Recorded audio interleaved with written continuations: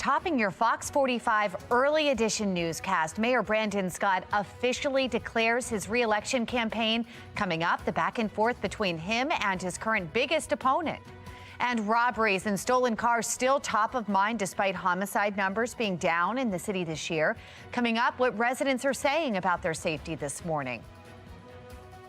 Tracking our holiday forecast and what you can expect this week. We'll talk about it. Live from WBFF in Baltimore, this is Fox 45 Early Edition. Good morning, everyone. Thanks for waking up with us on this Monday, November 20th. I'm Megan Gillen. Welcome to Thanksgiving week. Let's bring in meteorologist Justin Chambers. A lot of eyes on the forecast here today, Justin. Yep, we got some big changes coming this week. We talked about it last week, and it's all of that rain that we're going to be seeing move in for tomorrow. Our Towson cam right now, nice and quiet. Our conditions are on the chilly side with our temperatures mainly in the 30s and 40s as you step out this hour. So a cool Monday morning, rain moving in tomorrow, and those temperatures staying cool for your Thanksgiving week. So overall in your morning drive, temperatures staying in the 30s for the next few hours. We're dry today, but again, that rain moving in tomorrow. We'll take a closer look at that throughout the morning right here. All right, Justin, thank you. Mayor Brandon Scott makes it official, launching his re-election campaign. He is telling supporters it is time to finish what he started, like community investment and lowering crime. Get Lottie, Dottie, and everybody to join our movement. Because Baltimore, our renaissance is here. Our future is now. We will move our city forward, not backwards. The race for Baltimore City Mayor is heating up as former Mayor Sheila Dixon is emerging as Mayor Scott's main challenger right now. She picked up an endorsement from Councilman Eric Costello last week, during which Costello said he had never seen this level of dysfunction within City Hall. Those remarks from Costello leading to some strong words from both Scott and Dixon. Leadership that's failing the city is almost a laughable comment when my leadership has the city on pace to be under 300 homicides for the first time in 9 years. First of all, he's taking credit right now for something he hasn't even done.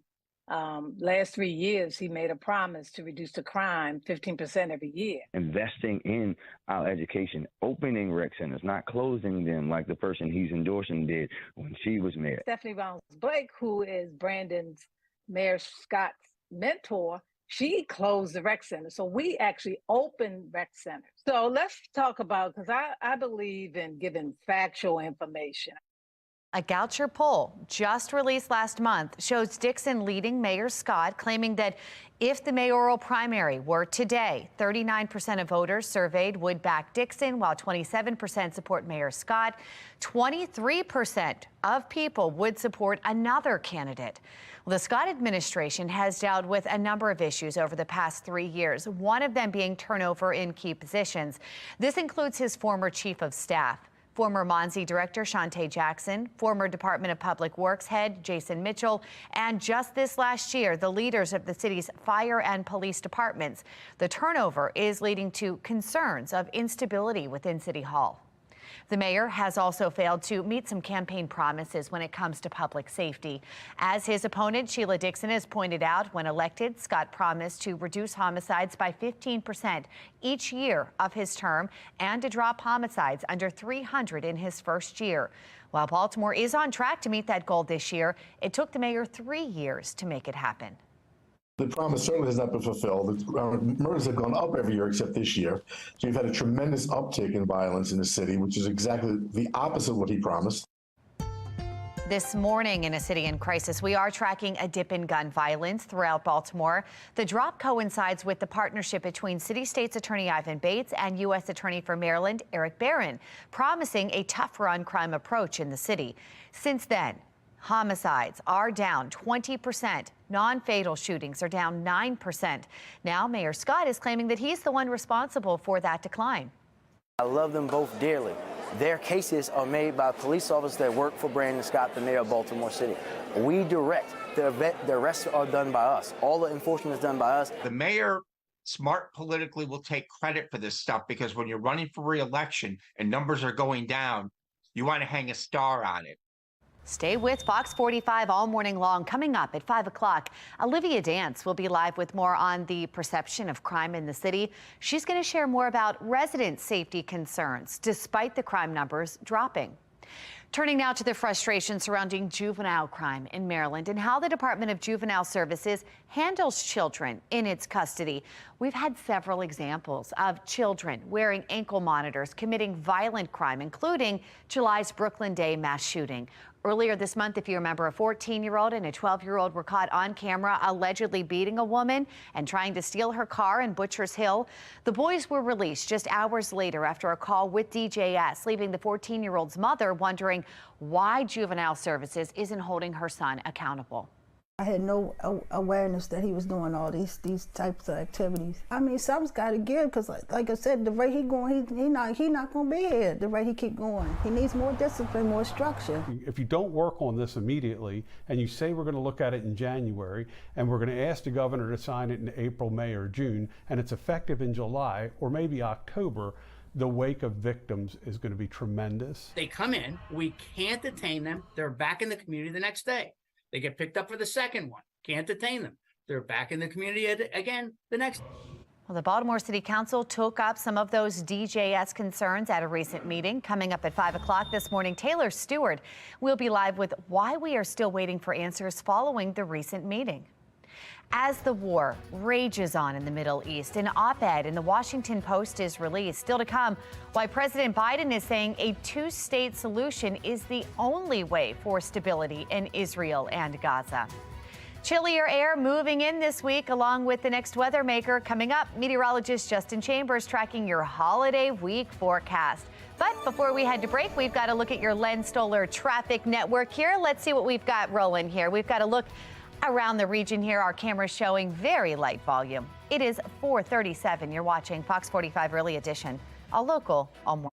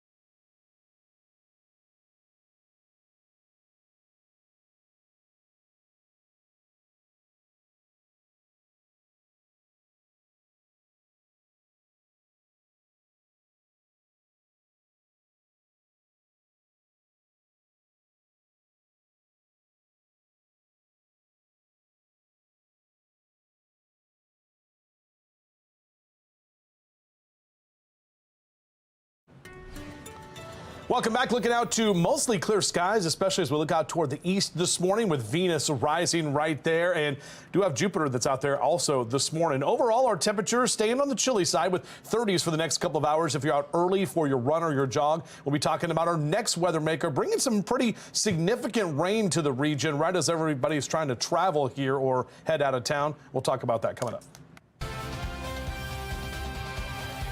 Turning now to how the AFC North games played out in Week 11 of the 2023 NFL season. Starting with the Ravens, obviously they played the Bengals Thursday. We know they took the win. Final score, Baltimore 34, Cincinnati 20.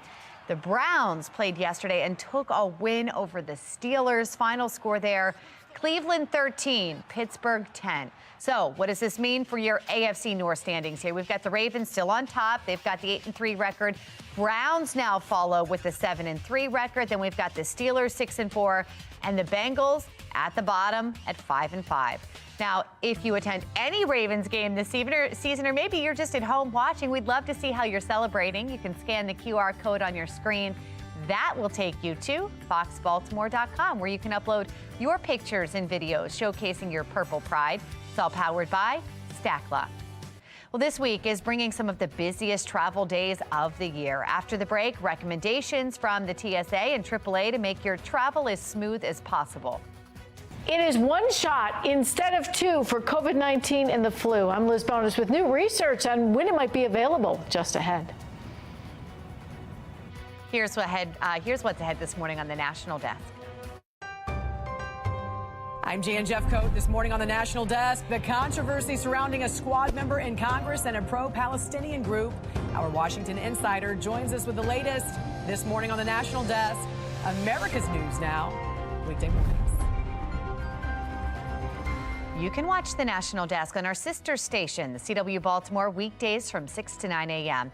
It is 4:41. You're watching Fox 45 Early Edition, all local, all morning.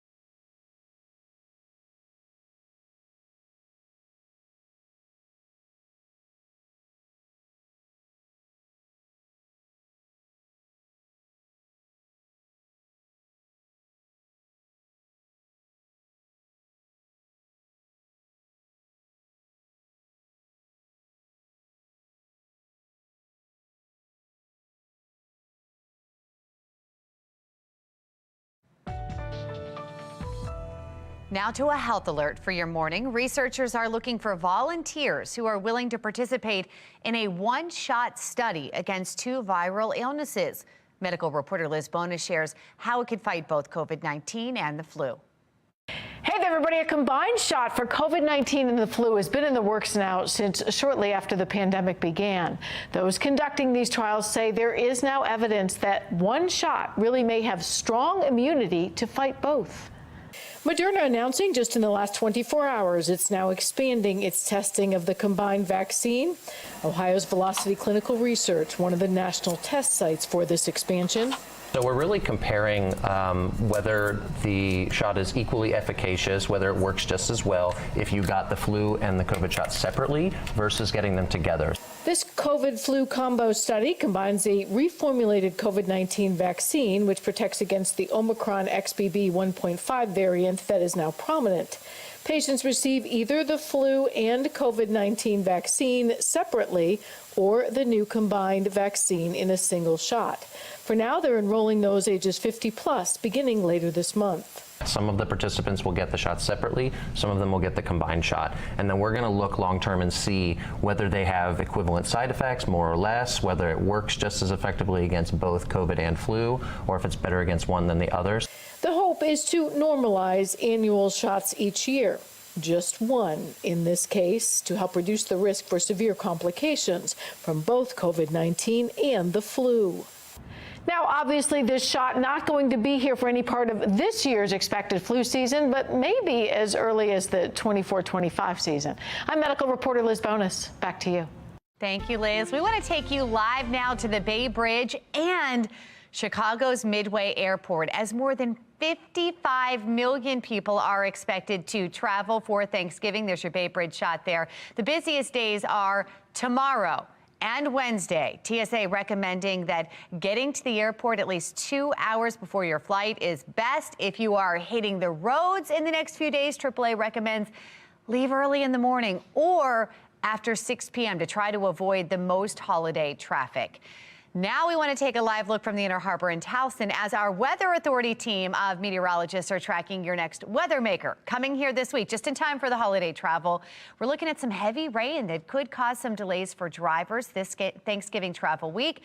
Meteorologist Justin Chambers joining us live with the impacts that we could see from this. Justin, what's the timing of this? It's going to be tomorrow starting in the morning time and then tomorrow mid-afternoon into tomorrow night. That's when the heaviest rain will be in here on Tuesday. So yeah, definitely tracking a lot of rain, much needed rain as we continue to be in a very serious drought situation. We have not had measurable rain in quite some time. Right now, everything is nice and clear out over the Inner Harbor, and our temperatures are hanging out in the upper 30s, right about 40 officially at BWI Thurgood Marshall. And we just talked about how a lot of people are going to be there over the next couple of days trying to get out of town or pick up your friends who are coming into town. HD radar is all quiet right now. Where our next weather maker is setting up, you can see that area of low pressure north of Dallas and through the Central Plains. So that's going to get its act together over the next day or so, and that low is going to track toward the mid-Atlantic by the time we head into tomorrow morning. Now, for today, we'll start off clear, but we'll get a little bit more cloud cover as a little of that northeasterly wind comes in for the afternoon. Overall, though, temperatures not too bad for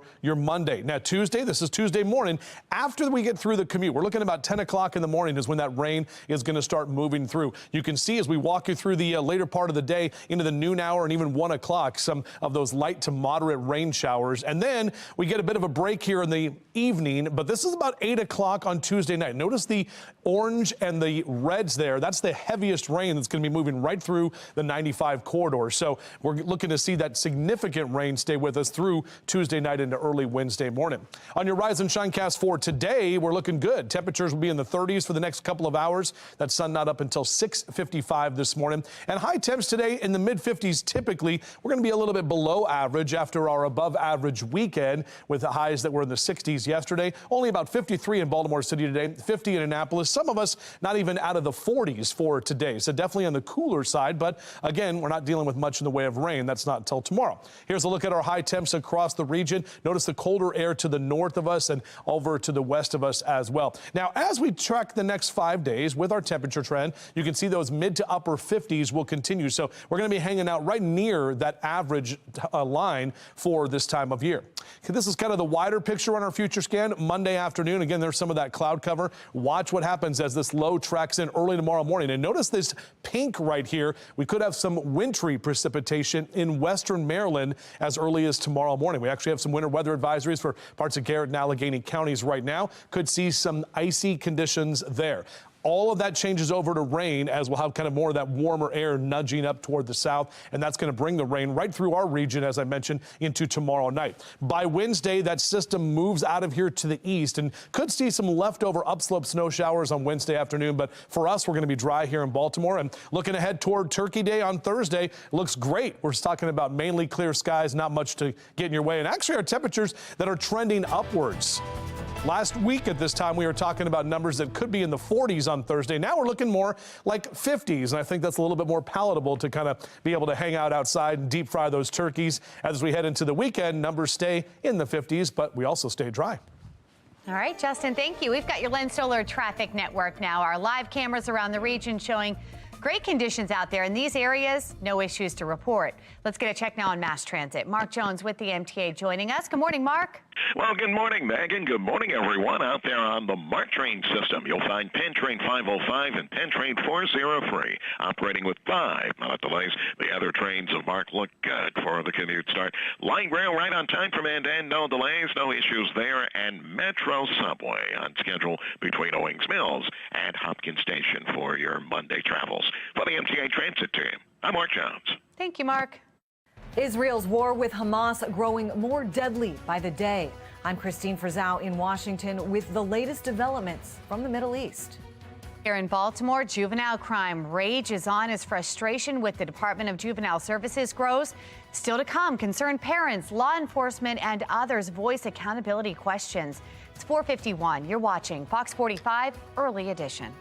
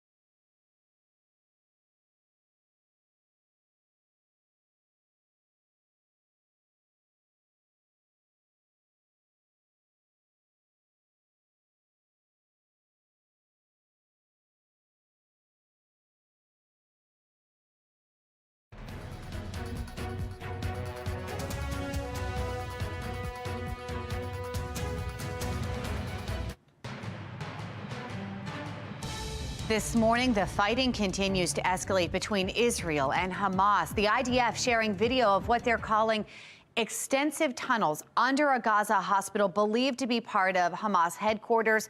The World Health Organization is calling the hospital a death zone as Israel continues its raid.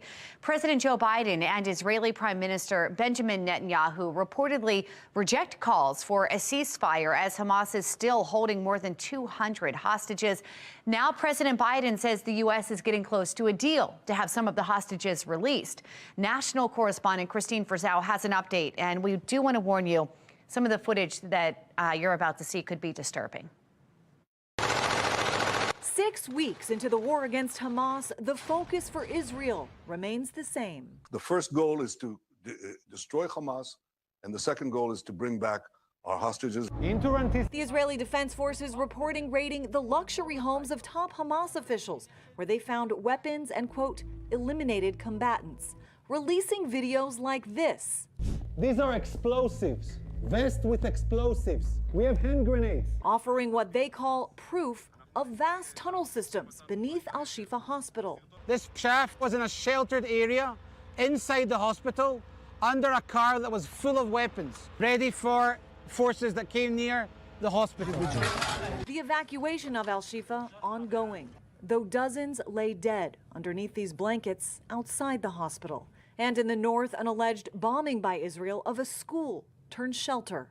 Bodies lay scattered between the desks in what was once used as a classroom at the Al Fahura school in the north.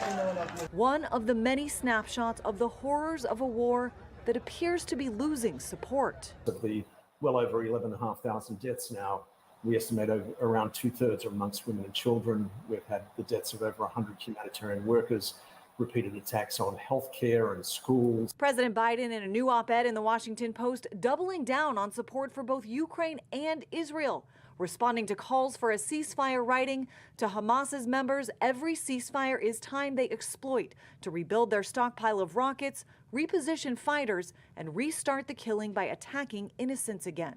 A negotiated brief pause in the fighting, I think would be a good thing, and I would strongly support. A ceasefire, meaning an end to Israel's campaign against Hamas, I don't support, and neither does the president. Still, others argue anything short of a ceasefire guarantees this brutal war will continue into the foreseeable future. I'm Christine Frizzell reporting. Here in Maryland, the state comptroller's office is announcing tax relief for Marylanders and businesses affected by the war.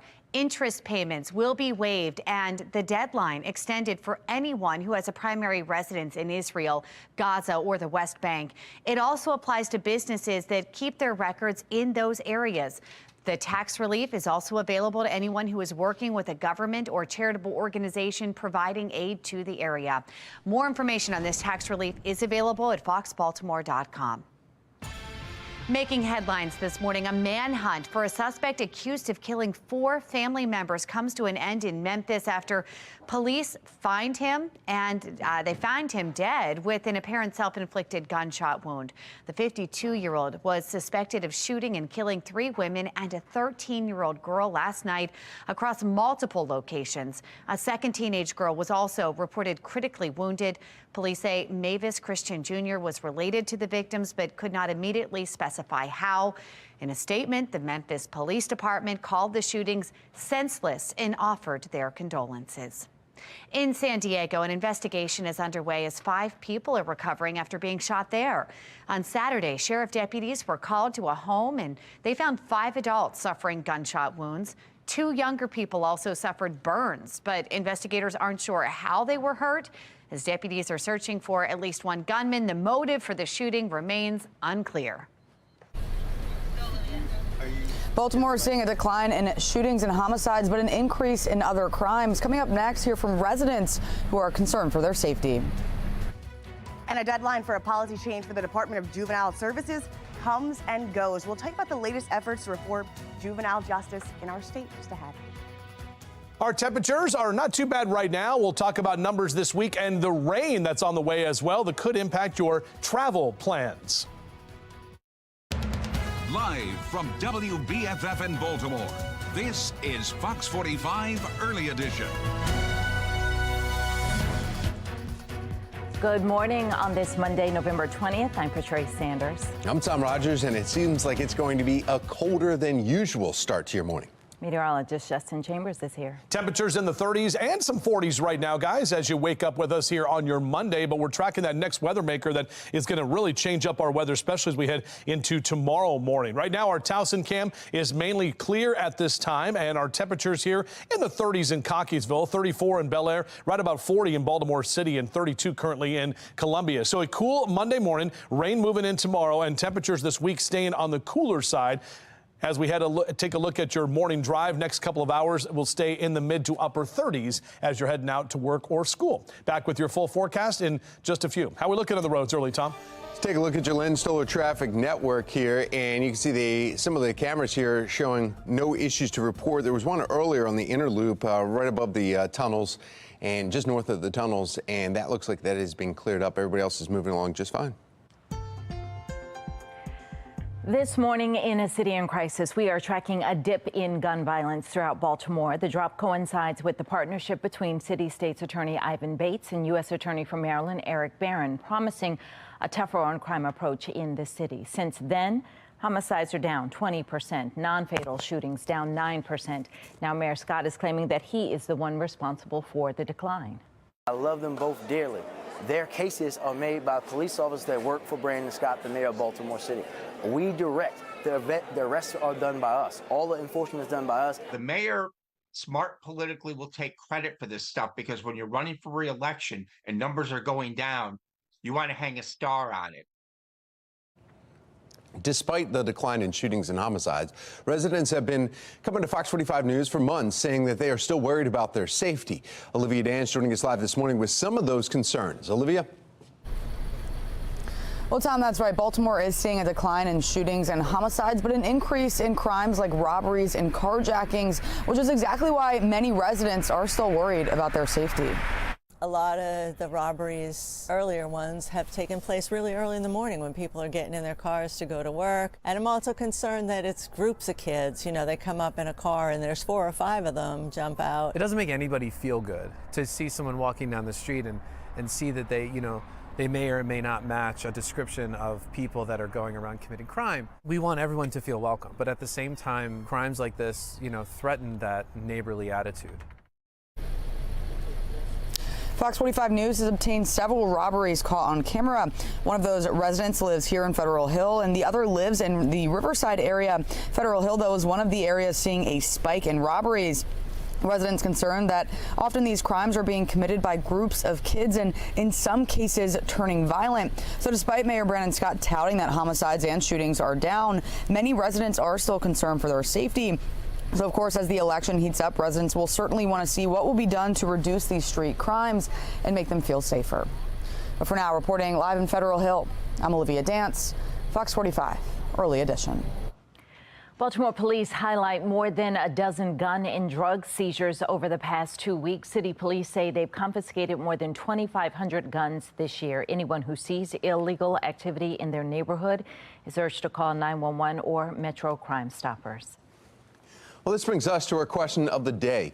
Do you feel safe in Baltimore? So far, 97% of those who have responded voted no. If you'd like to make your voice heard, you can go right now to foxbaltimore.com/vote. Turning now to the frustration that is surrounding juvenile crime in Maryland and how the Department of Juvenile Services handles children in its custody.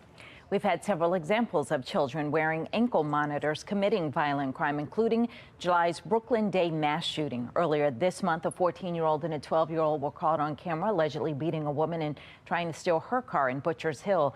The boys were released just hours later after a call with DJS, leaving the 14-year-old's mother wondering why Juvenile Services isn't holding her son accountable.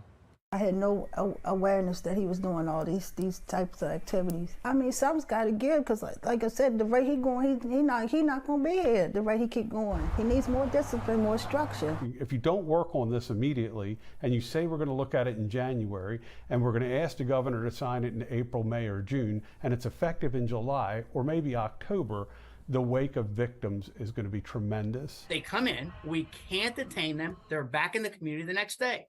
They get picked up for the second one. Can't detain them. They're back in the community again the next. The Baltimore City Council took up some of the DJS concerns at a recent meeting. Taylor Stewart joins us live with why we're still waiting for answers. Taylor.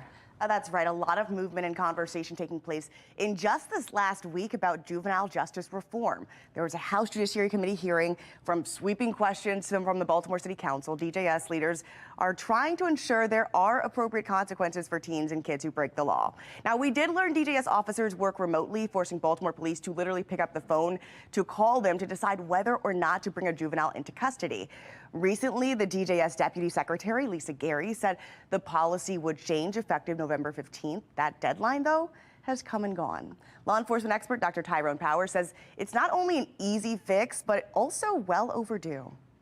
If we don't play the blame game, if we look for practical solutions rather than emotional responses, if we understand that legislation won't mean anything unless it comes with funding to change the actions of those juveniles, because even if a juvenile is taken off the street, given consequences for car theft, he or she are coming back to the community. And now, as House and Senate Republicans are pushing to repeal portions of the Juvenile Justice Restoration Act, which requires an attorney be present for a minor when they're questioned, it comes after the Judiciary Committee held a 3-hour hearing last week on juvenile justice and a DJS probe from the City Council. But this letter, authored by top Democrats in the city to police, it also lays out a disturbing trend with violence involving teens, allowing them to easily be arrested and then released. We'll continue to keep you updated, but this morning, still no word from the Department of Juvenile Services as to when that policy change could occur. Taylor Stewart, Fox 45 News. Well, last week, state Republicans unveiled a 5-part proposal to address crime, including Juvenile Justice Restoration Act. It calls to allow parents to substitute as an attorney for their child who is facing questions from police. It would also force anyone under 13 charged with a gun crime or any child arrested for the same nonviolent crime multiple times to automatically go to DJS supervision. But the plan does not address problems that we have seen with home detention once a child leaves DJS. Just so I'm clear, you're referring more children to DJS, but not providing funding or programming to help DJS supervise them? Those kids need more than what the child in need of assistance or child in need of supervision system can provide them. And so I think resources have been cut. That's a budgetary issue. As you know, we'll see what Governor Moore's budget says. Well, Fox 45 News, Mackenzie Frost pressing Governor Wes Moore a week ago. He said he will have a plan to address juvenile crime, but it's still not clear when those specifics will be released. Buckle up for one of the busiest travel times of the year. From the roads to the skies, we share some advice on the best days and times to travel and the relief that could save you some cash. Temperatures are in the 30s and 40s right now. We'll track our next weather maker and talk about how much rain we're looking at later this week.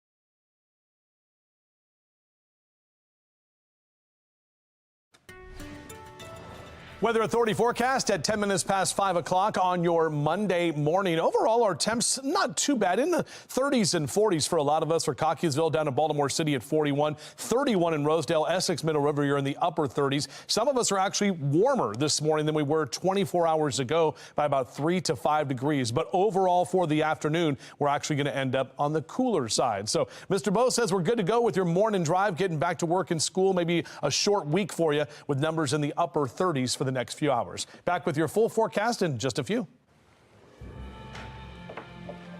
5:10 now, and making headlines this morning, former First Lady Rosalynn Carter dies peacefully with her family by her side over the weekend. The Carter Center says it was just 2 days after she entered hospice care.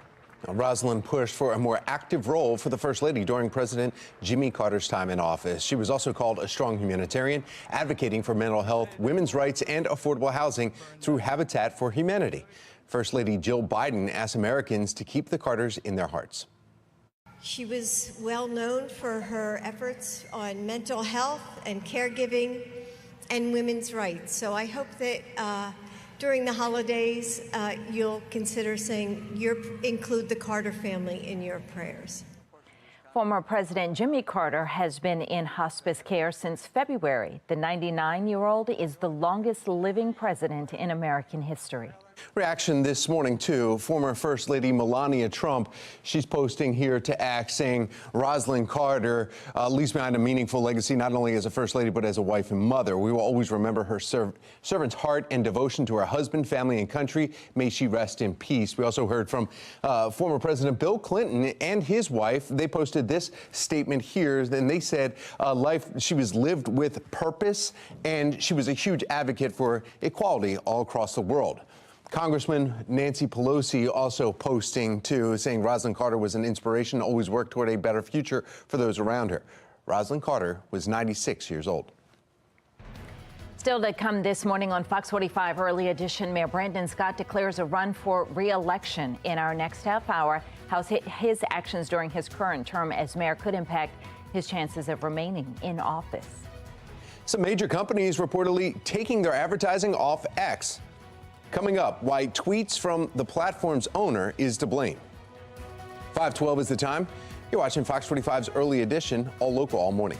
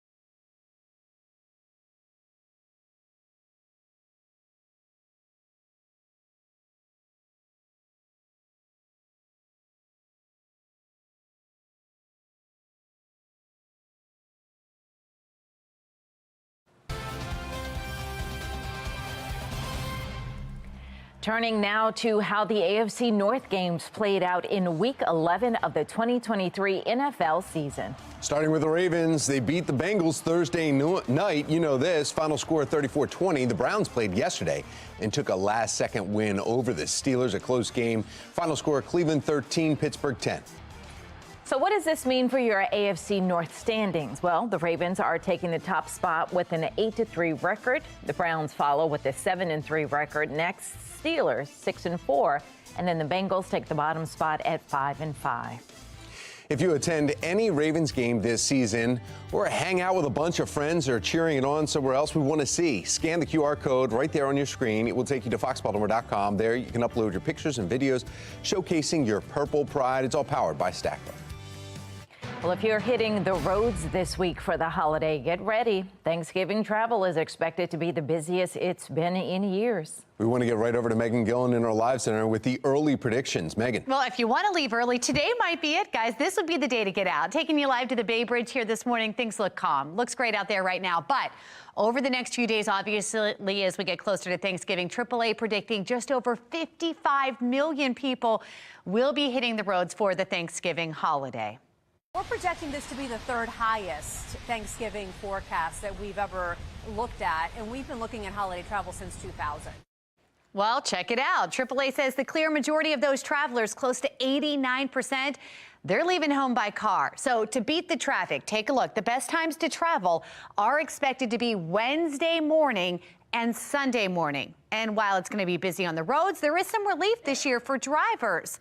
As of today, GasBuddy.com says the national average for a gallon is just under $3.28. That is a 39.5-cent drop from a year ago. Now, if you're heading to the airport, the Federal Aviation Administration predicting that Wednesday will be the busiest day for traveling there, with close to 50,000 flights already booked here. Regardless of how you're traveling, millions are going to be dealing with some rough weather over the next few days. We want to bring in meteorologist Justin Chambers with what we can expect and really when, Justin. Yeah, that rain is really going to start picking up tomorrow morning for us here and will be with us for most of Tuesday. So that is the day where you have to deal with some of the moderate to even heavy rain at times. And also the wind is going to be picking up as well on Tuesday. Nice and calm right now. And today overall will be a nice afternoon. In fact, as we look forward to the week ahead, it's really Tuesday is the only thing we've got to kind of get through. But obviously, a lot of folks going to be traveling on that day. So 41 your temperature right now at BWI Thurgood Marshall. Overall, our HD radar is quiet at this time.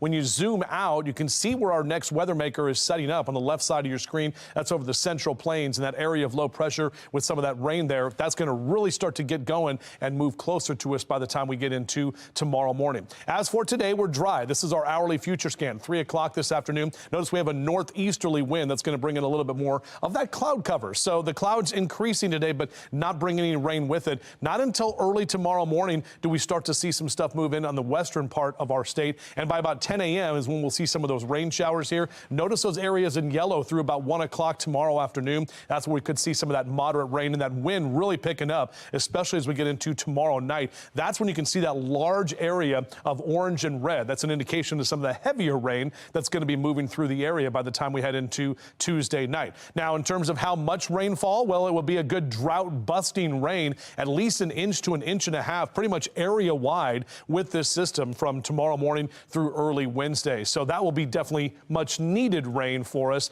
It's just kind of coming at an inconvenient time as a lot of people are going to be trying to fly or drive. Here's a look at your bus stop forecast. Beep, beep. Maybe the kids have a short week this week with Thanksgiving on the way. Upper 30s through 7 a.m. today, right about 50 into that noon hour, and we'll see those temperatures into the lower 50s, so kind of a cool afternoon. And same thing for you golfers hitting the links today. Not much in the way of wind for the afternoon, but we'll look at 40s this morning with lower 50s later today into your Monday. And checking some of our temperatures, a lot of us actually not getting out of the 40s for the afternoon today. Northern Baltimore County up into Carroll County, Perry Hall and White Marsh at 48, 51 in Dundalk this afternoon, lower 50s in Baltimore City, upper 40s here for Bel Air and Aberdeen, up into northeast Cecil County right about 49 59 in Elkton for you this afternoon. When you check the temperature tracker here, notice we're staying pretty close to our average. We actually get a little bit of a bump into Wednesday and Thursday, so we'll get some slightly warmer air before it cools back down heading into this weekend. This is sort of the larger picture here. So tomorrow morning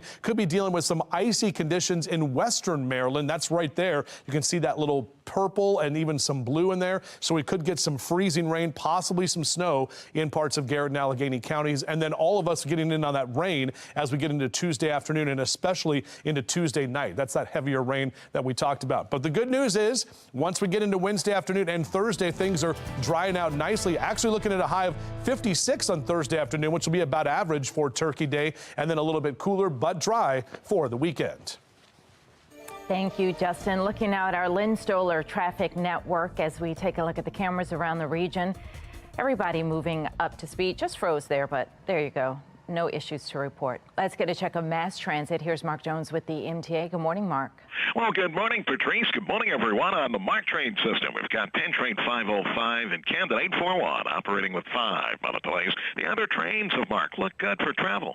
You'll find light rail on schedule from end to end for the commute start, and Metro Subway looking good in both directions there. For the MTA Transit team, I'm Mark Jones. Thank you, Mark.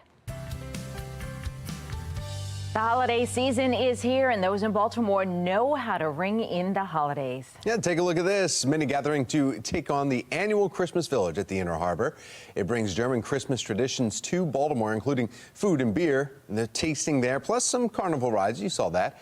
Great way to jumpstart your holiday spirit. It's open now until December 24th daily from noon until 8. Mayor Brandon Scott is taking sole credit for Baltimore's decline in homicides. Coming up next, we're looking into several other changes that could also be contributing to that decline. And as the race for mayor heats up, so do the jabs. We'll tell you about them and what they're saying about this race just ahead. You're watching Fox 45 Early Edition, all local, all more.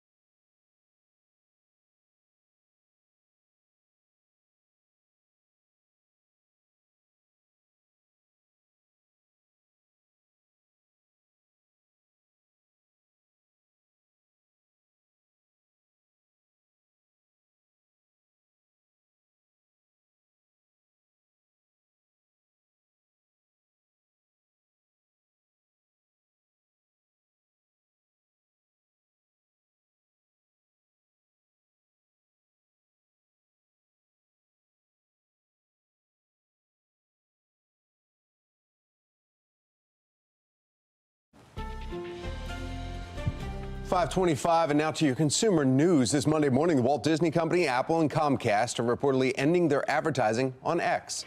Reports say Elon Musk supported anti-Semitic theories on the social media platform, which claim Jewish communities stir up hatred of whites. Plus, companies are arguing pro-Nazi content is reportedly appearing on X, next to advertisements from major companies. According to reports, Warner Brothers, Lionsgate, Paramount Global, all are pulling ads on X. X says it has been clear on its, quote, effort to combat anti-Semitism and discrimination.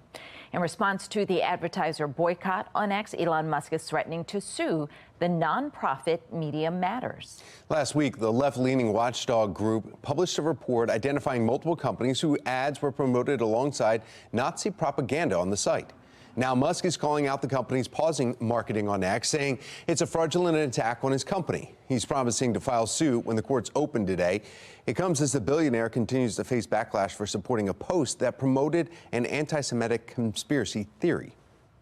The Food and Drug Administration is screening some cinnamon imports from multiple countries after reports emerged that children experienced toxic lead contamination. It comes after at least 34 children reportedly got sick after eating certain food products with cinnamon. The linked products include recalled fruit puree pouches and applesauce products sold under the Wana Banana, Weiss, and Chinooks brand. The FDA has yet to test samples of the cinnamon used directly in the now recalled products, but they say a manufacturer in Ecuador is most likely the source of the high levels of lead found in the items. 526, and now to a recall alert due to the CDC tracing some salmonella outbreak with cantaloupes. There are currently at least 43 reported cases across our country. 17 required hospitalization. The agency is now recalling multiple brands of whole cantaloupes with stickers reading Malachita 4050 and a product of Mexico, as well as pre-cut products under the Vineyard brand. Now, symptoms of salmonella usually appear within 8 to 72 hours after infection. This week is bringing some of the busiest travel days of the year. After the break, the recommendations from the TSA and AAA to make your travel as smooth as possible. Chillier air moving in this week, along with our next weather maker. Coming up, meteorologist Justin Chambers tracking your holiday week forecast. 527, you're watching Fox 45's Early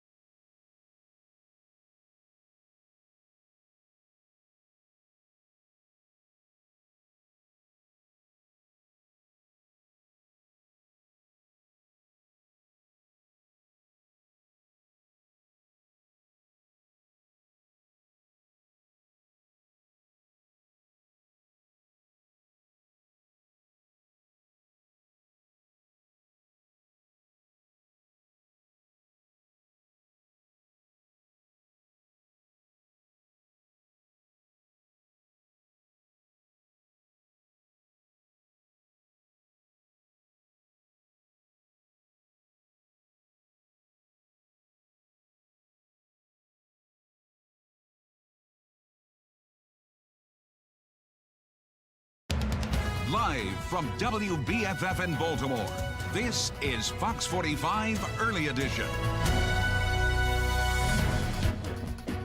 Welcome back on this Monday morning. 5:30 is the time. I'm Patrice Sanders. I'm Tom Rogers, and we have a big week in store. Kids will be getting out of school early. A lot of family and friends may be hanging out. So we need to find out exactly how travel is going to be. Meteorologist Justin Chambers is here with the forecast, what you're going to be traveling in. Yeah, and you got to make sure we have the rain gear ready to go, especially for tomorrow. We're going to be dealing with some pretty significant rain. We haven't seen rain in a while, so it'll be nice to get that, but obviously coming at a time when a lot of people are going to be traveling. Good news is it doesn't really happen on Wednesday, and today is also looking okay. In fact, you can see our temperatures statewide, 20s in Cumberland, 30s in Hagerstown, even some lower to mid 40s for Baltimore down through Annapolis at this hour. So a cool Monday morning, rain moving in for tomorrow, and then those temperatures staying cool this week. Overall, next 3 days, numbers right there in the low to mid 50s. Will actually be a bit warmer on Wednesday once we get through that rain that's rolling through tomorrow. We'll take you through that hour by hour coming up in a few minutes from right now. Tom? Thank you, Justin. Let's take a look now at your Lynn Stoller Traffic Network. And taking a look at some of the cameras around the region, looks like we are wide open. No major issues at all to report around Baltimore. 5:31, Mayor Brandon Scott makes it official as he launches his re-election campaign. He is telling supporters it's time to finish what he started, like community investment and lowering crime. Get Lottie, Dottie, and everybody to join our movement. Because Baltimore, our renaissance is here. Our future is now. We will move our city forward, not backwards. The Scott administration has dealt with a number of issues over the past 3 years, one of them being turnover in key positions. This includes his former chief of staff, former Monzi director Shante Jackson, former Department of Public Works head Jason Mitchell, and just this last year, the leaders of the city's fire and police departments. The turnover is leading to concerns of instability within City Hall.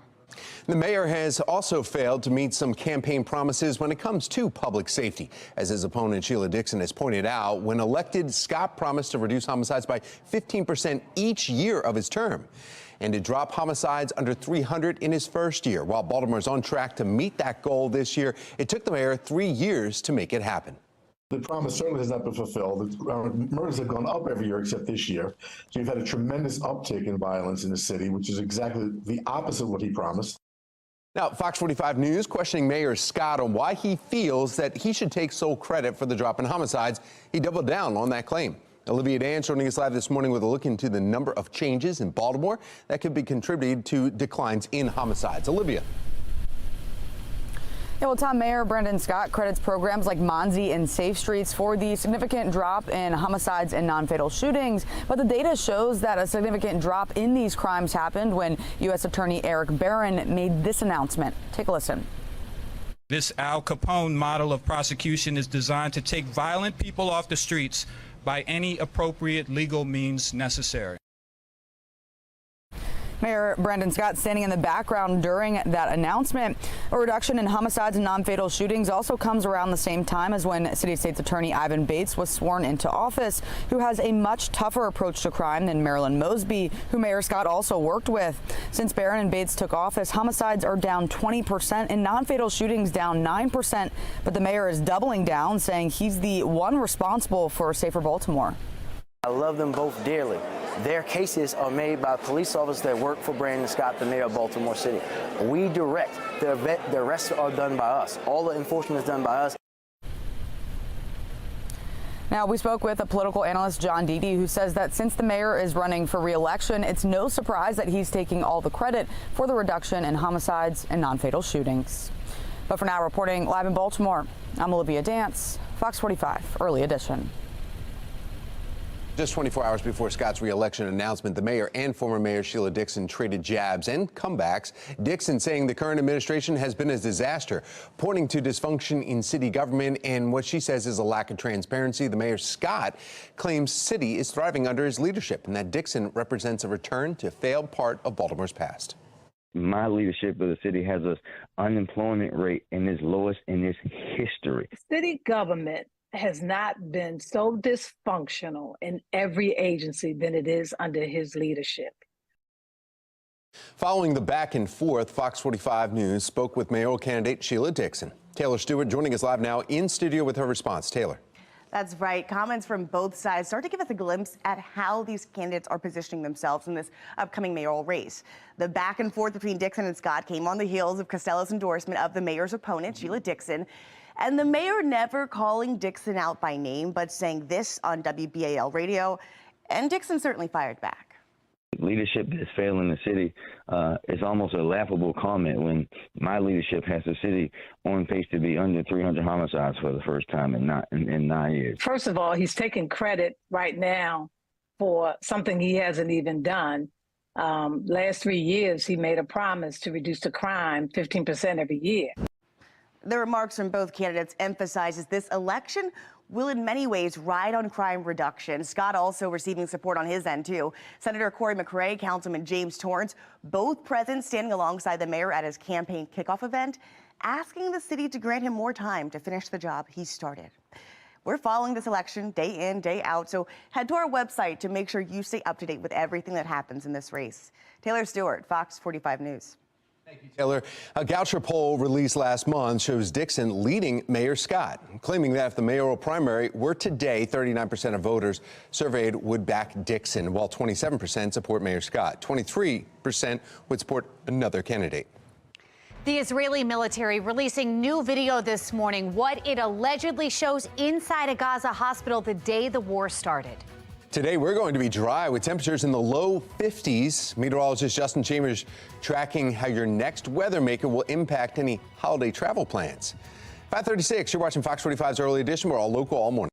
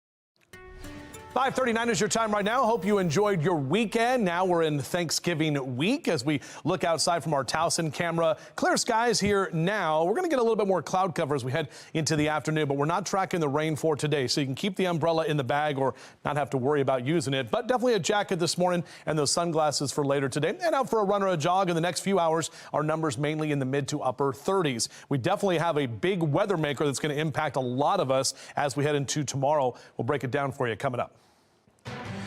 Brand new video from the Israeli military this morning under immense international pressure to provide evidence for claims of Hamas war crimes. We want to get right over to Megan Gillen. She's in our live center with what we are now seeing. Megan? Yeah, guys, just hours ago, the Israeli Defense Force actually posting this video right here. I'm going to go ahead and make this full so you can see this. It's from Shifa Hospital in Gaza on the day of the massacre in Israel. They say what you're seeing here are hostages abducted from Israeli territory, now surrounded by armed Hamas terrorists. One is injured, and you're going to see he actually comes in being carried on a hospital bed there, and there he comes right now, and then behind him another one, allegedly a hostage, walking in there. As I take this down, the IDF pulling this up is now saying that these findings, quote, prove that the Hamas terrorist organization used the Shifa hospital complex on the day of the October 7th massacre as terrorist infrastructure.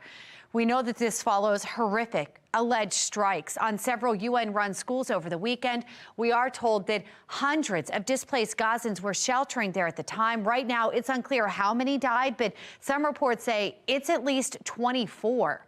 Right now, medics are treating 31 premature babies who were successfully evacuated from Al-Shifa Hospital and taken to a maternity hospital in Egypt right near the Rafah crossing.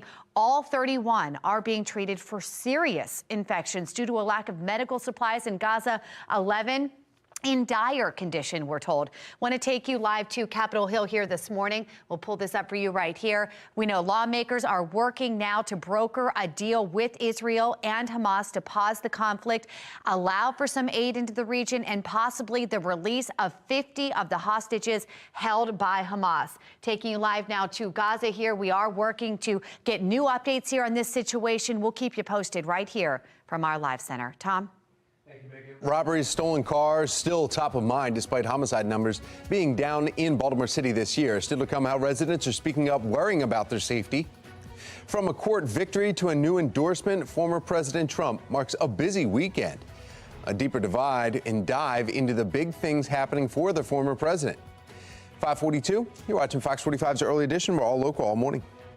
Fox 45 News, winner of 16 2022 Regional Emmy Awards, more than all other Baltimore news stations combined.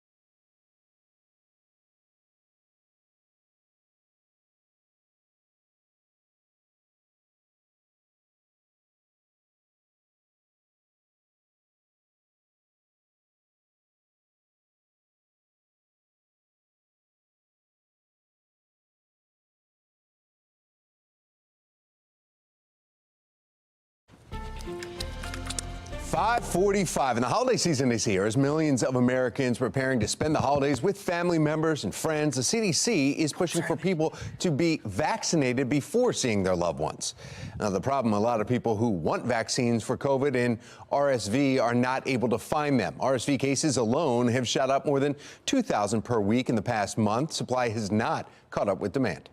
So now is a good time to get the updated vaccine. I know parents are frustrated. I'm frustrated by that. We've been working with the manufacturers.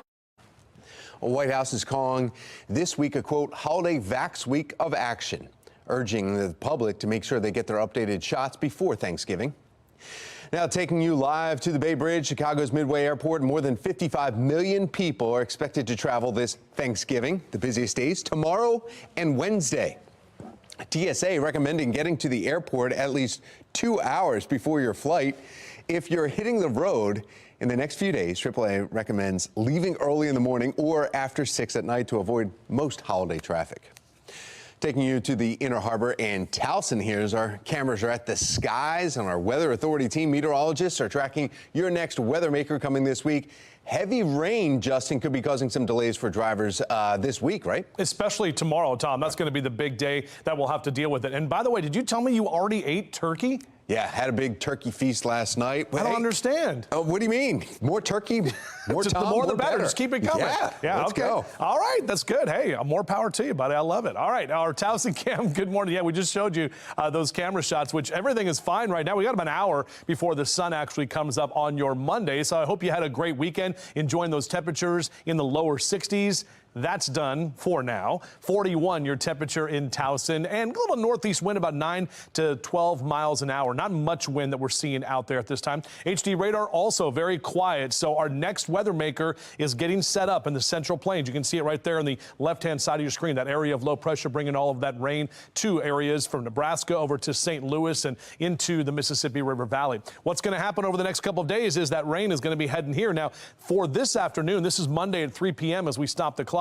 Notice we'll get a little bit more of that cloud cover, but we're not tracking rain today. The rain will begin tomorrow morning in the mountains, and right around 10 o'clock in the morning, which we'll start to get to the 95 corridor, staying with us most of the middle part of the day. We'll get to first kind of round of some moderate rain that's going to roll through. And then as we get later into the afternoon and evening, look at this line right there with that orange and that red. That's an indication of some heavy rain that's going to be rolling right from Carroll and Howard County into Baltimore and Anne Arundel County and all the way out toward the eastern shore by about 8, 9 o'clock tomorrow night. Some of that rain could be left over into early Wednesday. In terms of rainfall total, it's going to be a good soaker here, at least an inch to an inch and a half or more for some of us. Now, the flooding concern is low because we just haven't had any rain in so long. So our drought situation will get much needed boost there with that rain that's rolling through, but it comes at the cost of having to deal with this rain possibly impacting your travel. Upper 30s here for the next couple of hours on your Rise and Shine cast with us on your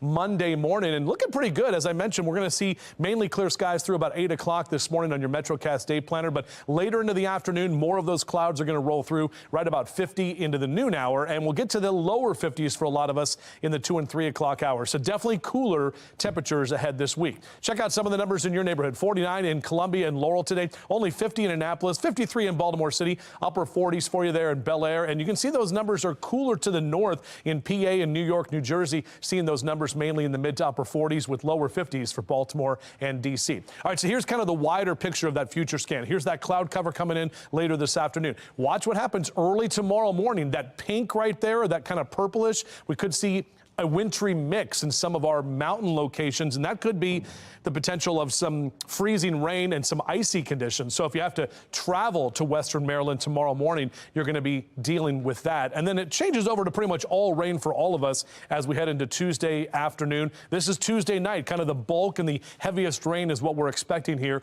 Wednesday, the good news is that system moves off toward the north and to the east. Now, it's going to impact folks in the northeast who are traveling there. For us, we'll get some of that leftover cloud cover and some of the wind, but we dry out nicely into Thanksgiving. And check that 7-day forecast out. Numbers staying in the 50s this week. Looking pretty good for Turkey Day with mid-50s. Wake up to about 40 on Black Friday morning, but overall we're drier and cooler for the weekend. Tom? Len Stoller Traffic Network. And yeah, if you're traveling this week for holidays, if you can get out now, it's a great time. Looking live over the Francis Scott Key Bridge here. And this is pretty much the most traffic you're going to see at this moment all around the Baltimore region. It is wide open roads. Now we want to get a look also from our traffic photojournalist, 695's inner and outer loop right here. And you can see not bad at all through the Towson and Parkville area. Looks wide open there too. So let's find out if the mass transit is keeping the same pace. We've got Mark Jones with the MTA. Good Monday morning, Mark. Well, good Monday morning, Tom. Good morning, everyone. Got a couple delays out there on the MARC train system. Penn Train 511 and Camden or Brunswick Train 872 operating with 5 minute delays. The other trains look good for the commute start for you Monday. Light rail showing no delays, on time service there. And Metro Subway is on time in both directions between Owings Mills and Hopkins Station. For the MTA Transit team, I'm Mark Jones. Thank you. It may be a muted celebration today as President Biden turns 81. I'm Christine Frizzell with a look at how his age and other factors are playing into his bid to win a second term. In Baltimore, juvenile crime rages on as frustration with the Department of Juvenile Services grows. Still to come, concerned parents, law enforcement, and more voicing accountability questions. 5:51, you're watching Fox 45's Early Edition. We are all local. All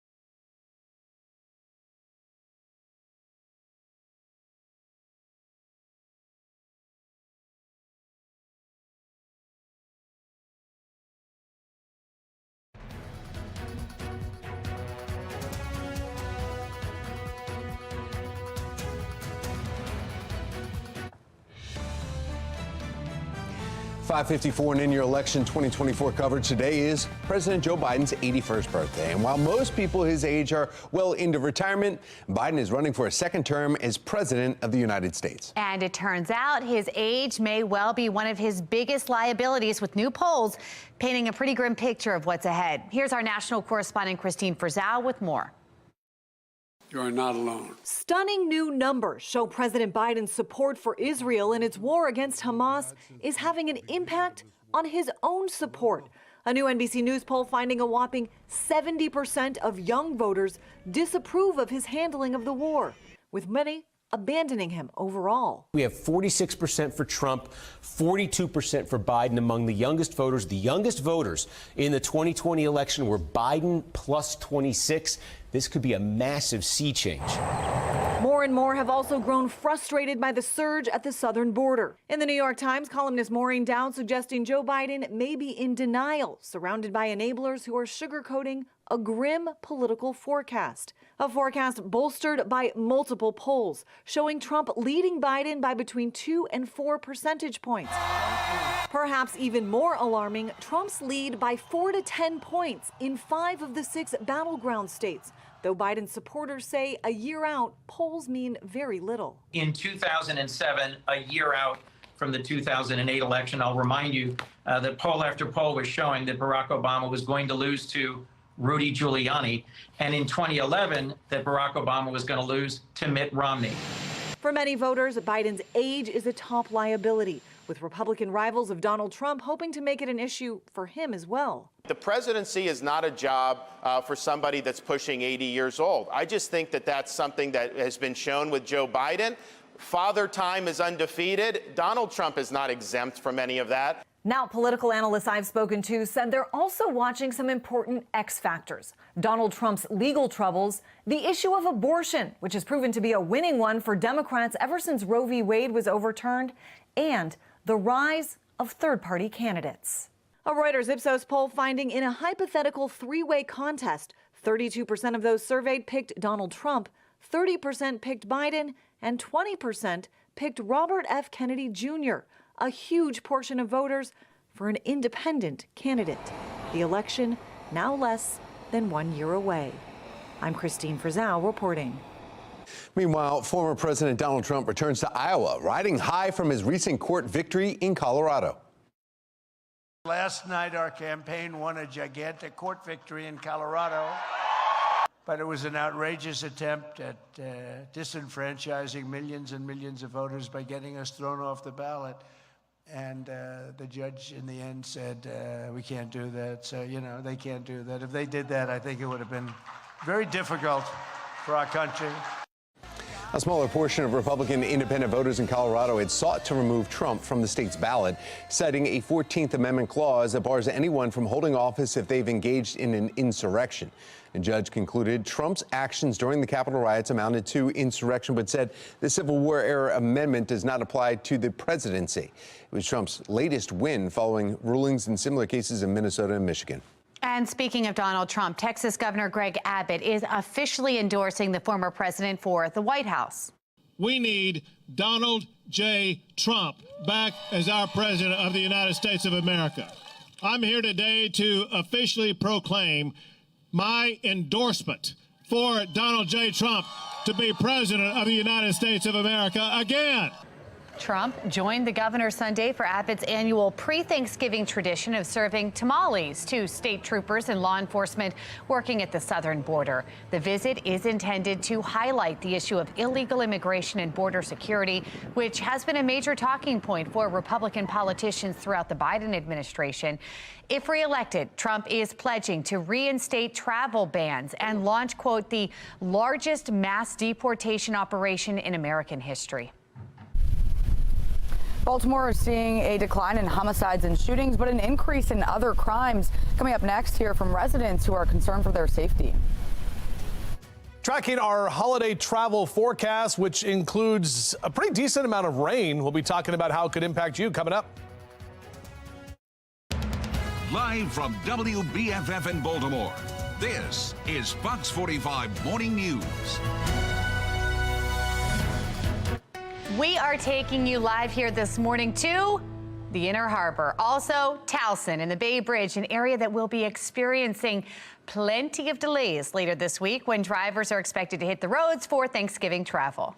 Traffic will not be the only reason travelers could be experiencing some headaches when they're getting to their destination. Meteorologist Justin Chambers tracking our next weather maker. Well, thank you for joining us on this Monday morning, November 20th. I'm Tom Rogers. I'm Megan Gillen. Patrice Sanders is off this morning, and it's the holiday week. We're there. It is, and there could be some rain to kick it off for us. Meteorologist Justin Chambers here.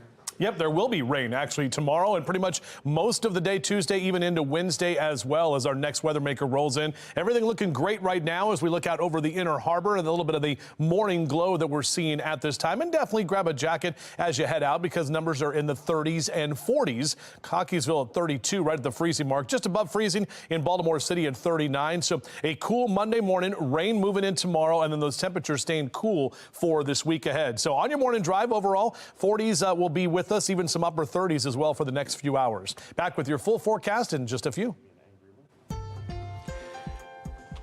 Well, thank you, Justin. Straight up 6 o'clock right now, and we have continuing coverage. This morning in the city in crisis, we are tracking a dip in gun violence throughout Baltimore City. The drop coincides with the partnership between City State's Attorney Ivan Bates and U.S. Attorney for Maryland, Eric Barron, promising a tougher on-crime approach in the city. Since then, homicides have been dropped down 20%. Non-fatal shootings are down 9%. Now, Mayor Scott is claiming he is the one responsible for this decline. I love them both dearly. Their cases are made by police officers that work for Brandon Scott, the mayor of Baltimore City.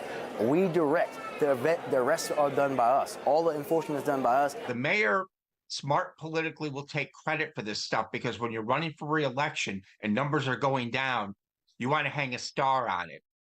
Despite the decline in shootings and homicides, residents have been coming to Fox 45 News for months, saying that they are still worried about their safety. This morning, we have Olivia Dance joining us live with some of those concerns. Olivia. Well, Megan, that's right. Baltimore is seeing a decline in shootings and homicides, but an increase in other crimes like carjackings and robberies, which is exactly why many residents are still worried about their safety.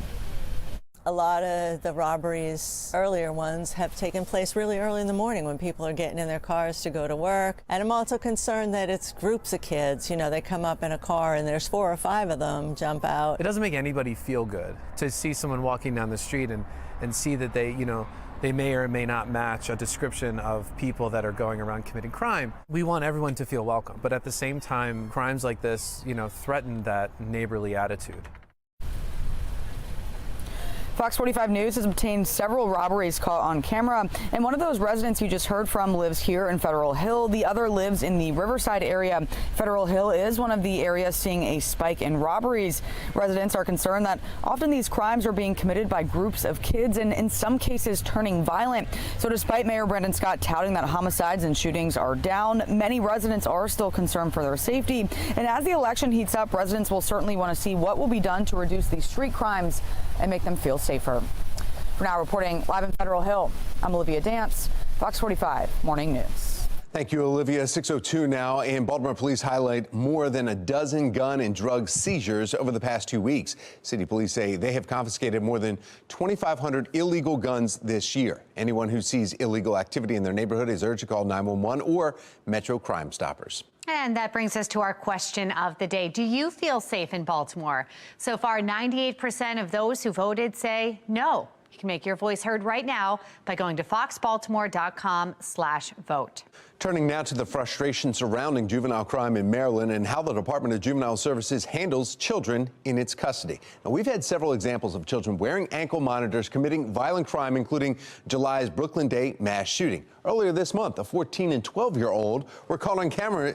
You see one attacking this woman here, the other one coming from across the street and trying to steal her car in Butchers Hill. They just couldn't drive a stick. The boys were released just hours later after a call with DJS, leaving the 14-year-old's mother wondering why Juvenile Services isn't holding her son accountable. I had no awareness that he was doing all these types of activities. I mean, something's got to give, because like I said, the rate he going, he not going to be here. The rate he keep going, he needs more discipline, more structure. If you don't work on this immediately, and you say we're going to look at it in January, and we're going to ask the governor to sign it in April, May, or June, and it's effective in July or maybe October, the wake of victims is going to be tremendous. They come in, we can't detain them. They're back in the community the next day.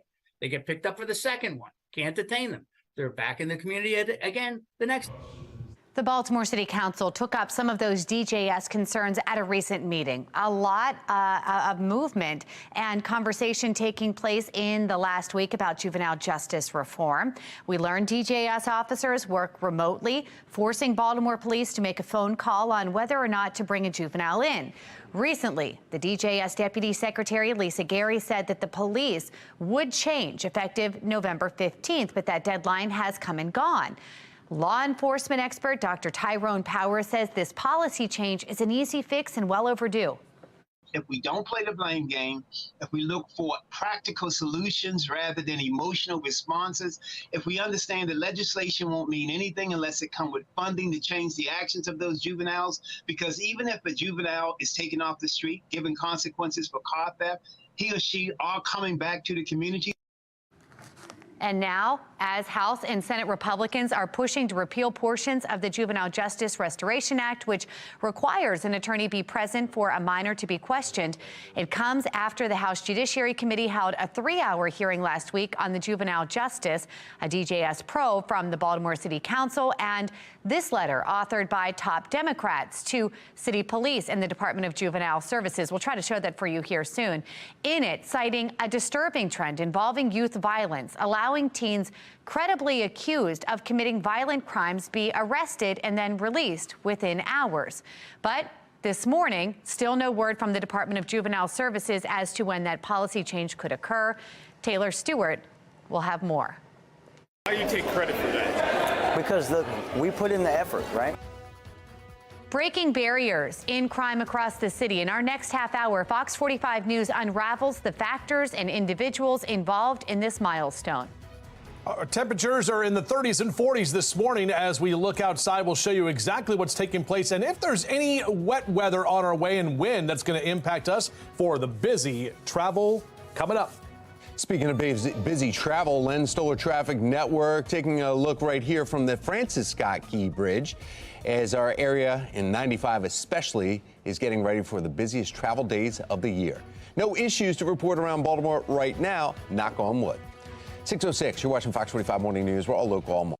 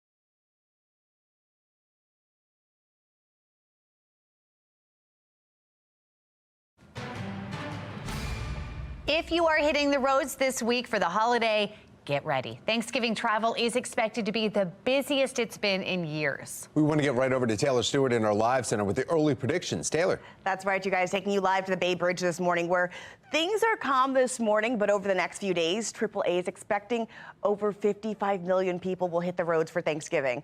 Now take a look here. We're projecting this to be the third highest Thanksgiving forecast that we've ever looked at, and we've been looking at holiday travel since 2000. AAA says the clear majority of travelers, close to 89% of them, are leaving home by car to beat the traffic. The best times to travel are expected to be Wednesday morning and Sunday morning. And while it will be busy on the roads, there is some relief this year for drivers. As of today, GasBuddy.com says the national average for a gallon just under $3.28. That's 39.5 cents, a drop from just a year ago. And if you're heading to the airport, though, the Federal Aviation Administration predicts that Wednesday will be your busiest day to travel, with close to 50,000 flights booked. So regardless of how you're traveling, millions will be dealing with the rough weather over the next few days. Let's go ahead and bring in meteorologist Justin Chambers with what we can expect and when we can expect it. Yeah, we're talking about temperatures that are not too bad right now, Taylor, but we're definitely going to see that rain that will move in, especially late tomorrow morning, kind of after our commute, and then basically through most of the day tomorrow into tomorrow night. Wind is also going to be a big issue that we have to deal with on your Tuesday. But as for your Monday, we're looking good as we rise and shine next couple of hours, 30s and lower 40s here, getting you through the morning. We'll top out about 53 today, so a chilly morning leading to a cool afternoon. We will see some increasing cloud cover. That's not the rain that we'll see today, but setting us up for that rain that's rolling in tomorrow. We'll break it down for you hour by hour and let you know exactly how it's going to impact your travel coming up. Well, thank you, Justin. The holiday season here, and plenty of people are getting in the spirit. Coming up, a local Christmas village where you can get everything from the food to even carnival rides. And if you want a chance to get away for the holidays, you better stay healthy. Just ahead, what the CDC is pushing people to do before they go to see their loved ones. It is 6:11. You're watching Fox 45 Morning News, a local all morning.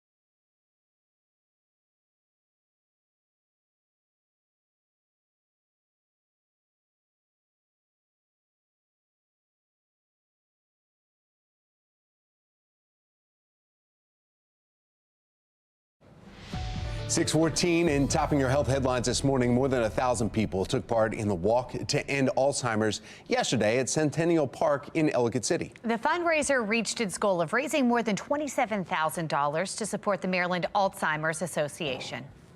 Now, meanwhile, millions of Americans getting ready to spend the holidays with their family members, friends, and loved ones. The CDC is making a push for everyone to get vaccinated before they see their friends. But for many wanting vaccines for COVID and RSV, they're not able to find them. RSV cases alone have shot up more than 2,000 per week in the past month, and supply has not caught up with demand. So now is a good time to get the updated vaccine. I know parents are frustrated. I'm frustrated by that. We've been working with the manufacturers. White House is calling this week, quote, Holiday Vax Week of Action, urging the public to get updated shots before Thanksgiving. Topping your holiday headlines, a time-honored tradition will take place in Washington, D.C. today when President Biden will issue pardons for 2 turkeys ahead of Thanksgiving. The turkeys named Liberty and Belle spend Sunday at the famous Willard Hotel just blocks away from the White House. The turkeys are from Minnesota, and they are both together weighing about 84 pounds. They've been eaten very well. The event has been a tradition since 1947, when then President Harry Truman welcomed the first national Thanksgiving turkey. I don't know why. Every time I hear they stay at the hotel, I picture them on the bed getting room Right. service, watching TV. The National Turkey Federation says once Liberty and Belle receive their pardons, they will spend the rest of their days no longer at the hotel. They're going to be at the University of Minnesota's College of Food, Agricultural, and Natural Resource Sciences in St. Paul. They're not going to be the food, though. They're just going to be part of the... We don't know. No, I'm just kidding. Closer to home, plenty of people are getting in the holiday spirit right at the Inner Harbor. Take a look at this. Christmas Village brought German Christmas tradition to Baltimore, including everything from the food, the beer tastings, and carnival rides. Great way to start your holiday season. And it was a beautiful afternoon yesterday, too. I mean, it was a little crisp, but we're in the holiday spirit.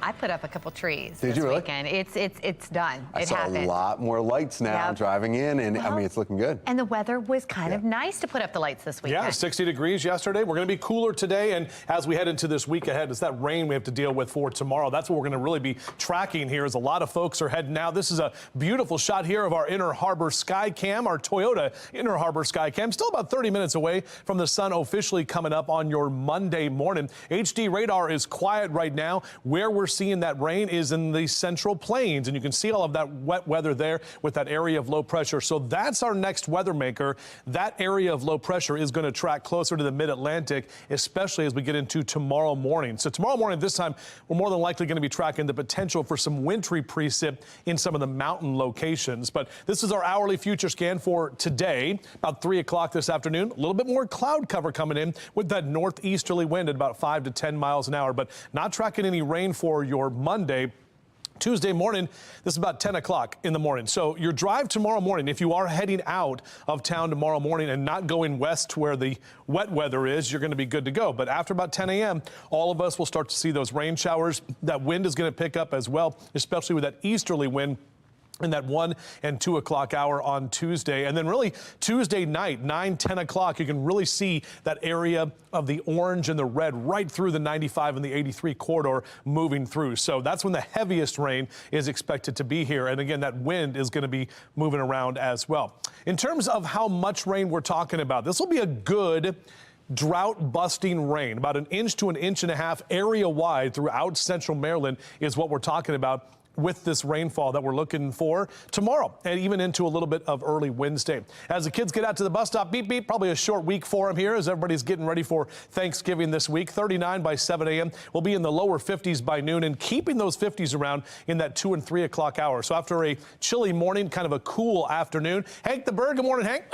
Yeah, there he is. Lower 40s by 9 a.m. and keeping those 50s around in that 2 and 3 o'clock hour. Some of us not getting out of the 40s today for Westminster and Eldersburg, over to Reisterstown, 48 Cockeysville and Hunt Valley, 50 in Towson. So some of us about 8 to 10 degrees cooler than where we ended up yesterday afternoon. Keeping those 40s going for Ellicott City and Columbia, down through Elk Ridge, 51 in Glen Burnie and Pasadena. Numbers for you in the Eastern Shore, my friends there, Rock Hall, Chester, out through Centerville, down to Easton at Talbot County, right about 50 here for this afternoon. All right, here's a look at our future scan. So a little bit more of that cloud cover for today.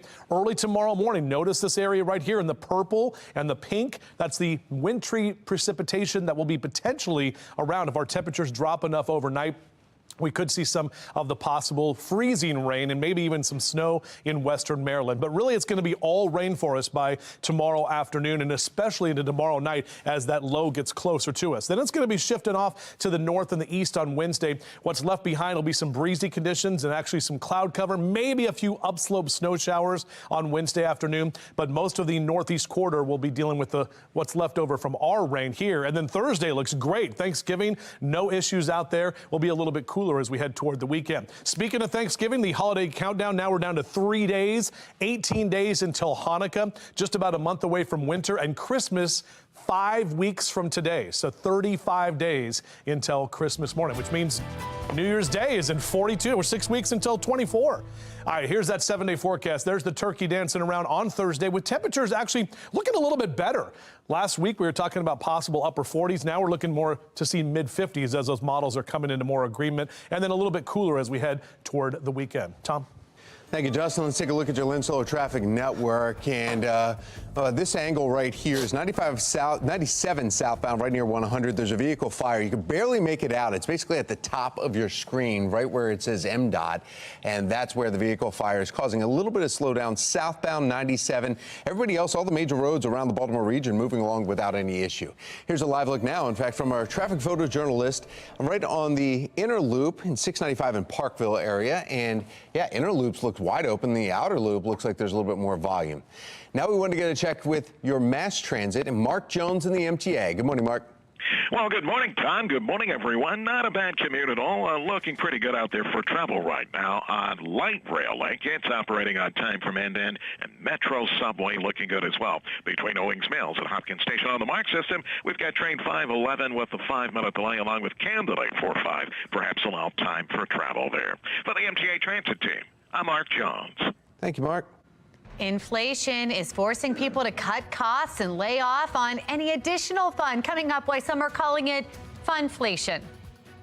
Mayor Brandon Scott declares a run for re-election in our next half hour. How does his actions during his current term as mayor could impact the chances of remaining in office? 6:21. You're watching Fox 45 Morning News. We are all local all morning. Fox 45 News, winner of 16 2022 Regional Emmy Awards, more than all other Baltimore news stations combined.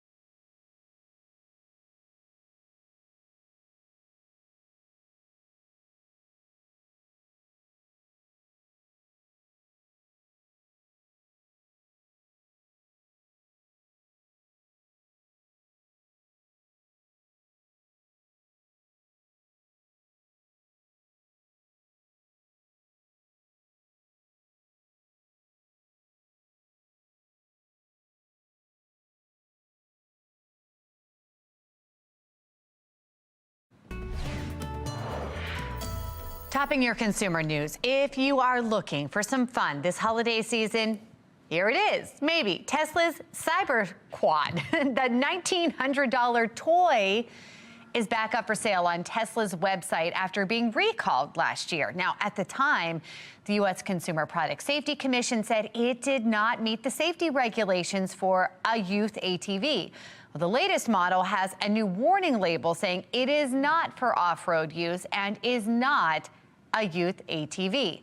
It is designed for kids ages 9 to 12 with a max weight limit of 150 pounds. With the holiday season here, inflation is pushing up the cost of basic needs like your food and rent. You already know that, but also the price of having fun. National Desk Angela Brown explains. What's the connection between the Beehive, Swifties, and the GDP? I think that memories are worth more than money. You guessed it, money spent on concerts and a quirky play on words called funflation. MarketWatch defines it as the recent boom in consumer spending on entertainment and experiences, with a high demand running up the cost of enjoying those experiences. Ted Rossman, Bankrate. This summer was actually busier for travel than last summer. It was a huge summer for concerts. Sports attendance is way up. People have cut back on physical goods spending, but they're really prioritizing the experience. Funflation comes with a price. The CEO of Best Buy blames slipping sales on shoppers splurging on experiences rather than a TV, something we heard from Swifties going to the Taylor Swift concert. I just think that these moments are going to live on in my mind and with my friends forever. The GDP grew by 4.9% in the third quarter. Consumer spending helped to push up the GDP. In Washington, D.C., I'm Angela Brown. Thank you, Angela. Well, we have some cooler temperatures to kick off your work week. Yeah, still ahead. Meteorologist Justin Chambers tracking when we can expect our next weather maker. Mayor Brandon Scott is taking sole credit for Baltimore's decline in homicides. Coming up next, we're looking into several other factors that could also be contributing to that decline. You're watching Fox 45 Morning News, all local, all morning.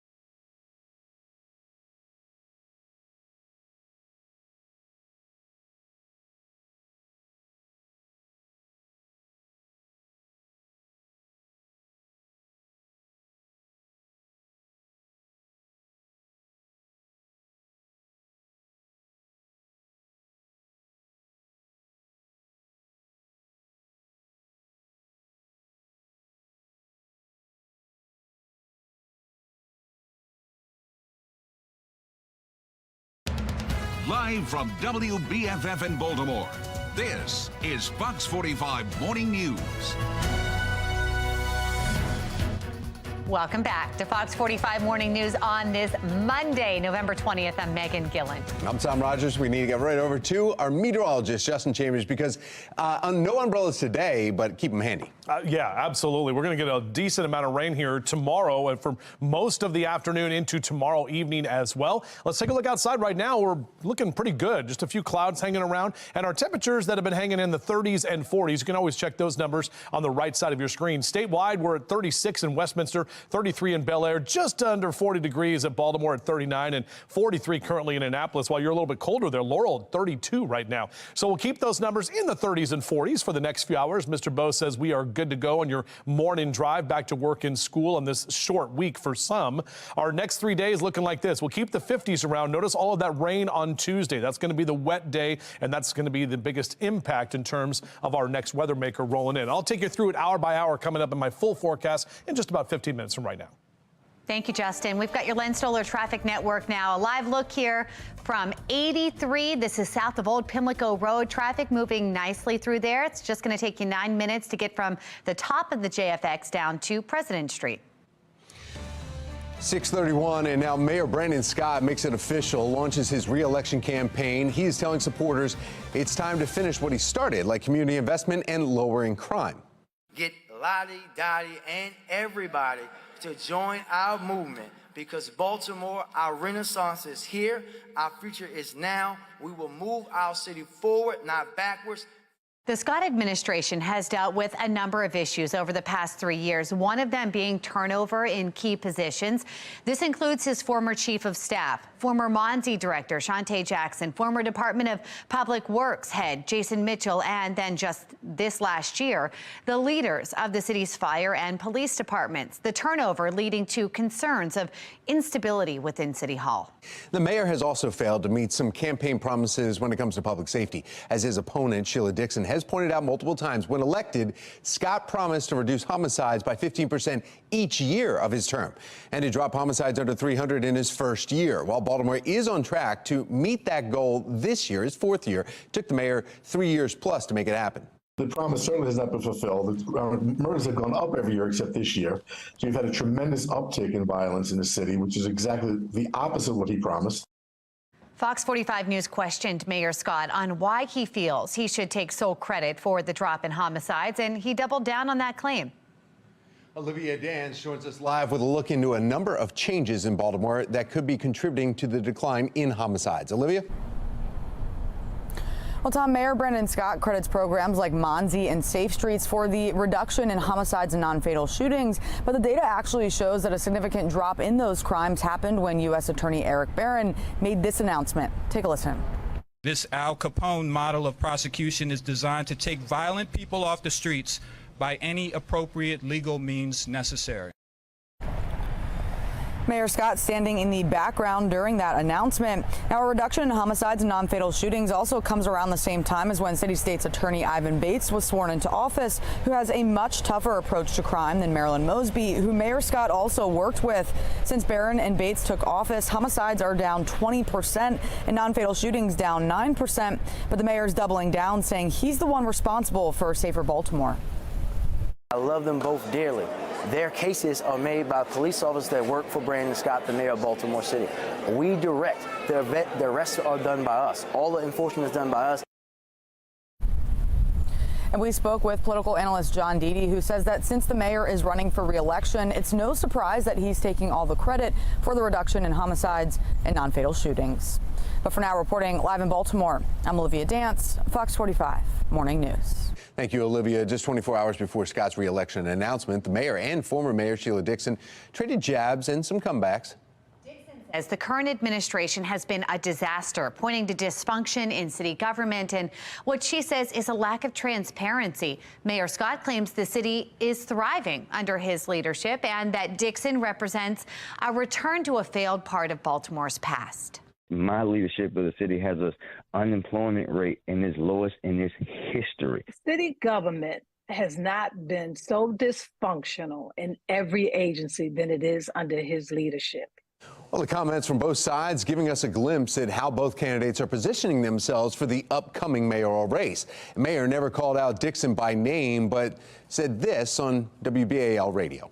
Leadership that's failing the city is almost a laughable comment when my leadership has the city on pace to be under 300 homicides for the first time in 9 years. First of all, he's taking credit right now for something he hasn't even done. Last 3 years, he made a promise to reduce the crime 15% every year. The remarks from both candidates emphasizing this election could ride on crime reduction. Last week, Baltimore City Council member Eric Costello endorsed Dixon. Scott also receiving support on his end. Senator Corey McCray and Councilman James Torrance, both standing beside the mayor at his campaign kickoff, asking the city to grant him more time to finish the job that he started. And we are following Election Day in and out, so head to our website, foxbaltimore.com, to make sure you keep up with this race. We want everyone to feel welcome, but at the same time, crimes like this, threaten that neighborly attitude. And Scott boasts about violence reduction to kickstart his campaign. Still ahead, we dive into the saga of why residents are telling Fox 45 News they still feel unsafe in Baltimore. And quick fix, it can be done. The policy can be changed internally. The Department of Juvenile Services maintains a policy status quo despite a set deadline. Just ahead, we uncover the reasons why law enforcement expert, one of them, claims the legislation alone will not suffice in curbing youth crime. And it is beginning to feel more like winter with the dip in temperatures moving in this week. Coming up, meteorologist Justin Chambers tracking your holiday week forecast. You're watching Fox 45 Morning News, all local, all morning. Weather Window, presented by the National Weather Desk. Firefighters had their hands full in parts of the Appalachian Mountains this weekend. The Matts Creek fire ballooned to more than 7,600 acres. Weather conditions allowed fire managers to set controlled burns to help better contain the flames. Meanwhile, in Utah's mountains, a different scene. Sunrise before clouds moved in Saturday and plows clearing the Sunday snow. For more content like this, like the National Weather Desk on Facebook.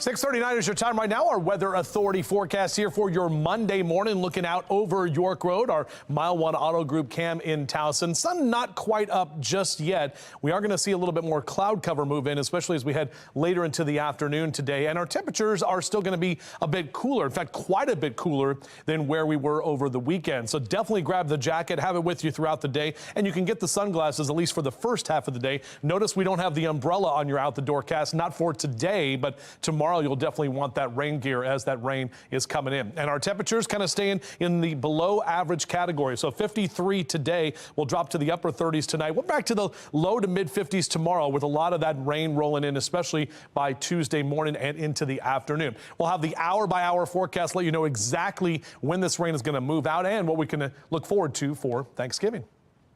Thank you, Justin. 6:40 and brand new video from the Israeli military this morning under immense international pressure to provide evidence for claims of Hamas war crimes. We want to get right over to Taylor Stewart. She's in our live center with what we are now seeing. Taylor. That's right, you guys. We want to show you this video.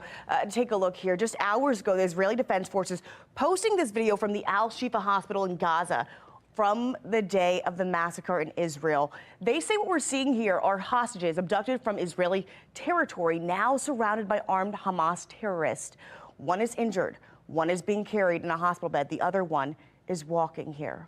Now, the IDF goes on to write, quote, these findings prove that Hamas terrorist organizations used the Shifa hospital complex on the day of the October 7th massacre as terrorist infrastructure. It follows the horrific alleged strikes on several UN-run schools over the weekend. We're told hundreds of displaced Gazans were sheltering there at the time, but right now it's not clear how many died. But some reports are saying at least 24 people. Medics are treating 31 premature babies who were successfully evacuated from the Al-Shifa hospital and taken to a maternity hospital in Egypt near the Rafah crossing. All 31 are being treated for serious infections due to a lack of medical supplies on the Strip. 11 of them are said to be in dire condition. Taking you now live to Capitol Hill, where lawmakers are working to broker a deal with Israel and Hamas to at least pause this conflict to allow aid into the region and possibly the release of 50 hostages held by Hamas. And now live to Gaza, where we're working to get updates on this video and the situation there. We'll keep you posted from our live center. Back to you. All right, Taylor, thank you. Thanksgiving is a popular holiday with a lot of comfort foods that can lead to various chronic diseases. Still ahead in our 7 o'clock hour, how you can still get the same satisfaction by making small adjustments in your meals. Plus, Mayor Scott has officially thrown his hat in the ring for re-election in 2024. Still ahead, a political insider weighs in on the odds the mayor has of being re-elected for a second term. Taking a live look now at the sunrise from Federal Hill, and not bad at all. You're looking over the Inner Harbor here on this Monday morning. 6:42 is the time.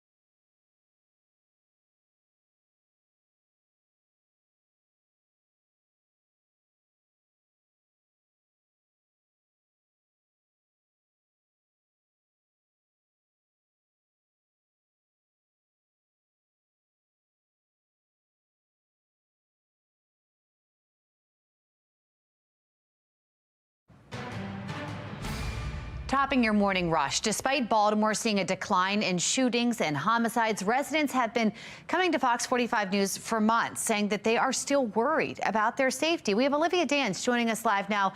Olivia, what are those concerns? Well, Megan, that's right. Baltimore is seeing a decline in homicides and shootings, but an increase in other crimes like robberies and carjackings, which is exactly why many residents are still worried about their safety. Federal Hill here is one of the areas seeing a spike in robberies. Residents are concerned that often these crimes are being committed by groups of kids and in some cases turning violent. So despite Mayor Brandon Scott touting that homicides and shootings are down, many residents are still concerned for their safety. And as the election heats up, residents will certainly want to see what will be done to reduce these street crimes and make them feel safer. And coming up in just about 15 minutes, we'll hear some of these concerns directly from residents. Back to you. All right, Olivia, thank you. Here we are, Thanksgiving week. It's time to get a check of our forecast. Yeah, meteorologist Justin Chambers with another look here. And when we're talking about Thanksgiving, not as bad as what we're going to see tomorrow. Yeah, exactly right, guys. I mean, that's going to be the day that it will be the most impactful day in terms of the adverse weather. We are seeing more of that the rain showers that will be here, as well as some heavy rain at times, and the wind that's going to pick up tomorrow as well. Now, downtown Baltimore camera right now looking pretty good right before the sun comes up. And on our HD radar, we're not really seeing much of anything here throughout the mid-Atlantic. The next weather maker is getting its act together there in the Central Plains, and that area of low pressure will move closer to us, bringing with it the potential for some wintry precip early tomorrow morning in western Maryland. As for us for the afternoon, notice we are going to have an increase in cloud cover later today, but we're dry on Monday. Tuesday, for the first half of the morning, we're dry, but after about 10, 11 o'clock in the morning, that's when that rain's going to roll in. And we have that potential for some moderate rain even through noontime and into the 1 o'clock hour on Tuesday afternoon. That wind is going to pick up here as we get into tomorrow evening, and the heaviest rain expected to come through between about 9 and 10 p.m. on your Tuesday night. Now, it's a beneficial rain because we have been extremely dry. We've got that drought situation that just continues. Still those wildfires burning in parts of Virginia. So we have about 1 to 1.5 inches of rain across central Maryland that we're forecasting here over the next couple of days. So that will be good. But again, it's happening on a day when a lot of people potentially are going to be traveling. Upper 30s and lower 40s as you rise and shine with us next couple of hours. That sun's only up until 4:49 this afternoon. And hanging out there at Cross Street Market, we'll be in the mid 40s by 10 a.m. on your MetroCast day planner, tracking more cloud cover in that 2 and 3 o'clock hour for the afternoon with numbers that will climb into the lower 50s and even back to the mid to upper 40s through about 4 and 5 p.m.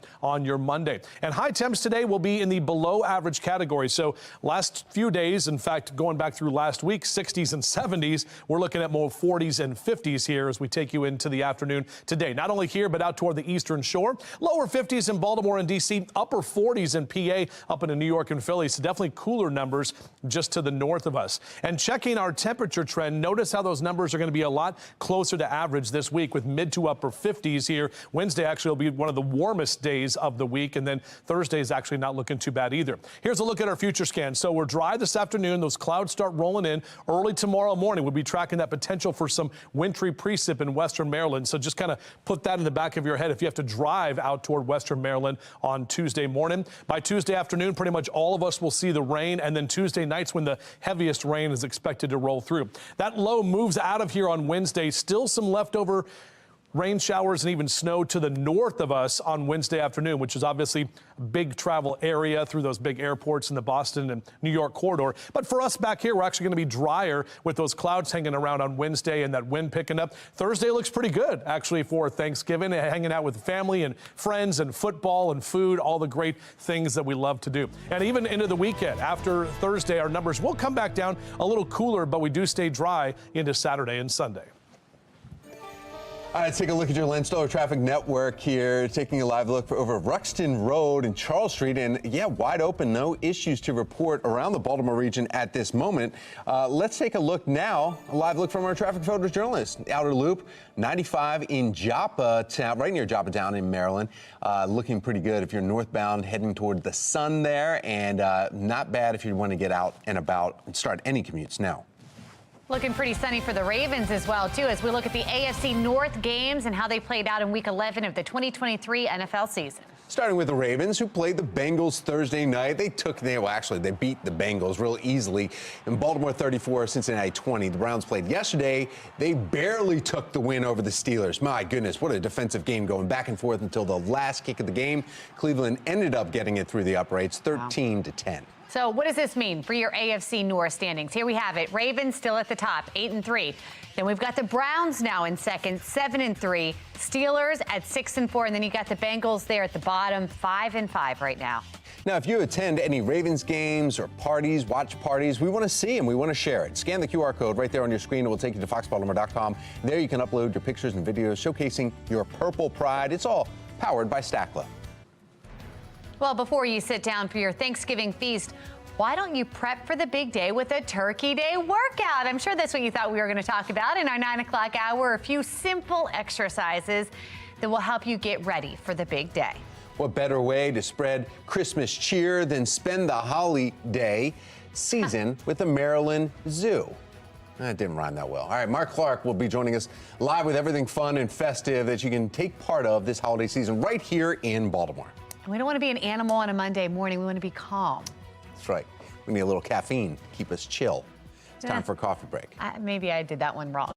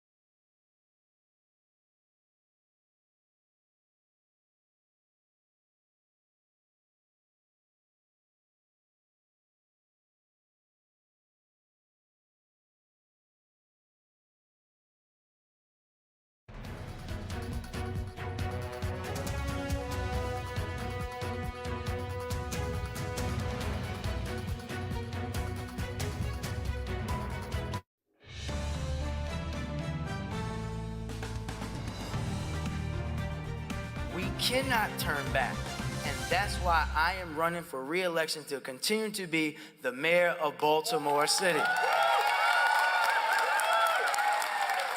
Get a yard sign, and most of all, spread the word. Get your friends, neighbors, and in the words of my mentor, our forever Congressman Elijah Cummings, get Lottie, Dottie, and everybody to join our movement, because Baltimore, our renaissance is here, our future is now. We will move our city forward, not backwards. Mayor Brandon Scott announcing to a packed auditorium that he is running for re-election in 2024. In his announcement, he highlighted several accomplishments from his first term, including record investments in public schools and lowering crime. Will that be enough for voters? Political commentator Armstrong Williams joining us live to weigh in. Armstrong, no surprise he's running again. We knew this was happening. The question for you, do you think that message is going to resonate with voters? Here's the word that people in Baltimore needs to spread. Were you one of those 10,000 that had your car hijacked and the theft and how it impacted your life? Were you one of those thousands who've gone through the school system, uneducated, not the necessary skills to prepare you for life, and yet the superintendent still remains in power? Are you one of those people where the legislators have given youth the power to just terrorize, decimate your city? Have you heard your mayor once ask the legislator to change those policies? Are you one of those people that thought safe streets were going to make your streets safer? Who has benefited from safe streets except safe streets? That's what you need to shout out and ask yourself. Has this man earned the right, the trust, the respect to return him to another 4 years of what has been dismal results? Armstrong, for those people answering no to your questions there, is there anything he can do to change that opinion between now and Election Day? Listen, people are very wise now. Look at the polls that has been going on with FOX45 and what the people have been saying overwhelmingly, almost in the 90%. Those people who were cheering him on in that room, I would place a bet that 40% of them will not vote for him again. That's theater at its best. They know the reality of Baltimore. They'll play the role, they'll smile just to be an audience. But people are fed up with people who are unwilling to have backbone to provide leadership, clean up their schools, clean up their streets, and make life finally better for people that live in Baltimore. You know, it's interesting, Armstrong. Right now, it appears former Mayor Sheila Dixon is the main challenger. She is actually leading in the most recent poll. But there's a lot of people who would like to see another candidate come up more than 20%. Is that candidate out there? Will there be a third person that emerges over the next year? It's very simple. If you're that candidate, run. And if you don't decide to run to change the city, to put everything on the line, like Brandon Scott and Sheila Dixon, then you should just find a candidate who's willing to do that. A lot of people talk. Talk is cheap. People want results. If that's with someone who's more seasoned, like a Sheila Dixon, whatever, the voters will decide that. But Brandon Scott shot this out. Look at the results thus far, and that is clearly an indicator what the future will be under his leadership for another 4 years. You decide. There has been some improvement. We'll give that. Homicides down this year. He was hoping to have that done the first year. It took 3. Can he sway voters on that there's been homicides, Megan, homicides are not down because of the mayor. Homicides are down because of Eric Barron's, Ivan Bates, and the governors, those strategic partnerships. The mayor is just taking credit for something that he had little to do with. Show me what the mayor has done to make the lives of Baltimore better, and Baltimoreans would give him a chance at another 4 years. It's not there, nor will it ever be there. I hate to say it, those are just the facts. We need to move on to someone who's really willing to clean up Baltimore and return it to a pristine city that is well-deserved of the people that live there and make sacrifices every day. We're going to see how this plays out here. If he's able to prove that, if another candidate steps in, if it's Sheila Dixon, we'll be talking about it. Armstrong, thank you. Thank you, Megan. Baltimore is seeing a decline in homicides and shootings, but an increase in other crimes. Coming up next, hear from residents who are concerned for their safety. Temperatures not too bad right now. We are going to see cooler numbers this week, but we're tracking our next weather maker that could impact the busy holiday travel week ahead. Live from WBFF in Baltimore, this is Fox 45 Morning News. Coming up on 7 o'clock this Monday morning, November 20th, I'm Tom Rogers. I'm Megan Gillen. Patrice Sanders is off this morning. I know Justin mentioned it earlier this week. The Christmas music, it's now on that radio station in Baltimore. It's that time. I tuned it on. I was like, who is this? Who is this? Santa Baby. And I'm like, wait, oh, Madonna's version of Santa Baby was playing at one point. That's a good one. I switched to another one, and it was Pentatonics, that group, they were singing. I'm like, it's everywhere. You can't get away from it. 3 days till Thanksgiving. Meteorologist Justin Chambers here. It's happening. Yep, 5 weeks until Christmas from today right now, guys. And we're talking about rain that's going to be impacting us, especially for tomorrow. Well, let's take a look outside right now for your Monday morning. Overall, not too bad. The sun is now up and shining over Towson. This is our Mile 1 Auto Group cam. Our temperatures hanging out in the 30s for most of us statewide. 44 in Annapolis, but 33 Chestertown, the Eastern Shore, actually below freezing for you in Elkton this morning, and right at 39 in Baltimore City. So a cool Monday morning. Rain is moving in tomorrow, and then temperatures are staying cool this week. So on your day planner, highs today only in the lower 50s. That'll be about 7 to 8 degrees cooler than where we ended up yesterday afternoon, but we're dry for now. Coming up in a few minutes, I'll talk about just how much rain we're looking at, especially as we get closer to Thanksgiving. Tom? Thank you, Justin. Let's take a look now at your Lynn Solar Traffic Network and Lock Raven Boulevard over the inner and outer loops here in the Towson area. Not looking too bad and looking pretty good. Kearney, you're starting to see that slow down the outer loop, and that's just because of the volume right now. It's typical this time in the morning. Everyone else, no issues to report. Southbound 295, that is your slowest, their longest, I guess, slow down because of the volume, starting in Hanover and heading all the way down. Looks like before you get to 175, there's a slowdown southbound. No issues, just the volume. This morning, in a city in crisis, we are tracking a dip in gun violence throughout Baltimore. And the drop coincides with the partnership between City State's Attorney Ivan Bates and U.S. Attorney for Maryland, Eric Barron, promising a tougher on crime approach in Baltimore City. Now, since then, homicides are down 20%, non-fatal shootings down 9%. Now, Mayor Scott is claiming he is the one responsible for that decline. I love them both dearly. Their cases are made by police officers that work for Brandon Scott, the mayor of Baltimore City. We direct. The rest are done by us. All the enforcement is done by us. The mayor, smart politically, will take credit for this stuff because when you're running for re-election and numbers are going down, you want to hang a star on it. Well, despite the decline in shootings and homicides, residents have been coming to Fox 45 News for months saying that they are still worried about their safety. Olivia Dance joining us live with some of those concerns now. Olivia. Well, Megan and Tom, that's exactly right. Baltimore is seeing a decline in homicides and shootings, but an increase in other crimes like carjackings and robberies, which is exactly why many residents are still worried about their safety. A lot of the robberies, earlier ones, have taken place really early in the morning when people are getting in their cars to go to work. And I'm also concerned that it's groups of kids. You know, they come up in a car and there's 4 or 5 of them jump out. It doesn't make anybody feel good to see someone walking down the street and see that they may or may not match a description of people that are going around committing crime. We want everyone to feel welcome, but at the same time, crimes like this, threaten that neighborly attitude. Fox 45 News has obtained several robberies caught on camera. One of those residents you just heard from lives here in Federal Hill, and the other lives in the Riverside area. Federal Hill is one of the areas seeing a spike in robberies. Residents are concerned that often these crimes are being committed by groups of kids and in some cases turning violent. So despite Mayor Brandon Scott touting that homicides and shootings are down, many residents are still concerned for their safety.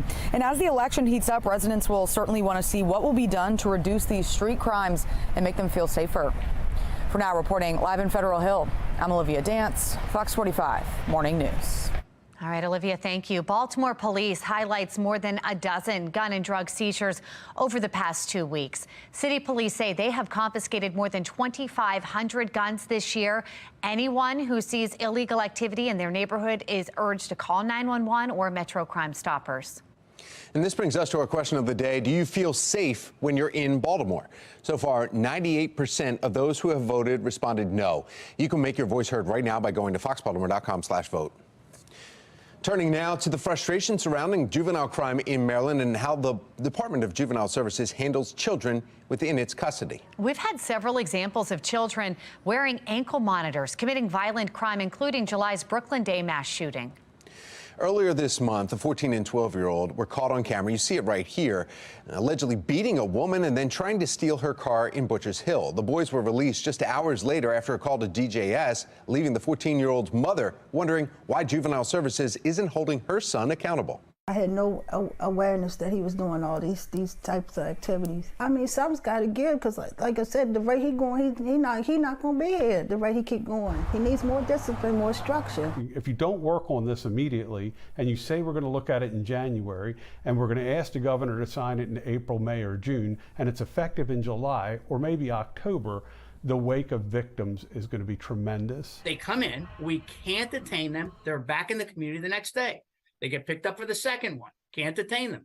They're back in the community again the next. The Baltimore City Council took up some of those DJS concerns at a recent meeting. Yeah, we've learned that DJS officers worked remotely, forcing Baltimore police to make a phone call on whether or not to bring in a juvenile. Recently, the DJS Deputy Secretary Lisa Gary said the policy would change November 15th, but that deadline has come and gone. Law enforcement expert Dr. Tyrone Power says not only is this policy change an easy fix, but also well overdue.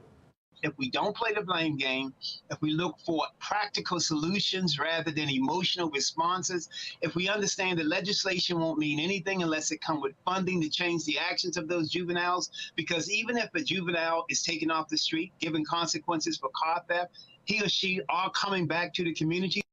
And now, as House and Senate Republicans are pushing to repeal portions of the Juvenile Justice Restoration Act, which requires an attorney be present for a minor to be questioned, it comes after the House Judiciary Committee held a 3-hour hearing earlier this month on juvenile justice, a DJS probe from the Baltimore City Council, and a letter authored by top Democrats to city police and the Department of Juvenile Services, citing a disturbing trend involving youth violence. But this morning, still no word from the Department of Juvenile Services as to when that policy change could occur. Last week, state Republicans unveiled a 5-part proposal to address the crime, including the Juvenile Justice Restoration Act. It calls to allow parents to be substituting for their attorney when their child faces questions from police. It would also force anyone under the age of 13 with a gun crime or any child arrested for the same nonviolent crime 3 times to automatically go into DJS supervision. But the plan does not address problems that we have seen in the home detention once a child leaves DJS. Just so I'm clear, you're referring more children to DJS, but not providing funding or programming to help DJS supervise them? Those kids need more than what the child in need of assistance or child in need of supervision system can provide them.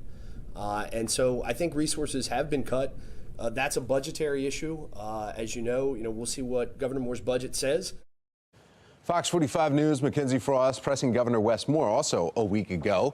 He said he will have a plan to address juvenile crime, but it's not clear when those specifics will be released. If you're hitting the roads this week for the holiday, get ready. Thanksgiving travel is expected to be the busiest it's been in years. And we want to get right over to Taylor Stewart. She's in our live center now with these early predictions. Taylor. That's right, you guys. We're taking you live to the Bay Bridge this morning where, look, everything seems to be pretty clear. But over the next few days, AAA is predicting just over 55 million people will be hitting the roads for Thanksgiving. We're projecting this to be the 3rd highest Thanksgiving forecast that we've ever looked at, and we've been looking at holiday travel since 2000. And check this out. AAA says the clear majority of travelers, close to 89% of them, are traveling by car. And to beat the traffic, the best time to travel, Wednesday morning and Sunday morning. While we'll be busy on the roads, there is some relief for drivers this year. Check this out. GasBuddy.com says the national average for a gallon of gas is just under $3.28. That is a drop of 39.5 cents from a year ago. But if you're heading to the airport, make sure you add some extra time. The Federal Aviation Administration predicts that Wednesday will be their busiest day of travel, with close to 50,000 flights already booked. So regardless of how you're traveling, millions will be dealing with some rough weather over the next few days. Nothing to see here this morning, but let's check in with meteorologist Justin Chambers to see what we can expect and when we can expect it. Yeah, rain starting tomorrow morning, Taylor, and we're going to see that rain through most of the day on Tuesday. So if that's the day that you're going to be leaving town, or even if you have friends or family coming in tomorrow and tomorrow night especially, that's when we're going to have to deal with the heaviest rain. Looking really nice right now. Beautiful sunrise there with the sun that is now up in Towson. Still some very nice fall colors out there, as a lot of those leaves have shed their trees, or the trees have shed the leaves, I guess. Take the jacket as you get out this morning, and the sunglasses too. You will need them today. You will not need the umbrella today, but you absolutely will need all of that rain gear for tomorrow. So Mr. Bo says we're good to go next couple of hours, upper 30s and lower 40s on the roadways. No issues with weather today, but again, tomorrow is going to be when we'll track that. And I'll show you the hour-by-hour forecast coming up in just a few minutes from right now. More than 1,000 people taking part in the Walk to End Alzheimer's at Centennial Park in Ellicott City. More than 100,000 Marylanders suffer from the condition, and the fundraiser reached its goal of raising more than $27,000 to support the Maryland Alzheimer's Association. Millions of Americans are getting ready to spend the holidays with family members, and the CDC is making a push for people to get vaccinated before they see their loved ones. A lot of people who want the vaccines for COVID and RSV are not able to find them. RSV cases alone have shot up more than 2,000 per week in the past month, and supply has not been able to keep up with demand. So now's a good time to get the updated vaccine. I know parents are frustrated. I'm frustrated by that. We've been working with the manufacturers. Well, the White House is calling this week a, quote, holiday vax week of action, urging the public to get updated shots before Thanksgiving. Well, check this out. Plenty of people getting in the holiday spirit at the Inner Harbor. Christmas Village brought German Christmas tradition right to Baltimore, including everything from the food, the beer tastings, even some carnival rides. It's a great way to jumpstart your holiday spirit. It's open now until December 24th daily from noon until 8. Well, here's a look at some of the stories making headlines here at this hour. We cannot turn back, and that's why I am running for re-election to continue to be the mayor of Baltimore City. Mayor Brandon Scott announcing he's running for re-election in 2024, topping our next half hour. The back and forth already happening between him and another mayoral candidate. But first, embrace a healthier Thanksgiving feast. After the break, simple, healthy swaps that taste good and will have you eating comfortably and guilty-free. 7:11 is the time. You're watching Fox 45 Morning News, all local, all morning.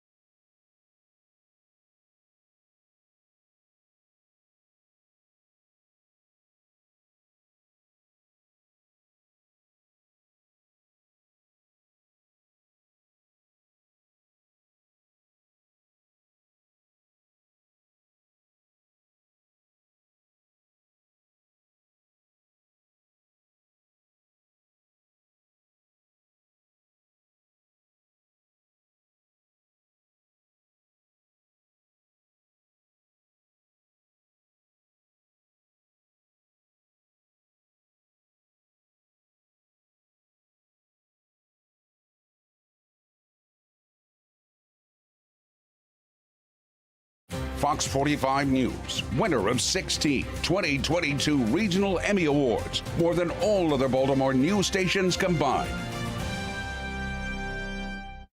This Fox 45 News segment is sponsored by GBMC.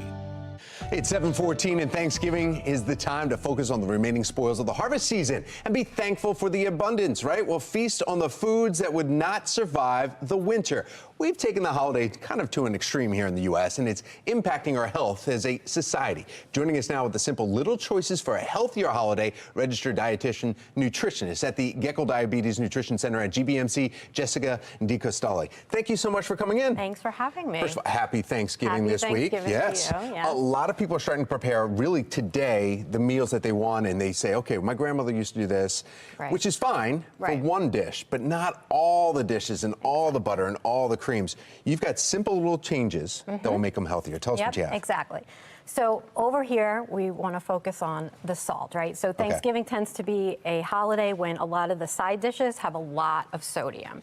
And if you're watching, if you have high blood pressure or you're watching certain other conditions, you want to lower the amount of salt. But also, even if you're not, if you eat too much salt, you retain water, you feel bloated. It's that kind of uncomfortable feeling after you've had a lot of salt. And if you continue doing it, it leads to some heart issues, lots of other issues. So the good news is that you can lower the salt in foods, and really, it still tastes amazing. You don't really notice it. So just to get into salt, this is 1/4 a teaspoon, and that's got 1/4 a teaspoon of salt is about 600 milligrams of sodium. In the day, most of us aren't supposed to have more than 2,300.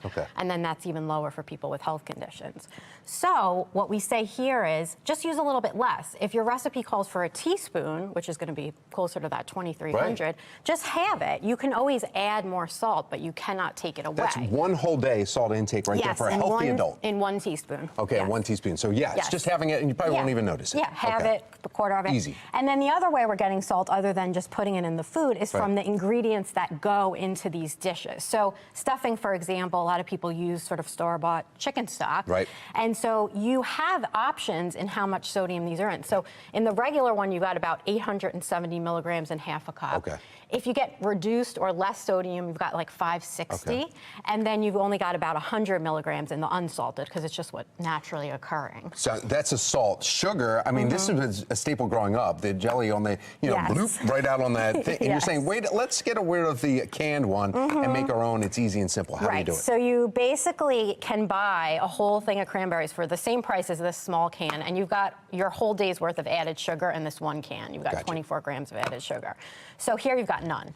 So you can take this, you take some orange zest, some maple syrup, and then a little bit of water, and we've got a recipe that we're going to link to for everyone, and you can make your own cranberry sauce in 15 minutes. That's amazing. Super simple. This looks really good. When you came in, I'm like, what is that? This is very good, and I'm going to make this every year maybe now. So this is a lightened up version of a sweet potato casserole.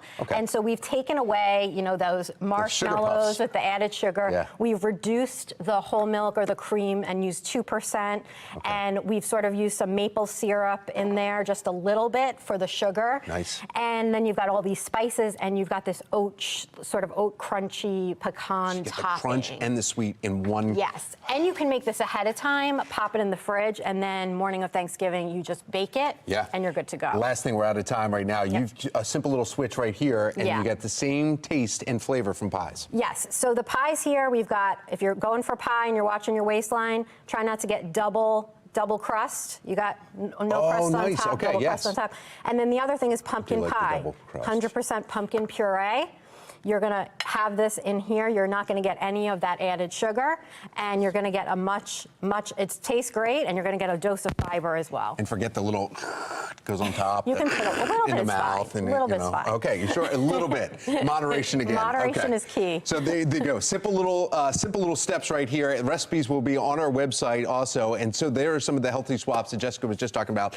Thank you so much for coming in. You're Dietitian, welcome. still good. I'm going to be biting into that. Yeah, it's very good. Make sure. I'm surprised Justin didn't come over here. I saw you coming closer, and I'm like, he's coming over to get a bite. I was loitering. I was kind of like, I was adjacent. You know, there's whipped cream in the fridge, Tom, as we speak. I know, there's 2 red containers. Yeah, you can get that whipped cream going. Everything is good in moderation. Good morning to all of you. Happy Monday. I hope you enjoyed your weekend. We appreciate you being here with us live and local all the way until 10 o'clock. That sun is up and shining brightly. Really nice picture right now. Always love showing you these sunrise shots. So if you have a moment to kind of take a look at your TV screen right now as that sun is up, showing you those sunrises on your Monday. We're 39 officially at BWI Thurgood Marshall. We know that's going to be popping here later this week, not only today, but tomorrow and especially on Wednesday. And the big question is, what's the weather going to be for leaving town or coming into town? We're good right now. Our HD radar is all quiet. Where we are seeing our next weather maker develop in the Central Plains. So St. Louis down toward Dallas, that L right there, that area of low pressure, it's going to travel over the next 24 hours and get closer to us,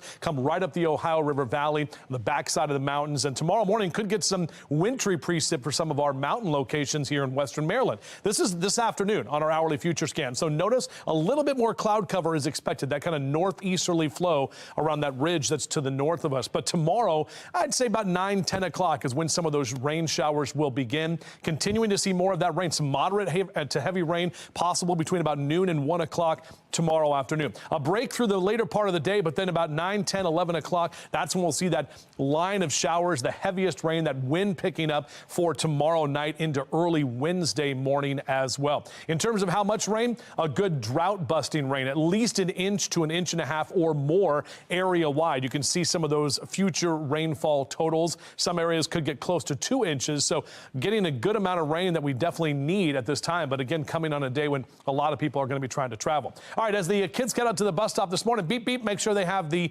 coat on and ready to go. And temperatures will only get to about 50 through noontime, into the lower 50s in that 2 and 3 o'clock hours. So definitely cooler than yesterday and for the weekend. But this is fall, and this is where we typically are this time of year. Out for a round of golf today, 40s here through 9 a.m. and into the lower 50s in that 2, 3 o'clock hour. And basically anything you're doing outdoors, just know you'll need the jacket today, with upper 40s across Carroll and Baltimore.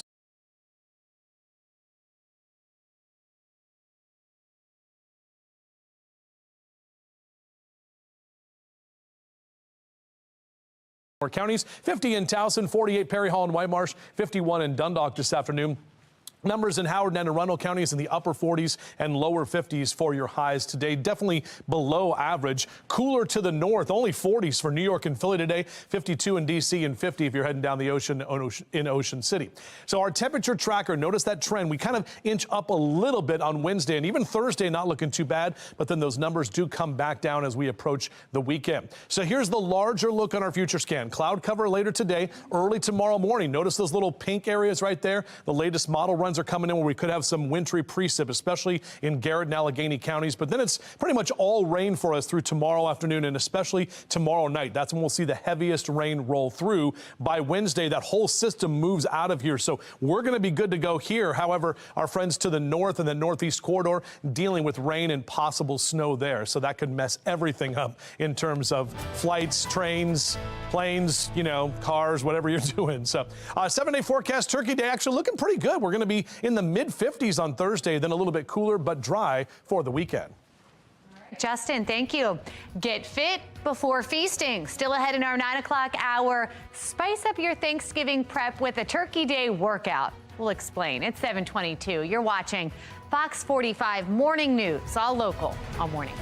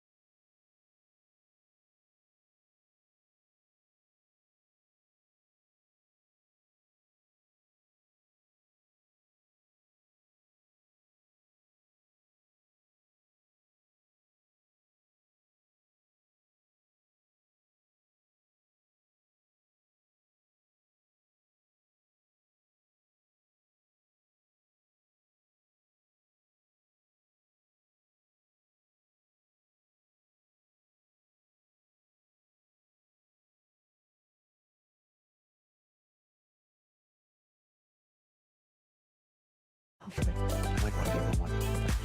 And she's like, yeah, all right, we're getting excited. Really excited. We're getting holly jolly alongside some animals this morning. Mark Clark, live at the Maryland Zoo with their Holly Days. Mark, look at you. You look great. Still on break? Mike, Mike, how are you, sir? I'm fantastic. So we're here at the zoo. I mean, a beautiful morning. Yeah. But also, we were talking about how this year it's about the experience at the zoo. Yeah, you know, the holidays are about stuff, right? It's about stuff you do, stuff you buy, stuff you eat. The zoo's about experiences. And so every weekend, right after Thanksgiving, all the way through Christmas, we're giving you and your family something really cool to do and experience together. I love it. Find your zen at the zoo. I love it. I love it. So give us a little, like what? Well, so it's all for kids. We've got story times. We got special experiences. We have the train. We have our virtual reality experience, and we have our animals. We have our amazing animals. Man. You got to, and you know, believe it or not, Mike can talk with the animals. So coming up later on this morning, we're going to witness it. No, I'm joking. But we're here at the zoo. It's perfect weather this morning. We're getting ready for the holiday season. I can't hear you guys, so I'm going to send it back. But excited to be here at the wonderful zoo, one of the finest in the country. Oh, yeah. Third oldest. And oldest. There you go. Yeah, that's right. History in the making right there with Mark Clark, and we'll find out if he can get closer to some of those animals a little bit later on this morning. For more information about the zoo, and go to our website, foxbaltimore.com/newslinks. Well, we are expecting rain this week. Meteorologist Justin Chambers tracking how your holiday travel forecast is shaping up. Baltimore mayoral race 2024. Oh, that's heating up too. Still ahead, the back and forth already happening between both Mayor Scott and one of the other candidates, Sheila Dixon. There's a third also that's on the top there too, the businessman, Bob Wallace. We'll find out what he has to say about these two. You're watching Fox 45 Morning News, all local, all morning.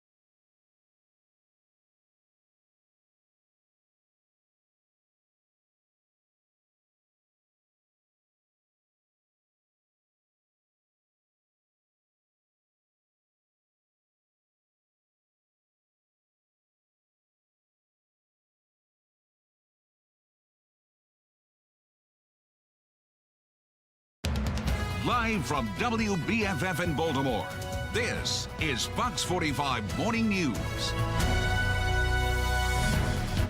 Welcome back to Fox 45 Morning News. It's Monday, November 20th. I'm Megan Gilland. I'm Tom Rogers. We want to find out exactly how cold it is going to get because it's not going to get that hot today. Meteorologist Justin Chambers here with our holiday week forecast. Yeah, about 7 degrees cooler for the afternoon today than what we saw yesterday. And we are definitely tracking rain as we get closer to Thanksgiving. A lot of sun that is out there right now from our Towson camera. Enjoy it while it lasts because we will see some more cloud cover moving in later today. So that's something we've got to watch for. 30s and even some 40s for you right now as you wake up. 33 in Bel Air, 32 in Cockeysville, 40 in Stevensville, and 44 your temp in Annapolis. So your day planner looks like this. A high in the lower 50s today. That northeast wind about 5 to 10 miles an hour. Definitely on the cooler side of things. We'll keep our temps in the 50s for the next couple of days. Actually, Wednesday will be the warmest day of the week, but we got to get through that rain that's rolling through tomorrow. And we'll take a closer look at that rain and the full forecast in just a few. Let's take a look now at your Lynn Stoller Traffic Network, and we do have some issues to report now. Right as soon as you're at Lithcomb Heights, 295 southbound, there's a vehicle accident, two-vehicle accident there, and that's causing slowdowns. Then in Jessup, there's one vehicle southbound again on 295 BW Parkway, and that's causing a slowdown all through Jessup, all the way up until 100. As soon as you get onto 295 from 100, you'll be stuck in bumper to bumper all the way basically until you get to 175. So you may want to avoid 295 in that stretch. 7:31, Mayor Brandon Scott makes it official as he's launching his re-election campaign. He's telling supporters it's time to finish what he started, like community investment and lowering crime. Get Lottie, Dottie, and everybody to join our movement because Baltimore, our renaissance is here.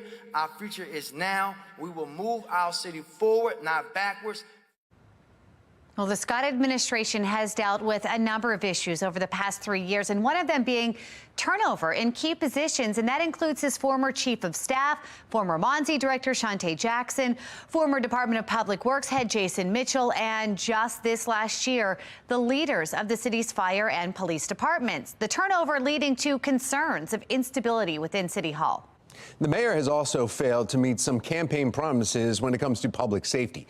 As his opponent, Sheila Dixon, has pointed out multiple times, when elected, Scott promised to reduce homicides by 50% each year of his term and to drop homicides under 300 in his first year. While Baltimore is on track to meet that goal this year, it took the mayor 3 years to make it happen. The promise certainly has not been fulfilled. Murders have gone up every year except this year. So you've had a tremendous uptick in violence in the city, which is exactly the opposite of what he promised. News questioning Mayor Scott on why he feels he should take sole credit for the drop in homicides. He doubled down on that claim. Olivia Dance joining us live with a look into a number of changes in Baltimore that could be contributing to the decline in those homicide numbers. Olivia. You know, Megan, Mayor Brandon Scott credits programs like Monzi and Safe Streets for the reduction in homicides and non-fatal shootings. But according to data, a significant drop in those crimes actually happened when U.S. Attorney Eric Barron made this announcement. Take a listen. This Al Capone model of prosecution is designed to take violent people off the streets by any appropriate legal means necessary. Mayor Scott standing in the background during that announcement. Now, a reduction in homicides and non-fatal shootings also comes around the same time as when City State's Attorney Ivan Bates was sworn into office, who has a much tougher approach to crime than Marilyn Mosby, who Mayor Scott also worked with. Since Barron and Bates took office, homicides are down 20% and non-fatal shootings are down 9%. But the mayor's doubling down, saying he's the one responsible for a safer Baltimore. I love them both dearly. Their cases are made by police officers that work for Brandon Scott, the mayor of Baltimore City. We direct. The rest are done by us. All the enforcement is done by us. And we spoke with political analyst John Deedy, who says that since the mayor is running for re-election, it's no surprise that he's taking all the credit for a reduction in homicides and non-fatal shootings. But for now, reporting live in Baltimore, I'm Olivia Dance, Fox 45 Morning News. Thank you, Olivia. Just 24 hours before Scott's re-election announcement, the mayor and former Mayor Sheila Dixon traded some jabs and comebacks. Dixon saying the current administration has been a disaster, pointing to dysfunction in city government and what she says is a lack of transparency. Mayor Scott claims the city is thriving under his leadership and that Dixon represents a return to a failed part of Baltimore's past. My leadership of the city has an unemployment rate in its lowest in its history. City government has not been so dysfunctional in every agency than it is under his leadership. Well, the comments from both sides are giving us a glimpse at how both candidates are positioning themselves in the upcoming mayoral race. The mayor never called out Dixon by name, but saying this on WBAL radio. Leadership that's failing the city is almost a laughable comment when my leadership has the city on pace to be under 300 homicides for the first time in 9 years. First of all, he's taking credit right now for something he hasn't even done. Last 3 years, he made a promise to reduce the crime 15% every year. The remarks from both candidates emphasizes this election could ride on crime reduction. Last week, Baltimore City Council member Eric Costello endorsed Dixon. Scott also received support on his end. Senator Corey McRae and Councilman James Torrance stood beside the mayor at his campaign kickoff, asking the city to grant him more time to finish the job that he has started. And Goucher poll released just last month shows Dixon leading Mayor Scott, claiming that if the mayoral primary were today, 39% of voters surveyed would back Dixon, 27% would back Mayor Scott. 23% of people would support another candidate. We're following this election day in and out. Head to our website, foxbaltimore.com, to keep up with the race. The Israeli military releasing new video inside of a Gaza hospital. What it shows allegedly happened the day the war started. And we are expecting cool temperatures this week. Just ahead, when we could expect a chance for rain, and a lot of it. 7:36 now on Fox 45 Morning News. All local, all morning.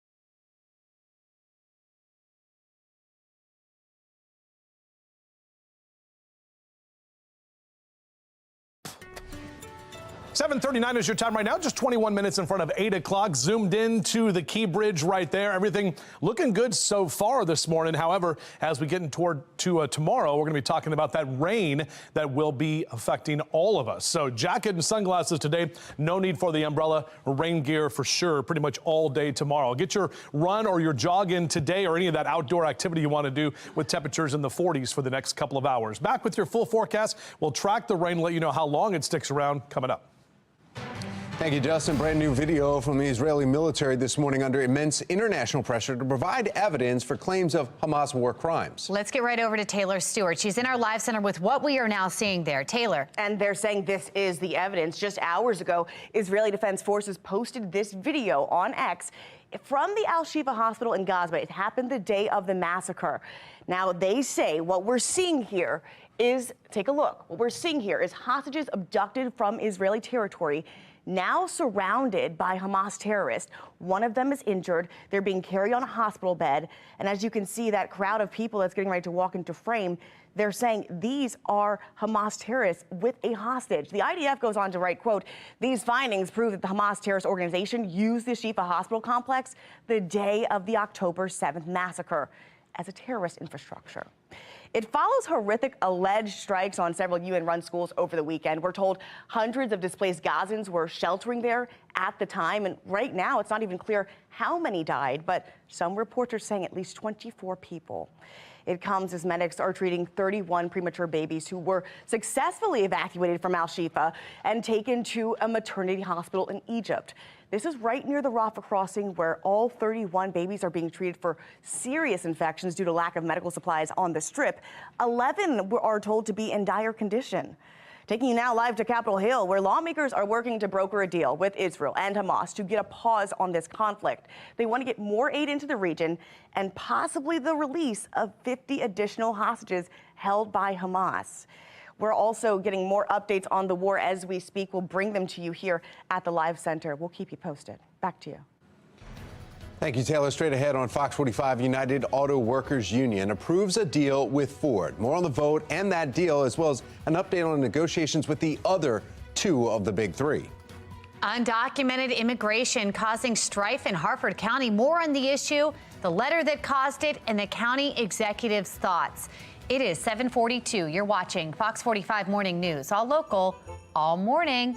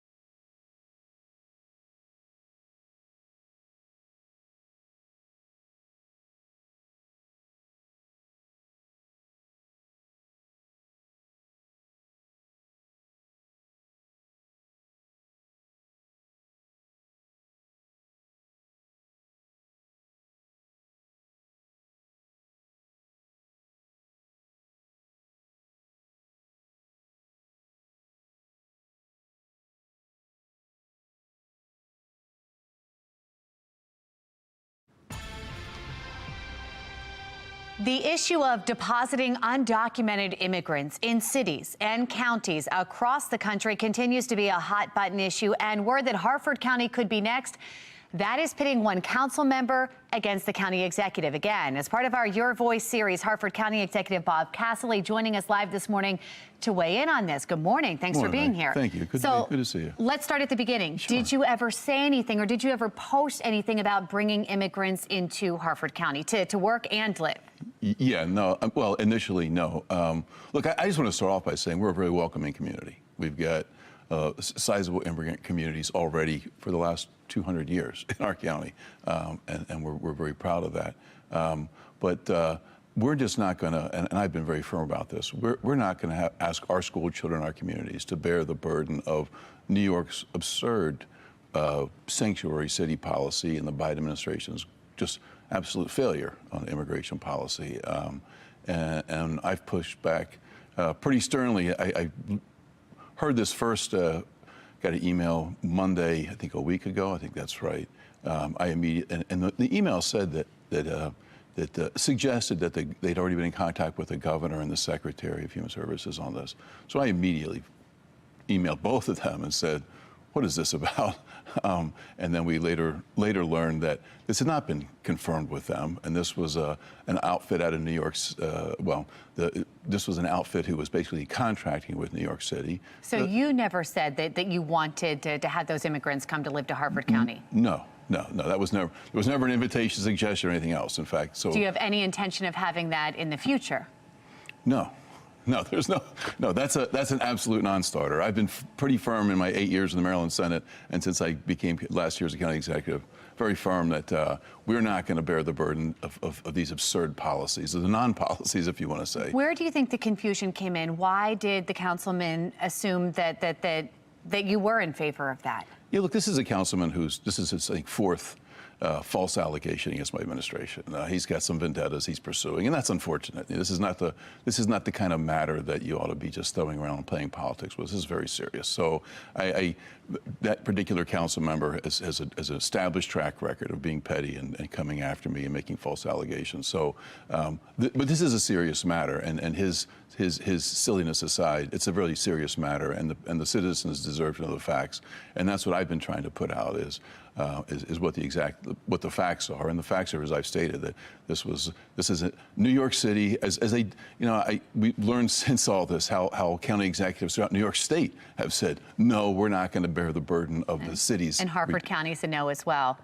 Exactly. So we're saying, I've said clearly no, in no uncertain terms, that we're not going to bear the burden. With this back and forth that continues to happen between you and the councilman, can you work together to work on issues like this and other things that arise in the future? Well, he's pretty much established his determination not to work together. He's pretty much established. I got 7 council members. I work together pretty well with 6 of them. Unfortunately, the 7th has decided that his methodology is slash and burn and gotcha kind of politics. It's everything that's wrong in Washington and it's sad to see a county politics. We don't need that. We have a lot of issues, and we are where the rubber meets the road, and we can't afford nonsense. We got to deal with serious issues. I know residents were interested to hear what you had to say and the facts there, so we thank you for that. Thanks, I appreciate it. Appreciate it. Happy Thanksgiving to you. Same to you. Meteorologist Justin Chambers here, standing by as we do head into Thanksgiving week and the forecast there. Yeah, and we're tracking rain. Some big changes here this week. Today looks great. In fact, our Towson camera right now, lots of bright sunshine that is shining here this morning. Up and down the East Coast, dry conditions right now. Our next weather maker getting set up over the Central Plains. You can see that area of low pressure right there. What's going to happen later today is that low is going to move and will track potentially some severe weather in parts of the southeast. And as we get into Monday evening, more of that rain will be closer to us with this warm front, the cold front associated with it, kind of a triple point low right there. And then as we get into Tuesday, more of that wet weather moves into our area. So Monday afternoon on our hourly future scan looks dry. We'll get a little bit more cloud cover this afternoon into that 3 and 4 o'clock hour, a little northeast wind as well. Heading into tomorrow morning, notice about 10 a.m. is when we'll start to see a few of those rain showers developing. And then as we take you into the noon and 1 o'clock hour, that's when we'll see some more moderate rain at times move through the 83 and 95 corridor.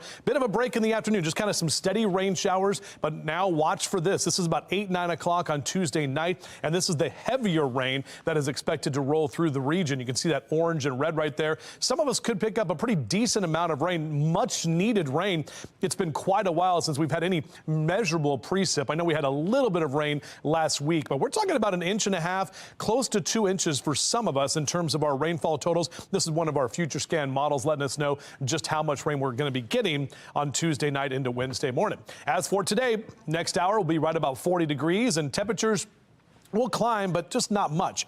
Only the lower 50s through the noon hour, and we'll keep those upper 40s and lower 50s around for most of us into the afternoon on your Monday. Here's a look at your high temps. The average is 56. Now, we got to 60 the last 2 days. We're going to only get to the upper 40s and lower 50s across central Maryland, even cooler to the west and to the north. Cumberland only at 48 this afternoon. Today's the day, pilots, if you want to go flying. We're talking about visual flight rules. Feel like we're going to have a lot of MVFR and IFR for tomorrow, and also some possible low-level wind shear. So that's something we don't want to mess with. Here's a look at our future scan again. This is the wider picture. So cloud cover this afternoon. Tomorrow morning, we'll have the potential for some wintry precip in some of our western counties. Garrett and Allegheny County already have some winter weather advisories posted, and then it's turning to all rain for most of us into Tuesday afternoon and Tuesday night. There's the bulk of that rain rolling right through the region. That area of low pressure is going to slide it to the north and to the east on Wednesday, and by Wednesday afternoon, still some leftover showers possible in that northeast corridor that could impact travel for folks who are trying to get to their destinations, because obviously those airports, you get one of those messed up and it messes up the whole dang thing. Now, Thursday looks great. Thanksgiving, we're talking about temps in the 50s and even some mid 50s at that. A little bit cooler, but we're drier for the weekend. All right, Justin, thank you. Several companies pulling their advertisements from the social media platform known as X, who they are, and what their decision has to do with Elon Musk, coming up after the break. Holiday at the zoo. Spend time, not money, with the family. We'll tell you all about it coming up on Fox 45 Morning News, all local, all morning long. Well, guess what? This morning it's a Monday, and you may not be feeling as energetic as we are here. Yeah, let's take a coffee break. Let's up the ante here. We got family coming in town. I know. We got Gotta start food to making make. food. A lot on our Happy list. holidays.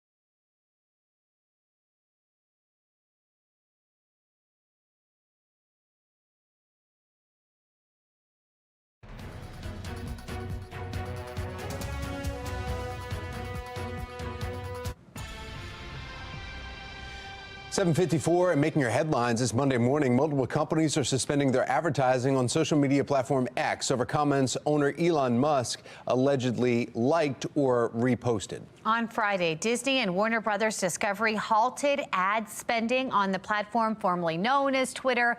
The decision comes after Musk embraced an anti-Semitic conspiracy theory popular among white supremacists.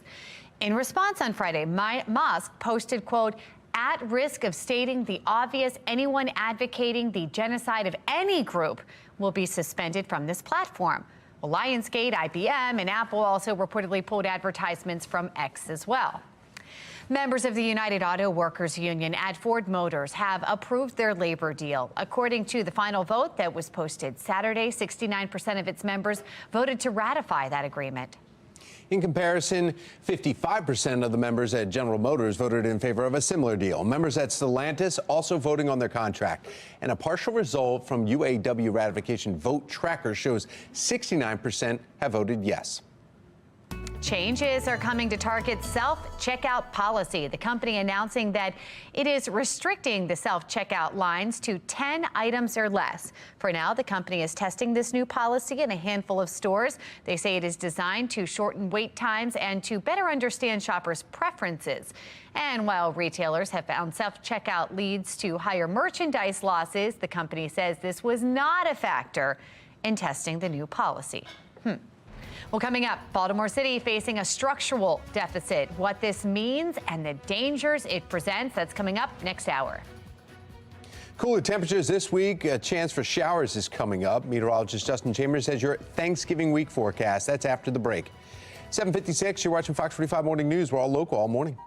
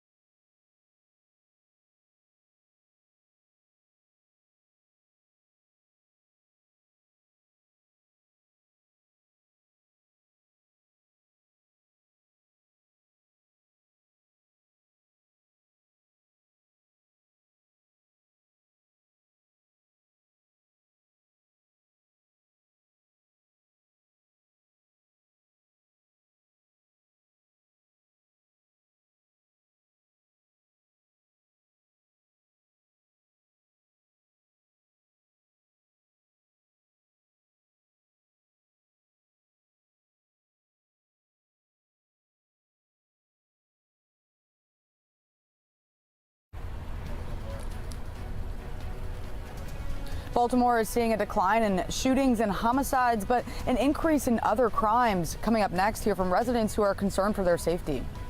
The Department of Juvenile Services hasn't changed one of its policies despite giving City Council a deadline. Why one law enforcement expert says legislation won't be enough to curb youth crime in Maryland. Live from WBFF in Baltimore, This is Fox 45 Morning News.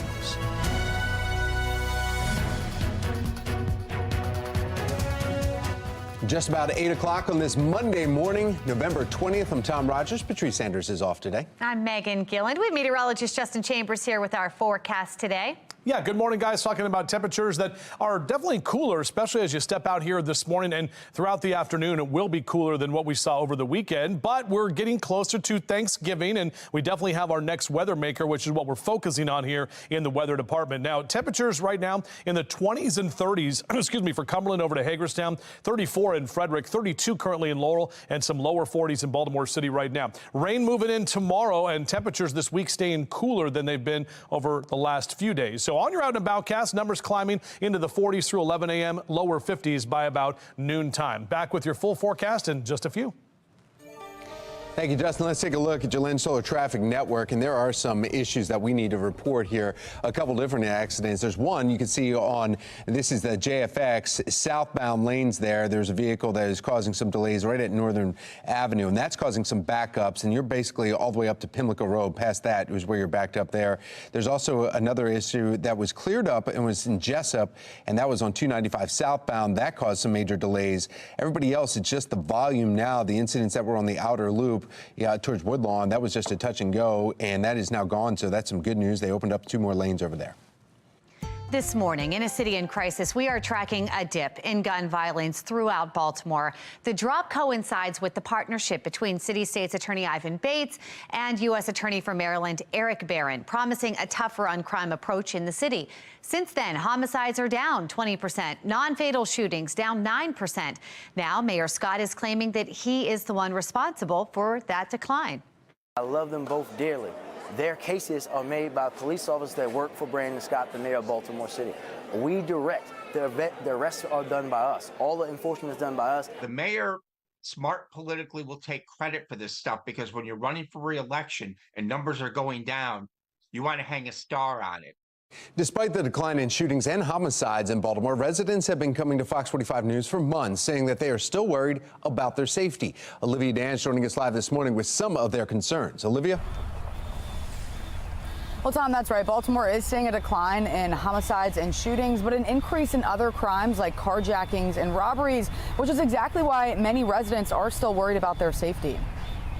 A lot of the robberies, earlier ones, have taken place really early in the morning when people are getting in their cars to go to work. And I'm also concerned that it's groups of kids. You know, they come up in a car and there's 4 or 5 of them jump out. It doesn't make anybody feel good to see someone walking down the street and see that they may or may not match a description of people that are going around committing crime. We want everyone to feel welcome, but at the same time, crimes like this, threaten that neighborly attitude. Fox 45 News has obtained several robberies caught on camera. One of those residents you just heard from lives here in Federal Hill, and the other lives in the Riverside area. Federal Hill is one of the areas seeing a spike in robberies, and residents are concerned that often these crimes are being committed by groups of kids and in some cases turning violent. So despite Mayor Brandon Scott touting that homicides and shootings are down, many residents are still concerned for their safety. And as the election heats up, residents will certainly want to see what will be done to reduce these street crimes and make them feel safer. For now, reporting live in Federal Hill, I'm Olivia Dance, Fox 45 Morning News. All right, Olivia, thank you. Baltimore police highlighting more than a dozen gun and drug seizures over the past 2 weeks. City police say they have confiscated more than 2,500 guns this year. Anyone who sees illegal activity in their neighborhood is urged to call 911 or Metro Crime Stoppers. And this brings us to our question of the day. Do you feel safe in Baltimore City? So far, 95% of those who have responded voted no. You can make your voice heard right now by going to foxbaltimore.com/vote. Turning now to the frustration surrounding juvenile crime in Maryland and how the Department of Juvenile Services handles children within its custody. We've had several examples of children wearing ankle monitors, committing violent crime, including July's Brooklyn Day mass shooting. Earlier this month, a 14-year-old and 12-year-old were caught on camera allegedly beating a woman there and trying to steal her car in Butchers Hill. The boys were released just hours later after a call with DJS, leaving the 14-year-old's mother wondering why Juvenile Services isn't holding her son accountable. I had no awareness that he was doing all these types of activities. I mean, something's got to give, because like I said, the rate he going, he not going to be here. The rate he keep going, he needs more discipline, more structure. If you don't work on this immediately, and you say we're going to look at it in January, and we're going to ask the governor to sign it in April, May, or June, and it's effective in July or maybe October, the wake of victims is going to be tremendous. They come in, we can't detain them. They're back in the community the next day. They get picked up for the second one. Can't detain them. They're back in the community again the next. Well, the Baltimore City Council took up some of those DJS concerns at a recent meeting. We learned DJS officers work remotely, forcing Baltimore police to make a phone call on whether or not to bring a juvenile in. Recently, the DJS Deputy Secretary Lisa Gary said the policy would change November 15th, but that deadline has come and it's gone. Law enforcement expert Dr. Tyrone Powers says not only is this policy change an easy-to-fix issue, but also well overdue. If we don't play the blame game, if we look for practical solutions rather than emotional responses, if we understand that legislation won't mean anything unless it comes with funding to change the actions of those juveniles, because even if a juvenile is taken off the street, given consequences for car theft, he or she are coming back to the community. And now, House and Senate Republicans are pushing to repeal portions of the Juvenile Justice Restoration Act, which requires an attorney be present for a minor to be questioned. This comes after the House Judiciary Committee held a 3-hour hearing earlier this month on juvenile justice, a DJS probe from the Baltimore City Council, and a letter authored by top Democrats to city police and the Department of Juvenile Services, citing a disturbing trend involving youth violence. But this morning, still no word from the Department of Juvenile Services as to when that policy change could happen. Well, buckle up for one of the busiest travel times of the year. From the road to the skies, we share advice on the best days and times to make sure you get either to the airport or behind the wheel. The relief of some that could save you some cash, too. Homicides in Baltimore are on track to be below 300 for the first time in nearly a decade. Topping our next half hour, Fox 45 News investigates what's behind this turning point for the city as the mayor takes sole credit. It's 8:07 now on Fox 45 Morning News, all local, all morning.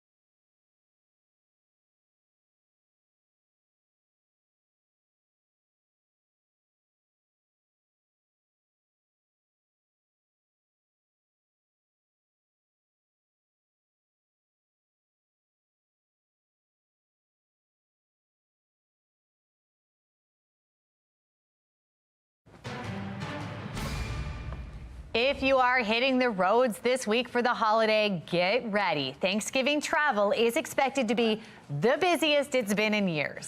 In fact, we want to get right over to Taylor Stewart. She's in our live center with the early predictions. That's right, you guys. We're taking you live to the Bay Bridge this morning where things are pretty calm. But over the next few days, expect that to change. AAA is predicting over 55 million people will hit the roads for Thanksgiving. We're projecting this to be the third highest Thanksgiving forecast that we've ever looked at, and we've been looking at holiday travel since 2000. All right, and check this out. AAA says the clear majority of travelers, close to 89%, are leaving home by car. So to beat the traffic, the best times to travel here are Wednesday morning and Sunday morning. And while it will be busy on the roads, there is some relief for drivers this year. As of today, GasBuddy.com says the national average for a gallon is just under $3.28. That's down 39.5 cents from a year ago. Meantime, though, if you're heading to the airport, pack your patience. The Federal Aviation Administration predicts that on Wednesday, that will be their busiest travel day of this year. Close to 50,000 flights are already booked. So regardless of how you're traveling, if you're dealing with some rough weather over the next few days, you'll likely have to deal with that. Meteorologist Justin Chambers is here with what we can expect and when we can expect it. Yeah, exactly right. Our weather authority forecast here. We've got looking outside right now with the sun that is out there. Still some of those fall colors at this moment, but overall on your out the doorcast, grab a jacket for today and the sunglasses. No need for the umbrella today. You will need it tomorrow as we're tracking some moderate to heavy rain that will impact your day on Tuesday. So 53 today. You can see our day planner, little northeast wind about 5 to 10 miles an hour. Back with your full forecast, including what we can expect for Thanksgiving coming up. Thank you, Justin. The race is on for mayor between Mayor Brandon Scott and mayoral candidate Sheila Dixon. Plus, there's Bob Wallace that's involved, too. Still ahead how each of those two candidates, though, is positioning themselves in the upcoming race. But first, the city has their backs against the walls as they face a structural deficit. After the break, a taxpayer watchdog weighs in on how to address this issue. It's 8:12. You're watching Fox 45 Morning News, all local, all morning.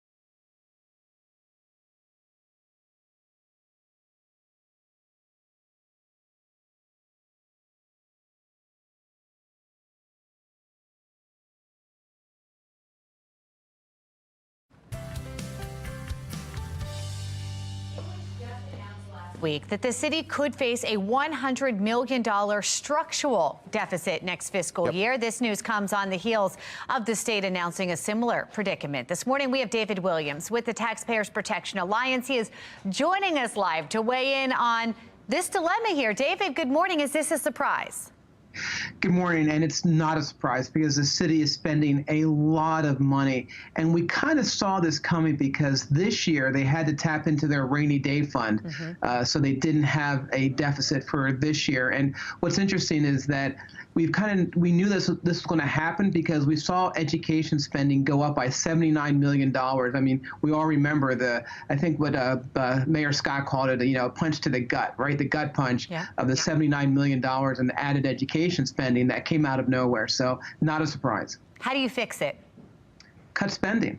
I mean, it's really simple, is that they're going to have to go through and cut spending. And one of the things that's really troublesome for me is that they're talking about using the federal aid, the relief funds to pay for this, the $641 million. The reason why that bothers me is that that money is going away. You're not solving the problem of beyond 2025. You're solving the problem for now, but there are bigger issues. You look at Monzi, you look at this program, they have a lot of money at stake in this, and they want to expand this, so they have to cut back. Travel. Baltimore city officials love to travel. We've seen this every year. It's the small things that are going to help. And I got to tell you, I think there needs to be a bigger discussion at the state level about the Kerwin Commission. I was just going to ask you more about that, David, because we mentioned statewide there's a deficit as well. Obviously, this is something that's being introduced all across Maryland. Do you think there'll be any change in this? I think every jurisdiction has been saying it's a gut punch. Well, and you hit the nail on the head. Every jurisdiction is saying this. You're having county officials talking to the governor. So I think that hopefully something is done about this. And when we're talking about $4 billion a year more in education spending, so they really have to pare this back. And I think, right now that is the first place to look, is again, that $79 million. And Megan, the good news is we know about this now. Right. So there's things that they can do now to prevent this from happening. And there really are no excuses, because if we're having this discussion in May and June when they're formulating the budget, well, that's on them because they know about the problem now. That's a great point. David, as always, we appreciate you shining some light on this. Thank you. Thank you. All right, time now, 8:17 on this Monday before Thanksgiving. Meteorologist Justin Chambers tracking our forecast, and a lot of people wanting to know because they're traveling here. Yeah, Justin. and the whole thing, Meg, we've been talking about it since last week. It's the rain that's going to be impacting all of us tomorrow. Basically, if you live here in Maryland or even in western parts of the mid-Atlantic region, that's where we're seeing most of the wet weather for tomorrow.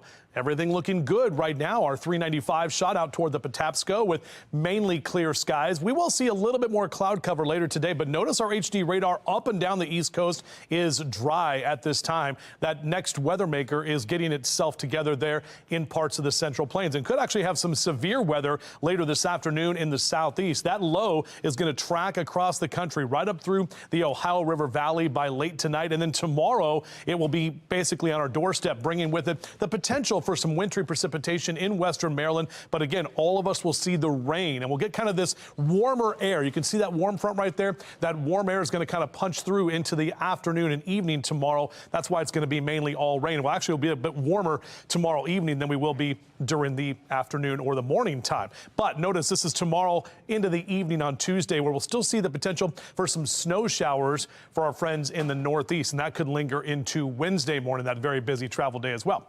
Here's a closer look at our future scan. So this is taking us through Monday afternoon, increasing cloud cover, but no rain for us for today. The rain will begin about 10 o'clock tomorrow morning. So the first half of your commute is fine. And then as we get into the middle part of the day tomorrow, you can see some of that moderate rain with those yellows there. The moderate to heavy rain in that 8 and 9 o'clock hour right there. That's when we're going to see that rain. This is Tuesday night into early Wednesday morning. Should dry out, though, by the time we get into Wednesday afternoon. But overall, the rainfall totals, we're looking at a good inch to an inch and a half for a lot of us. Some of us close to potentially 2 inches of the wet weather. And then we have to deal with that wind as well for tomorrow. So today is the day to get out there and play some golf or do whatever you want to get done outdoors. Lower 40s next hour, into the 50s into that noon hour. We actually used the new rake that Tom got me last year yesterday. I didn't think I was going to rake. I thought the wind was going to take care of it. Thought I was going to mow, and nope, got the rake out there. So I was happy to do that. Upper 40s and lower 50s across Carroll and Baltimore counties for your highs. So these numbers about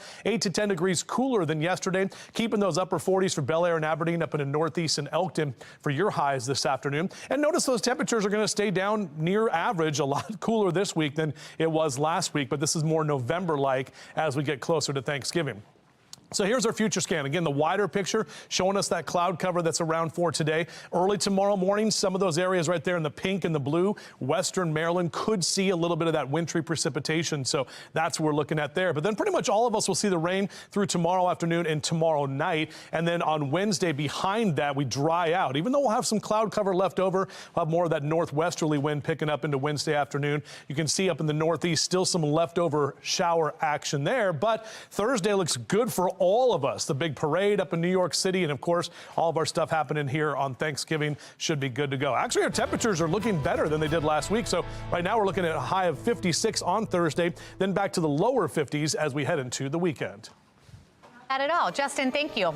Let's take a look at our Lens Solar traffic network. We are following an incident. This is 83 southbound. One of the traffic lanes and shoulder lanes are closed. As you can see, it is now going to take you about 18 minutes to get from the top of the JFX down to President Street. Speeds clocking in around 27 miles per hour. Let's go ahead and take a live look now from our traffic photojournalist. He is on 695, the outer loop heading towards Windsor Mill in stop and go traffic out there. Not clear what's causing this, just a lot of volume out there right now. The countdown to Turkey Day is on. But before chowing down with your friends and family on an assortment of foods, why don't you prepare with a Thanksgiving workout? Still ahead, some basic exercises that you can do right before the big day. And we're a few days away from Thanksgiving, but at the zoo, we're getting ready for Christmas.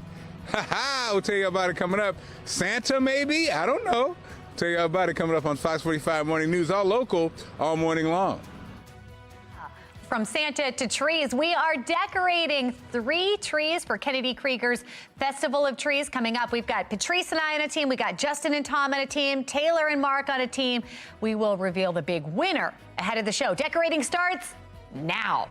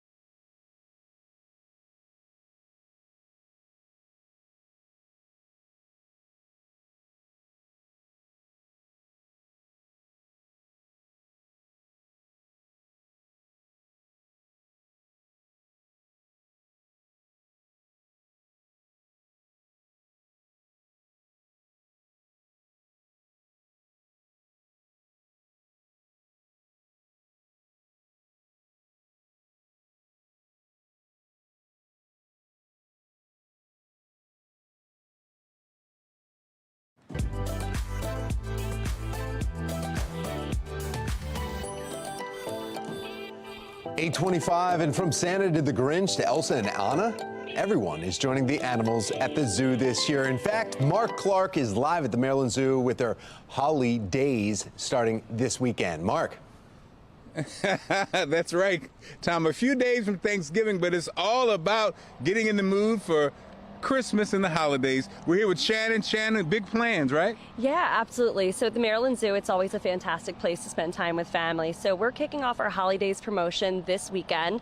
So opportunities to come and do photo ops with Santa. We'll have special winter characters, story times, train rides. There's going to be lots to do. But most importantly, it's never a bad time to pop out and see our animal collection, many of which will be on Habitat. So yeah, we would love for everybody to pop down and join us. And I think once again, there's so many just jewels here at the zoo. I think we take it for granted. You know, just this morning, Shannon, Kenny and my cameraman, we saw a leopard this morning.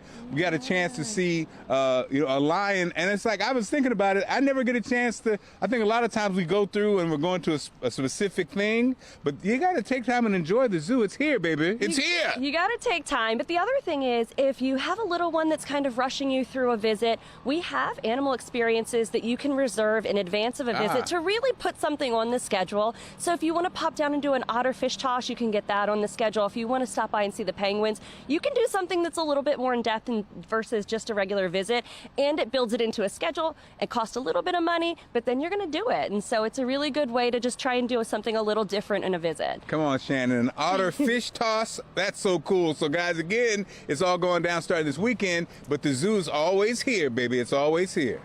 I love the otter fish toss. I want to see that. All right, thank you, Mark. If you'd like some more information about how you can chuck fish to otters, go to our website, foxbaltimore.com/newslinks. We have cooler temperatures kicking off your work week. Well, a short work week still ahead. Meteorologist Justin Chambers tracking when we can expect our next weather maker. Mayor Brandon Scott is taking sole credit for Baltimore's decline in homicides. Coming up next, we're looking into several other factors that could also be contributing to that decline. You're watching Fox 45 Morning News, all local, all morning.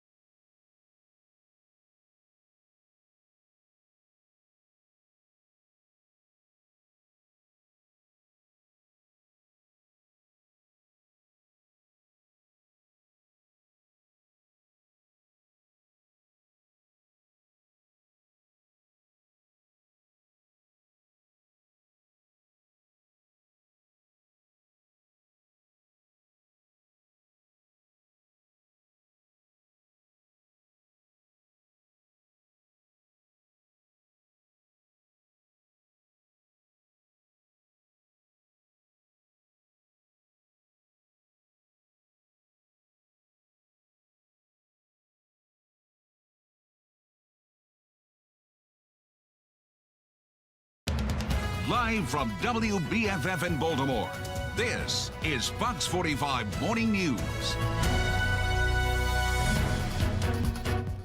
Good Monday morning to you. Welcome back here at Fox 45 Morning News. I'm Taylor Stewart. I'm Tom Rogers. If you're about to head into work right now, you're leaving right at 8:30. If you have to go anywhere around the inner or outer loop, well, you're going to be late for work. Short and simple. Meteorologist Justin Chambers, though, with a look at how it's feeling outside. Yeah, and the whole thing is not weather related. Tomorrow may be a different story because we'll be talking about more of the rain and the potential heavy rain at times. Right now, the skies are clear. Our Towson camera looking good from our Mile 1 Auto Group cam. Still some of those fall colors on those trees out there. 30s for you in Chestertown and Denton on the Eastern Shore. We're in the 40s for Baltimore down through Annapolis, up and down the Chesapeake at this time. So if you're out for a run or a jog in the next few hours, low to mid 40s, looking pretty good on your jogging cast. We'll top out at 53 today. The rain moves in tomorrow morning and into tomorrow night as well. And then we'll still have those upper 50s, actually a bit warmer by Wednesday, right before we get into Thanksgiving. We'll talk more about what we can expect for that next weather maker, as well as how it's going to shape up on Thanksgiving Day. All right, Tom, what's going on out there with the issues? It really is just the traffic now that's building up in your Lynn Solar traffic network around the inner and outer loops. We've had some fender benders, we've had some car fires, we've had lots of things this morning, and it seems like we're clear now on the markings, except it's just the volume. So this does not look too bad as you're taking a look here. This one's taking place right here. And this is right at 495 and Maryland 193. And it looks like there's traffic backed up because the left lane in Lanham is in the Beltway. And so that's slowing you down a little bit. Really, if you're heading down to D.C., that's where you may want to rethink your jobs, because if you have to go to D.C. this morning, that's where all the incidents are. In Beltsville, Hillendale, all of them. There are multiple accidents all around in D.C. Mayor Brandon Scott makes it official as he's launching his re-election campaign, telling supporters it's time to finish what he started, like community investment and lowering crime. Get Lottie, Dottie, and everybody to join our movement, because Baltimore, our renaissance is here. Our future is now. We will move our city forward, not backwards. The Scott administration has dealt with a number of issues over the past 3 years, one of them being turnover in some key positions. That includes his former chief of staff, the former MONSE director, Shante Jackson, and the former head of Department of Public Works, Jason Mitchell. This past year, we also saw exits from the city's fire department and the police department. It's that level of turnover that's leading to concerns of instability within City Hall. The mayor has also failed to meet some campaign promises when it comes to public safety. As his opponent, Sheila Dixon, has pointed out, when elected, Scott promised to reduce homicides by 15% each year of his term as mayor and drop homicides under 300 in his first year. While Baltimore is on track to meet that goal this year, it took the mayor 3 years to make it happen. The promise certainly has not been fulfilled. Murders have gone up every year except this year. So you've had a tremendous uptick in violence in the city, which is exactly the opposite of what he promised. Now, Fox 45 News questioned Mayor Scott on why he feels he should take sole credit for the drop in homicides, and he doubled down on that claim. Olivia Dance joining us live this morning with a look into a number of changes in Baltimore that could be contributing to the decline in homicides. Olivia? Yeah, well, Taylor and Tom, Mayor Brandon Scott credits programs like MONSE and Safe Streets for a reduction in homicides and non-fatal shootings. But data shows that there was a significant drop in those crimes when U.S. Attorney Eric Barron made this announcement. Take a listen to what he said. This Al Capone model of prosecution is designed to take violent people off the streets by any appropriate legal means necessary.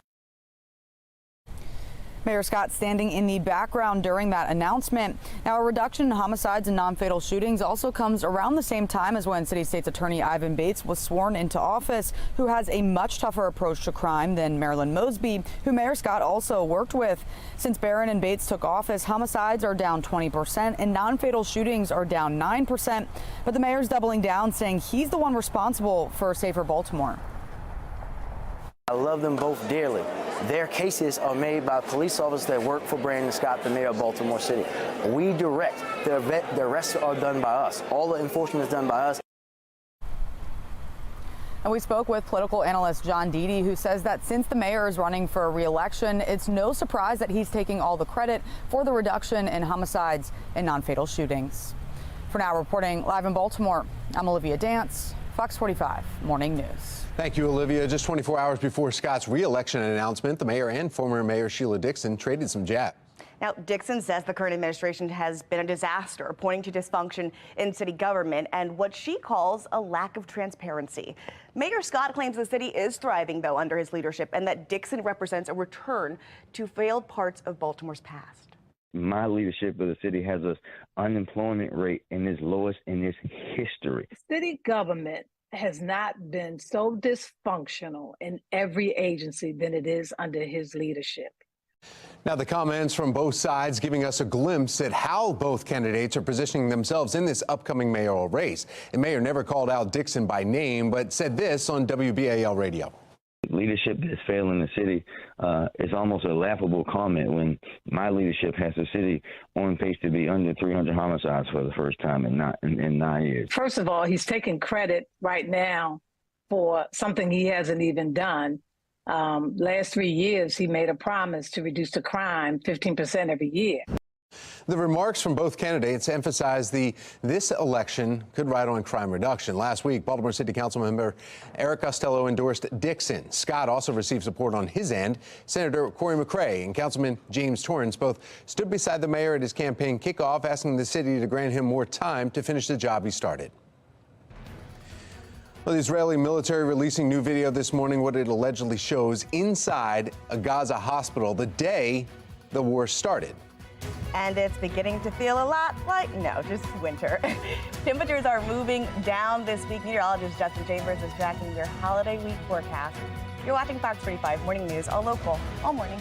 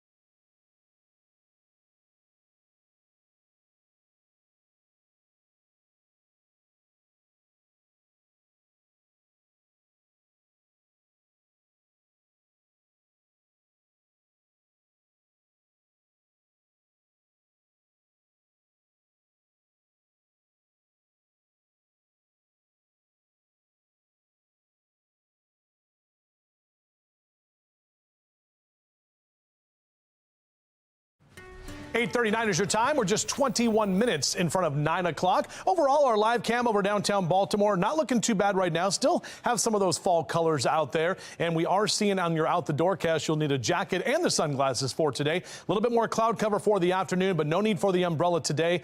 Different story tomorrow, as we've been talking about all morning long, tracking that wet weather that's on the way for your Tuesday. But get the run or the jog in here this morning on your jogging cast. Temperatures in the low to mid 40s. Back to you.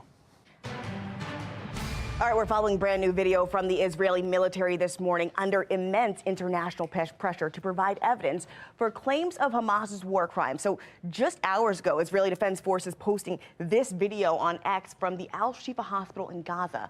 It's from the day of the massacre. I want you to take a look here. They say what we're seeing is hostages abducted from Israeli territory, now surrounded by armed Hamas terrorists. One of them is injured, being carried on a hospital bed. You'll see them turn the corner here, and the others walking alongside them. The IDF goes on to write, quote, "These findings prove that the Hamas terrorist organization used the Al-Shifa hospital complex the day of the October 7th massacre as a terrorist infrastructure." It follows horrific alleged strikes on several UN-run schools over the weekend. We're told hundreds of displaced Gazans were sheltering there at the time. Right now, it's not even clear how many died, but some reports are saying it's at least 24 people. Meantime, medics are treating 31 premature babies who were successfully evacuated from Al-Shifa hospital and then taken to a maternity ward in Egypt near the Rafah crossing. 31 are being treated for serious infections due to a lack of medical supplies on the Gaza Strip. 11 are in dire condition. Taking you now live to the White House, where lawmakers are working to broker a deal with Israel and Hamas to try to get a pause in this conflict, to allow aid to get into the region and negotiate the release of possibly 50 hostages held by Hamas. We're working to get you the latest updates on the situation on the ground. We'll keep you posted here from the live center. Are you ready to grip it and rip it on one of Baltimore's best golf courses? After the break, a head of the PGA professional is going to share more about this annual turkey shoot, and he may even judge Tom's golf swing. And if golf is not your thing, are you looking to shed some of those Thanksgiving calories? Who isn't, right? At 9 o'clock, we'll learn how you can participate in this year's annual turkey trot. You're watching Fox 45 Morning News, all local, all morning.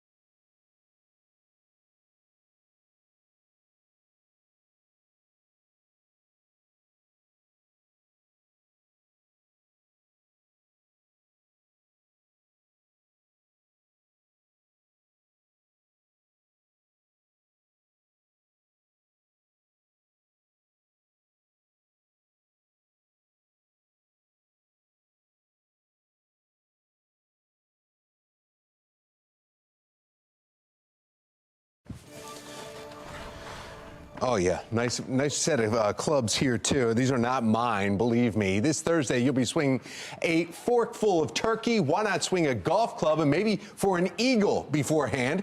Joining us this morning is some golf swing critics head PGA golf pro at Pine Ridge Golf Course, Ed Miller. Ed, thanks for coming back again. Thank you for having me, Tom. You've got 5 courses. List off your 5 courses that you are doing something this Thanksgiving. Yes, sir. Well, there's Pine Ridge, Mount Pleasant, Clifton Park, Forest Park, and Carroll Park. Yeah. And we have our annual turkey shoots again this Thanksgiving. And it's a shotgun start. Yes, sir. 8:30 shotgun. Everybody gets out there with friends and family. A little golf before turkey dinner. It's a great way to spend the day. It's a perfect way. I mean, you think 4-hour round, shotgun start right there, not bad at all. So by the time you're like getting home around 1:30ish, turkey's done, pull it out of the oven, and you sit down. Yeah, you're ready to go watch some football. So, all right, the biggest question that you always get, because you are the professional here, swings. I like to play adventurous golf, normally not down the fairway. So I like to I like to meet people. I like to meet the neighbors. Sorry about that. It at least didn't hit the window, and kind of like say that. So I play that way. But it's normally my swing. I can't be consistent. What's the best thing that you approach for somebody that's trying to swing a club? Well, first thing first, it sounds funny, but the posture and the setup are critical in terms of golf. It affects the swing plane and how you release the club. Okay. Most people, once we get their posture and grip set up, everything kind of falls into place? Absolutely. The success rate definitely improves a lot. All right, so now you're going to need to be critical of me here, right? Let me see. Okay. Oh, you got plenty of room. Yeah, HR, I know exactly where that office is. All right, so right here, the ball's right down on the, so I would line up. I normally put my club behind it. This is a 7-iron for anybody that's out there. So a little bit of height with this one. I come through, line it up, and swing.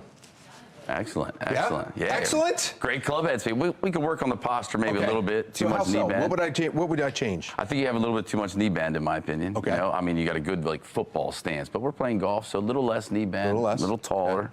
Grip is good. Club head speed was good. Okay. At this point, same thing. A little taller in your setup. Just get to your left side when you finish. There's 160 down the middle right there. So that was it. Absolutely. So are you able to come along with the players, though, and actually get them out on the course and actually and watch them and tell them exactly how to adjust? Well, we won't do a lot of that on Thanksgiving, but I will be there. We'll get them started, and I'd like to ride around and see everybody. We don't like to critique too much while we're playing. We don't want to slow it down. 5 golf courses, do you still have openings, though? A couple openings left at each course, except for maybe Clifton Park, our big one. That one's a sellout. Yes, okay, so that one's already sold out. Anything at Pine Ridge? Because if you want to meet Ed and actually get one-on-one and get some critiques from him, you can meet him always at Pine Ridge. But how was the rest of the courses then? Oh, great. Okay. I mean, we're 100 people or so at each course. So. I asked you, I said, how's your course? And you said, it's what right now, the best? This is the best condition it's been in all year. Come on out. It's great. All right, so how do we get tickets then? Classic5golf.com or just call the Pro Shop. Ed Miller right there, keeping it. And you know what? And Justin, I know you and I get to play every once in a while. Justin's actually a much better golfer than I am. And Megan plays golf. I mean, we've got a lot of golfers around here. But I took the ibuprofen when I saw Ed's name. I knew he was going to do some swing this morning. Hey, you got to do what you got to do to take care of yourself. That's important. Right. So, Ed, I'll thank you very much for those tips. And yeah, I was mentioning earlier, I'm going to do your forecast here in just a second, because today is the day where you do want to get out, because tomorrow it'll be a rain day and you're not going to be talking about doing golf outside, maybe indoor with the simulator or something like that. We're going to get out there and play a little bit later this afternoon, or at least I'm going to attempt to play with my little stuff. So we'll see how it all happens. I might just, drive along in the cart and yell at my friends. Our HD radar overall not looking too bad up and down the East Coast right now. Here's our next weather maker already getting set up over the Central Plains at this time. So this is what's going to be taking place today. We have the potential for some severe weather in parts of Louisiana, Arkansas, down through northern Mississippi. That area of low pressure will track closer to the Ohio River Valley by tonight. And then tomorrow it's on the move and heading our way. So early tomorrow morning, we'll see some showers develop in the mountains. Could see some wintry precipitation. We already have winter weather advisories for Garrett and Allegheny County posted. This is tomorrow afternoon, and that warmer air is going to surge out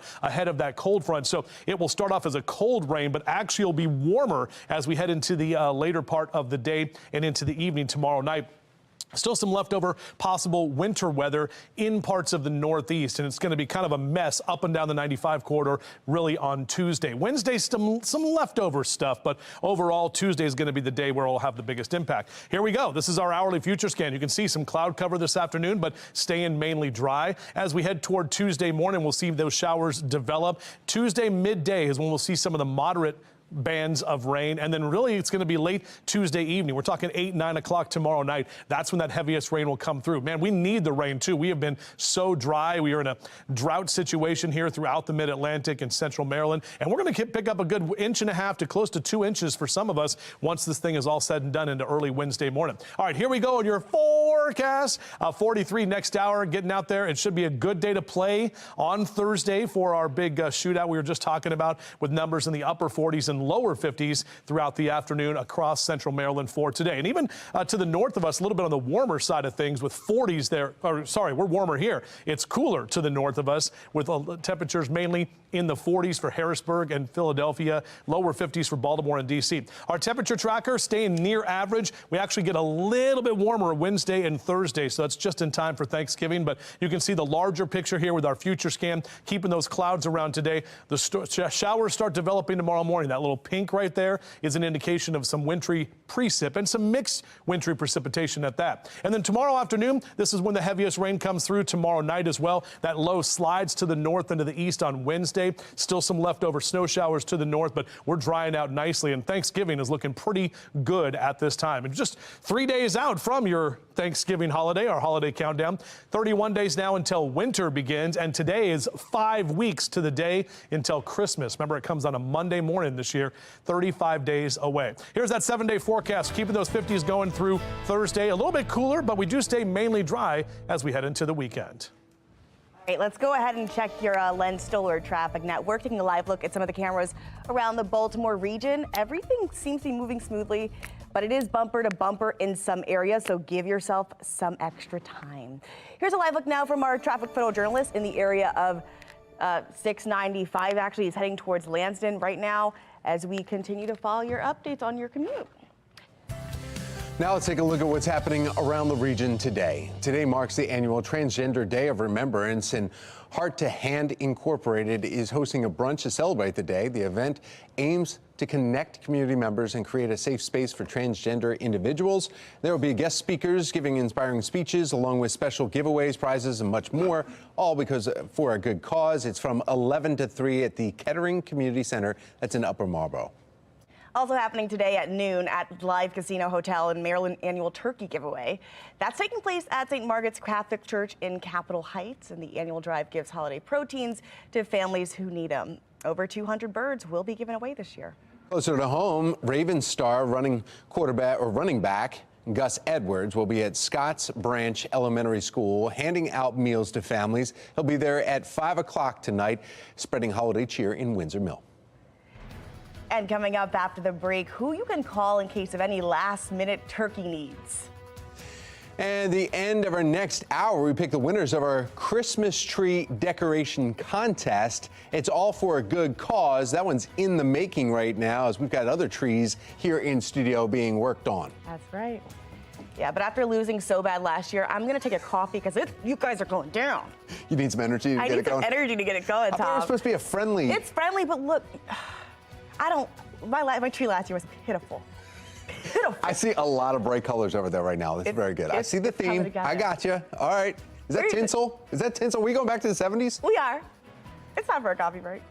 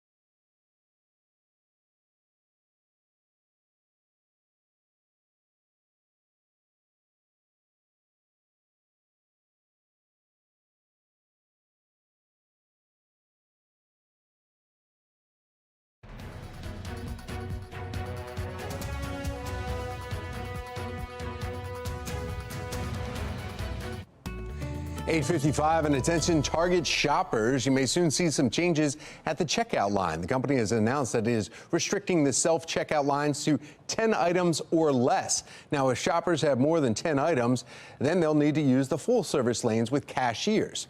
For now, the company is testing this new policy in a handful of its stores. They say it is designed to shorten wait times and better understand shoppers' preferences. But the holiday season calls for last-minute purchases, and a new survey reveals how the hottest Thanksgiving items people are buying on short notice. According to Instacart, when it comes to food, whipped cream was the #1 buy. It pairs well with the second most last-minute purchase. We're talking about pumpkin pie. Coming in #3, elbow pasta.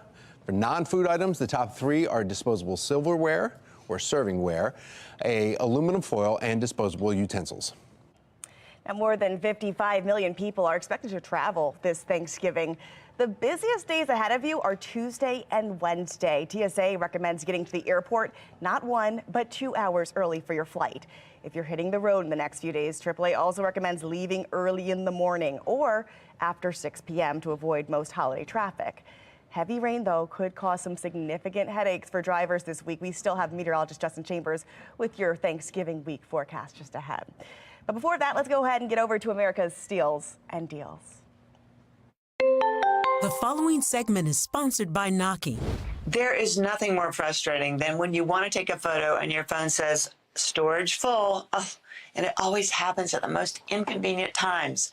I was just at my godson's wedding and I took hundreds of photos. If I had had the Click Free Pro, I would have loaded them onto this and gifted him one of these as a keepsake of his special day. And the Click Free Pro can store thousands of photos and videos while fitting easily in your hand. You know, other storage options they're bulky, they're expensive, and sometimes you need other accessories to work with different devices. Well, this has a port. Look at this. Look how easily that went in for each device. So you can use it with your laptop or your tablet. It's light and it's a great deal. The Click Free app, this is really cool, allows you to scan old photos so they don't sit on a shelf or a box anymore. And also, this is really cool. I love this little carrying case. It's cute. They come in lots of different colors, just perfect. Right now, we are offering 50% off. Did you hear what I said? Get this, 50% off on the Click Free Pro. So I want you to head over to asadeals.com for this exclusive offer. And believe me, these are going to go very, very quickly. My wife is telling me about some kids like breaking into cars. Oh yeah, it's all the time. Fox 45 News asking residents if they feel safe in the city, even with a decline in homicides. Still ahead, residents voice their concerns about public safety. And we continue to look for answers on the juvenile crime crisis. Still ahead, the ongoing questions over the Department of Juvenile Services. Stick with us here. You're watching Fox 45. Good day, Baltimore.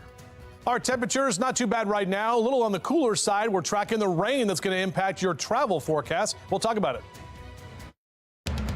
Live from WBFF in Baltimore, this is Fox 45 Good Day Baltimore.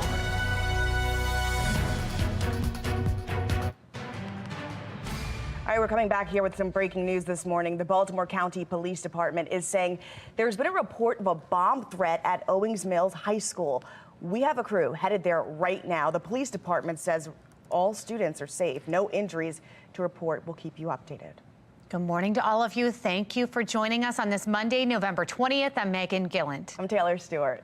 Let's jump into this forecast because a lot of folks are going to be traveling this week, and good news for today. Yeah, everything looking good today. We're talking about temperatures that are definitely cooler, but it's the rain that we're tracking for tomorrow that's going to be impacting all of us. Looking at our Towson cam right now, mainly clear skies out there from our Mile 1 Auto Group cam, and temps right now in the 30s and 40s for Cockeysville and Hunt Valley, down to Rosedale at 37, 40 Essex and Middle River, and 44 in Baltimore City right now. We're going to only get to the lower 50s today as opposed to the lower 60s we saw over the weekend. So overall, a little bit more cloud cover this afternoon. The rain, though, not an impact until after tomorrow morning's commute. Back with your full forecast. We'll take you through that timing of the rain as well in just a few. All right, Justin, thank you. Looking at our Len Stoller traffic network here this morning, we've got great conditions out there, and these camera shots showing traffic moving just fine. Well, this morning in a city in crisis, we are tracking a dip in gun violence throughout Baltimore. Now, the drop coincides with the partnership between City State's Attorney Ivan Bates and U.S. Attorney for Maryland Eric Barron. They're promising that tougher on crime approach in the city. Since then, homicides have been down 20%, non-fatal shootings down 9%. Now Mayor Scott is claiming that he's the one responsible for that decline. I love them both dearly. Their cases are made by police officers that work for Brandon Scott, the mayor of Baltimore City. We direct. The rest are done by us. All the enforcement is done by us. The mayor, smart politically, will take credit for this stuff because when you're running for re-election and numbers are going down, you want to hang a star on it. Despite the decline in shootings and homicides, residents have been coming to Fox 45 News for months, saying they're still worried about their safety. Olivia Dance joining us live with some of those concerns. Olivia? Yeah, well, that's exactly right. Baltimore is seeing a decline in homicides and shootings, but an increase in other crimes like carjackings and robberies, which is exactly why many residents are still worried about their safety. A lot of the robberies, earlier ones, have taken place really early in the morning when people are getting in their cars to go to work. And I'm also concerned that it's groups of kids. You know, they come up in a car and there's 4 or 5 of them jump out. It doesn't make anybody feel good to see someone walking down the street and see that they may or may not match a description of people that are going around committing crime. We want everyone to feel welcome, but at the same time, crimes like this, threaten that neighborly attitude. Fox 45 News has obtained several robberies caught on camera, and one of those residents you just heard from lives here in Federal Hill. The other lives in the Riverside area. Federal Hill, though, is one of the areas seeing a spike in robberies. Residents are concerned that often these crimes are being committed by groups of kids and in some cases turning violent. So despite Mayor Brandon Scott touting that homicides and shootings are down, many residents are still concerned for their safety. And as the election heats up, residents will certainly want to see what will be done to reduce these street crimes and make them feel safer. For now, reporting live in Federal Hill, I'm Olivia Dance, Fox 45. Good day, Baltimore. All right, turning now to the frustration surrounding juvenile crime in Maryland and how the Department of Juvenile Services handles children currently in its custody. We've had several examples of children wearing ankle monitors, committing violent crime, including July's Brooklyn Day mass shooting. Earlier this month, a 14-year-old and a 12-year-old were caught on camera allegedly beating a woman trying to steal her car in Butchers Hill. The boys were released just hours after a call with DJS, leaving the 14-year-old's mother wondering why Juvenile Services is not holding her son accountable. I had no awareness that he was doing all these types of activities. I mean, something's got to give, because like I said, the rate he going, he not going to be here. The rate he keep going, he needs more discipline, more structure. If you don't work on this immediately, and you say we're going to look at it in January, and we're going to ask the governor to sign it in April, May, or June, and it's effective in July or maybe October, the wake of victims is going to be tremendous. They come in, we can't detain them. They're back in the community the next day. They get picked up for the second one. Can't detain them. They're back in the community again the next. The Baltimore City Council took up some of those DJS concerns at a recent meeting. We learned that DJS officers work remotely, forcing Baltimore police to make a phone call on whether or not to bring a juvenile in. Recently, the DJS Deputy Secretary Lisa Gary said that the policy would change November 15th, but that deadline has come and gone. Law enforcement expert Dr. Tyrone Powers says not only is this policy change an easy fix, but also well overdue. If we don't play the blame game, if we look for practical solutions rather than emotional responses, if we understand that legislation won't mean anything unless it comes with funding to change the actions of those juveniles, because even if a juvenile is taken off the street, given consequences for car theft, he or she are coming back to the community. And now House and Senate Republicans are pushing to repeal portions of the Juvenile Justice Restoration Act. That is the act that requires an attorney be present for a minor to be questioned. And it comes after the House Judiciary Committee held a 3-hour-long hearing earlier this month on juvenile justice. And that DJS probe from the Baltimore City Council amid a letter authored by top Democrats to city police and the department citing a disturbing trend involving youth violence. But this morning, still no word from the Department of Juvenile Services as to when that policy change could occur. Last week, state Republicans unveiled a 5-part proposal to address crime, including the Juvenile Justice Restoration Act. It calls to allow parents to substitute for an attorney when their child faces questions from police. It would also force anyone 13, under 13 that is, charged with a gun crime or any child arrested for the same nonviolent crime 3 times to automatically go into DJS supervision. But the plan does not address problems that we have seen with home detention once a child leaves DJS. Just so I'm clear, you're referring more children to DJS but not providing funding or programming to help DJS supervise them? Those kids need more than what the child in need of assistance or child in need of supervision system can provide them. And so I think resources have been cut. That's a budgetary issue. As you know, we'll see what Governor Moore's budget says. Well, Fox 45 News' Mackenzie Frost pressed Governor Wes Moore 1 week ago. And as we read more about that, let's see, we're hearing specific will be released later. If you are hitting the roads this week for the holiday, get ready now. Thanksgiving travel is expected to be the busiest it's been in years. Taking you live now to the Bay Bridge, where you can see things look pretty calm. But over the next few days, AAA says that could change. Just over 55 million people are expected to hit the roads this week. We're projecting this to be the 3rd highest Thanksgiving forecast that we've ever looked at, and we've been looking at holiday travel since 2000. And check this out. AAA says the clear majority of travelers, close to 89% of them, are leaving home by car. To beat the traffic, the best time to travel is expected to be Wednesday morning and Sunday morning. And while it will be busy on the roads, there is some relief for drivers this year. As of today, GasBuddy.com says the national average for a gallon is just under $3.28. This is lower than last year by 39.5 cents. But those airports, oh, they'll be busy. The Federal Aviation Administration predicts that Wednesday will be the busiest day to travel, with close to 50,000 flights already booked. So regardless of how you're traveling, millions will be dealing with the rougher weather over the next few days. Let's bring in meteorologist Justin Chambers to see what we can expect and when we can expect it. And the good news is, Taylor, we're not looking at a gigantic snowstorm, and we may have a little bit of snow in some of the western parts of our state in the mountains, but really it's just that rain, the much needed rain, which with as dry as we've been, it's coming at a good time, but also maybe at the not the most opportune time, because a lot of you will be traveling. But if you go out today or if you go on Wednesday, you're good to go. It's really just going to be that rain that will impact you tomorrow.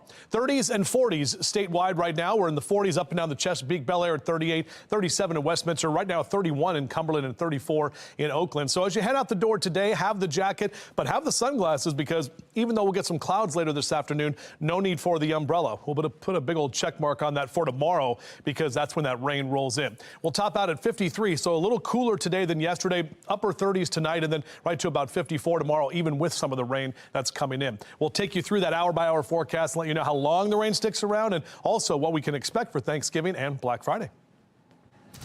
All right, Justin, thank you. President Biden turns 81 years old today. That's right. National correspondent Kayla Gaskins joins us live from Capitol Hill.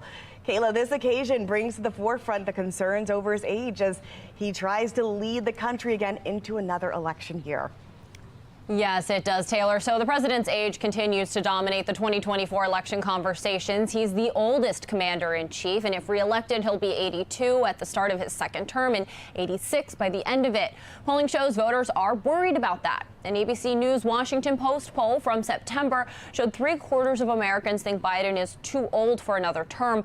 A poll from New Hampshire voters conducted last week found 56% of likely Democratic primary voters said age was their biggest concern about Biden.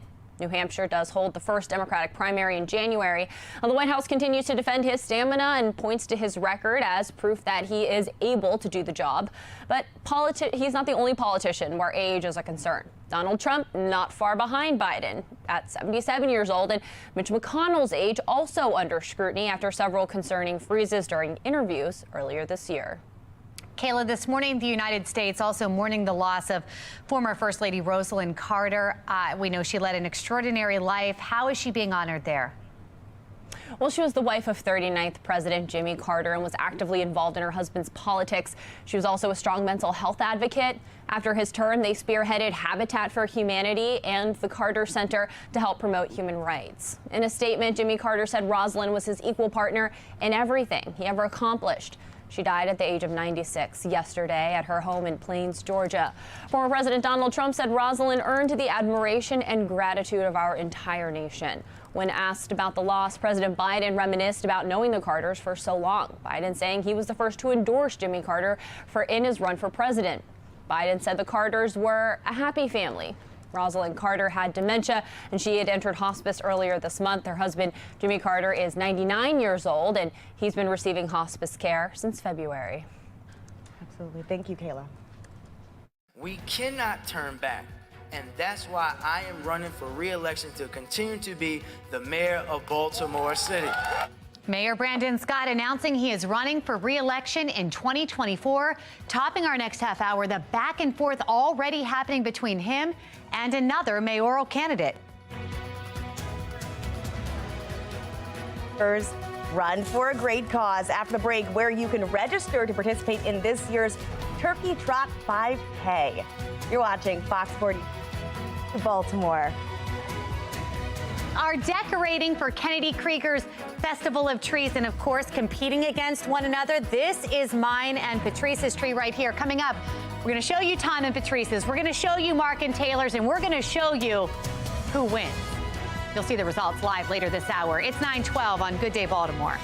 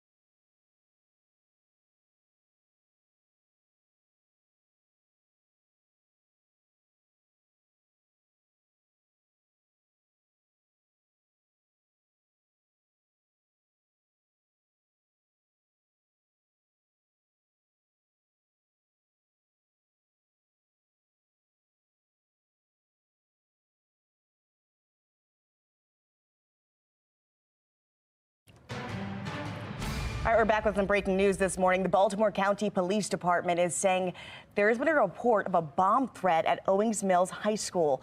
We have a crew heading there right now, but the police department is saying all students are okay, they're safe, no injuries to report.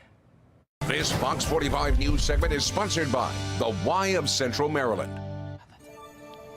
Need an activity to burn off all that Thanksgiving food? Well, we've got the classic Thanksgiving activity, of course, back again this year. Joining us live this morning to talk about an annual turkey trot, we have Senior Executive Director of Community Development for the Y of Central Maryland, Suzanne Green, here with us this morning. Thank you for being here. Thanks for having us this morning. This has become a tradition for so many families. We have 6 of them at Ys across Maryland. We do. So there are 6 races across Central Maryland. We have one in Arnold, one in Baltimore, one in Bel Air, one in Ellicott City, one in Towson, and one in Westminster. So there's a turkey trot anywhere near you.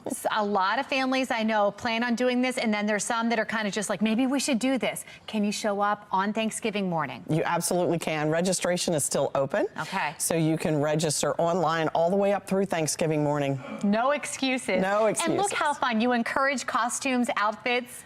We do. So we have a lot of people that come out dressed up. They'll either have turkey headbands or they'll have on their little tutus. You can see those on the screen there. But it's just a great morning for families to come out together. We have individuals that'll come out with their strollers and their children. And so it's just a fun family event to give back before going out and eating that great big turkey dinner. And that's what Thanksgiving is about being thankful for your community, giving back. Let's talk distance though, Suzanne, because that's important for many people lacing up. Are we looking 5K? What do we got here? It is. It's a 5K. Okay. So, 3.1. 3.1 miles. We even encourage, the children to come out and do it with their parents. You can walk it, you can run it, you don't have to be a serious runner to participate in the turkey trot. And we talk about it going back to charity. This is helping the Y funds. It does. It goes towards our Y Open Doors Fund, and that fund helps to provide access and inclusiveness for all individuals to participate in healthy Y programs. Just makes you feel good, giving back, and you feel less guilty than at dinner when you did a 5K before. That's right. A little less guilty about eating all that pumpkin pie later. And weather should be good for Thanksgiving morning. Weather is going to be beautiful Thanksgiving morning, so yes. The question is, even if it wasn't going to be this good, it's rain or shine. Rain or shine. No matter the temperature. No matter the temperature, we're always there. What time are these races kicking off? Races kick off at 8:30. Gun time is at 8:30. Okay. All right. Registration will be out there. You can still get out there about 7 o'clock in the morning. We'll open registration on Thanksgiving morning there. Perfect. Suzanne, thank you so much. Thank you. Happy Thanksgiving. Thanks, you too. Thank you. All right, let's bring in meteorologist Justin Chambers. What do you think, Justin? You want to go run? Maybe, yeah. I mean, it is going to be nice weather. She was exactly right. We got to get through this wind and the rain that we'll have to deal with tomorrow. Our Towson cam looking good right now with plenty of sunshine that is out there at this time. Up and down the East Coast, everything is nice and dry for now. This is the next weather maker. Already seeing some showers moving into central Kentucky, but the area of low pressure is kind of over parts of Oklahoma and Texas, and that system is going to track to the north and to the east over the next couple of hours, including later this afternoon and evening. We could see some severe weather in the southeast. They're talking about possible tornado warnings in that part of the country for a November afternoon. Now, this system will continue to track closer to us tomorrow morning, already seeing the potential of some wintry precip, at least in some of the western Maryland mountains tomorrow early. And then it's going to be all rain for all of us as we get into Tuesday afternoon and evening. This is going to bring a lot of rain up and down the 95 corridor, which is going to be at least bring some delays. It's not going to be a whole shutdown the interstate type thing, but again, you have to deal with some of that heavier precipitation and that wind that will also be picking up as well. Our hourly future scan, a lot of cloud cover for today, but we're dry for this afternoon and into the evening time. The rain really not moving until about 10 o'clock tomorrow morning, and then it will be off and on showers through the middle part of the day. Could even see some moderate patches there of rain in the midday, and then basically a steady rain through 4 and 5 o'clock on Tuesday afternoon. More of that heavy rain develops as we get into 8 and 9 o'clock tomorrow morning. Look at that orange and that red right there. That's that line of heavier rain showers. All of the arrows indicating that wind that is coming in from the south. So we have the potential for some low-level wind shear as well. That's why will not be a good day to fly tomorrow, pilots, for sure. And then on Wednesday, we'll see those showers eventually move out of here. In terms of how much rain we're talking about, some of us getting a good inch to inch and a half throughout central Maryland for this system that is coming through. So today, enjoy it. We're seeing numbers here in the mid-40s, a little chillier this morning through 10 a.m. there at Fed Hill. And then we'll see those numbers climb to the upper 40s and lower 50s for a lot of us. Again, that will be cooler than we've been the last few days. Still hanging on to of those upper 40s in that 4 and 5 o'clock hour. So maybe cranking up the heater tonight. You can see those 40s and 50s across Carroll and Baltimore counties for your high temps today. Harford and Cecil counties also in the mid to upper 40s for your highs this afternoon, when typically we're in the mid 50s, and some lower 50s for Baltimore and D.C. Down the ocean, 50 at Ocean City. Actually warmer to the south. Richmond will be at 56 today. Now check in our temperature trend, keeping those numbers in the mid to upper 50s over the next couple of days. That's a little closer to that average high. In fact, Wednesday looks to be the warmest day of the week. But overall, we're not looking too bad for Thanksgiving. Let me show you here with our future scan. Continuing to see those clouds today. The showers start early tomorrow morning in the west and then move through the entire region by tomorrow afternoon and evening. And the good news behind all of that, even Wednesday is not looking too bad. Start with some clouds on Wednesday morning, but Wednesday afternoon we're drying out. Thursday does look great with temperatures still about 56 and a little bit cooler, but staying mainly dry for this upcoming weekend. Go ahead and check your Len Stoller traffic network. A live look now over Lock Raven Boulevard, where the volume, it's picking up this morning, but things are still moving smoothly from our vantage point. Well, get fit before that Thanksgiving feast still ahead. Spice up your Thanksgiving with a Turkey Day workout. This weekend at the zoo, the fun begins. The holiday fun begins. We'll tell you all about it coming up on Fox 45 Morning News, all local, all morning long. Fox 45 News, winner of 16 2022 Regional Emmy Awards, more than all other Baltimore news stations combined.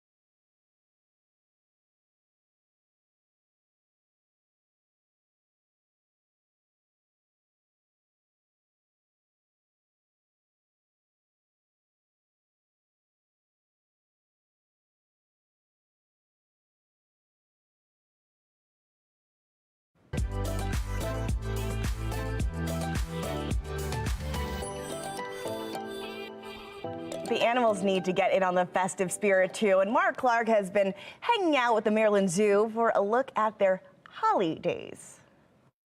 And we've got a packed house, guys. Shannon's here with us. We got Santa over here. We got Winnie in the building. So, Shannon, so much to talk about. So lead us down this road here. Yeah, absolutely. So at the Maryland Zoo, we're kicking off the holidays this weekend with our Holidays promotion, which features, of course, admission to the zoo where you can see our amazing collection. But we also feature opportunities to meet and greet with a special friend that we have here today. There's photo ops with some of our favorite holiday princesses. There's story readings, train rides, carousel rides. We are also featuring a holiday special on our VR. So there's tons to do here at the Maryland Zoo. And so, Santa, we're so excited to see you again. They can come out and take pictures and talk to Santa. How's the vibe this year, Santa? What are the kids talking about? Well, the vibe's good. The kids are all excited. Of course, it's a little early, but they'll really start picking up next couple of weeks. After Thanksgiving, it goes kind of crazy. And Santa, what's the secret? The luxurious beard all these years. Can you give us a secret? Mrs. Claus. Oh, wait a minute. We got the secret. Good cooking and all the great cookies I get to eat when I visit houses. Now, is Winnie at the North Pole? The Winnie? No, she's from Africa, aren't you, Winnie? That's right, I am, Mark. That's a good question. Good question. Anyway, I gotta go. Okay, thanks, Winnie. So thanks, Santa. Santa, okay, so one more thing. What should we know heading into the weekend? Absolutely. So we are going into the season of giving, and so this week we're launching our Giving Tuesday campaign, which actually starts tomorrow. It's a week-long fundraiser campaign that ends on Giving Tuesday, so next Tuesday. And this year it's centered around our big cats. We have 6 big cats here at the Maryland Zoo. It costs approximately $200,000 a year to care for them. Wow. So if you're a cat person, an animal person, and you're in the mood to give over the next week, please consider supporting the Maryland Zoo. We have lots to offer the entire family. It's a good way to get out and spend time together. Well, thanks so much, guys. Santa, great to see you. Winnie, always a great time. And Shannon, great to see you. Guys, come on. We got one of the best zoos ever. Come check it out. All right, holidays at the zoo. I think the Penguin actually posted more information for us on the website, foxbaltimore.com/newslinks. We are expecting some rain this week. Meteorologist Justin Chambers is tracking your holiday travel forecast just ahead. And the Baltimore mayoral race is heating up. Still ahead, the back and forth already happening between the mayor and former Mayor Sheila Dixon, as well as Bob Wallace. You're watching Fox 45 Good Day Baltimore. And as we head to the break here, a quick look at Tom and Justin's Christmas tree. Stick around to see it all get dressed up as we go toe-to-toe for the Kennedy Krieger Christmas tree competition.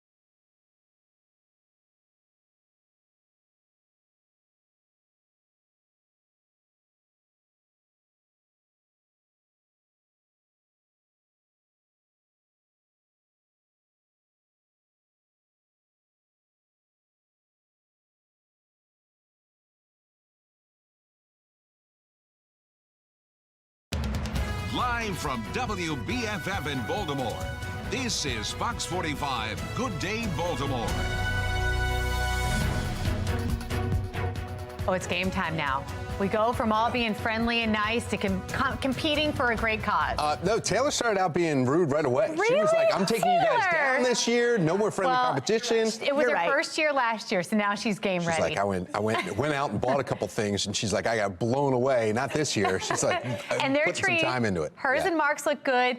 Justin, Tom, you guys have a good-looking tree over there, too. Yeah, we're going to reveal it here in about 25 minutes or so from right now. So all for a good cause, of course. Looking outside right now and seeing what's going on from our Towson camera, Mile 1 Auto Group cam. A little bit of haze out there at this time, but the sun is up, and we're going to see the sun at least for the next couple of hours. More cloud cover rolls in later this afternoon, and temperatures will be about 7 to 8 degrees cooler than where we were yesterday afternoon. We'll top out about 53 today, 54 on Tuesday with the rain that's rolling in tomorrow morning and pretty much all day tomorrow afternoon. Wednesday will be drier and actually a little bit warmer right as we head closer to Thanksgiving. We'll take a closer look at all of that and go hour by hour for you so you know exactly when that rain's going to impact you. Tom? Hey, Justin, let's take a look now at your Lindstoller traffic network here. And you can see our drive times at 9:30 this Monday morning in the yellow, but not too bad. Mayor Brendan Scott makes it official as he's launching his re-election campaign. He's telling supporters it's time to finish what he started, like community investment and lowering crime. Get Lottie, Dottie, and everybody to join our movement because Baltimore, our renaissance is here. Our future is now. We will move our city forward, not backwards. Well, the Scott administration has dealt with a number of issues over the past 3 years, one of them being turnover in key positions, and that includes his former chief of staff, former Monzi director Shantae Jackson, former Department of Public Works head Jason Mitchell, and then just this last year, the leaders of the city's fire and police departments. The turnover is leading to concerns of instability within City Hall. The mayor has also failed to meet some campaign promises when it comes to public safety. As his opponent, Sheila Dixon, has pointed out many times, when elected, Scott promised to reduce homicides by 15% each year of his term and drop homicides under 300 in his first year. While Baltimore is on track to meet that goal this year, it took the mayor 3 years to make it happen. The promise certainly has not been fulfilled. Murders have gone up every year except this year. So you've had a tremendous uptick in violence in the city, which is exactly the opposite of what he promised. Fox 45 News questioned Mayor Scott on why he feels he should take sole credit for the drop in homicides.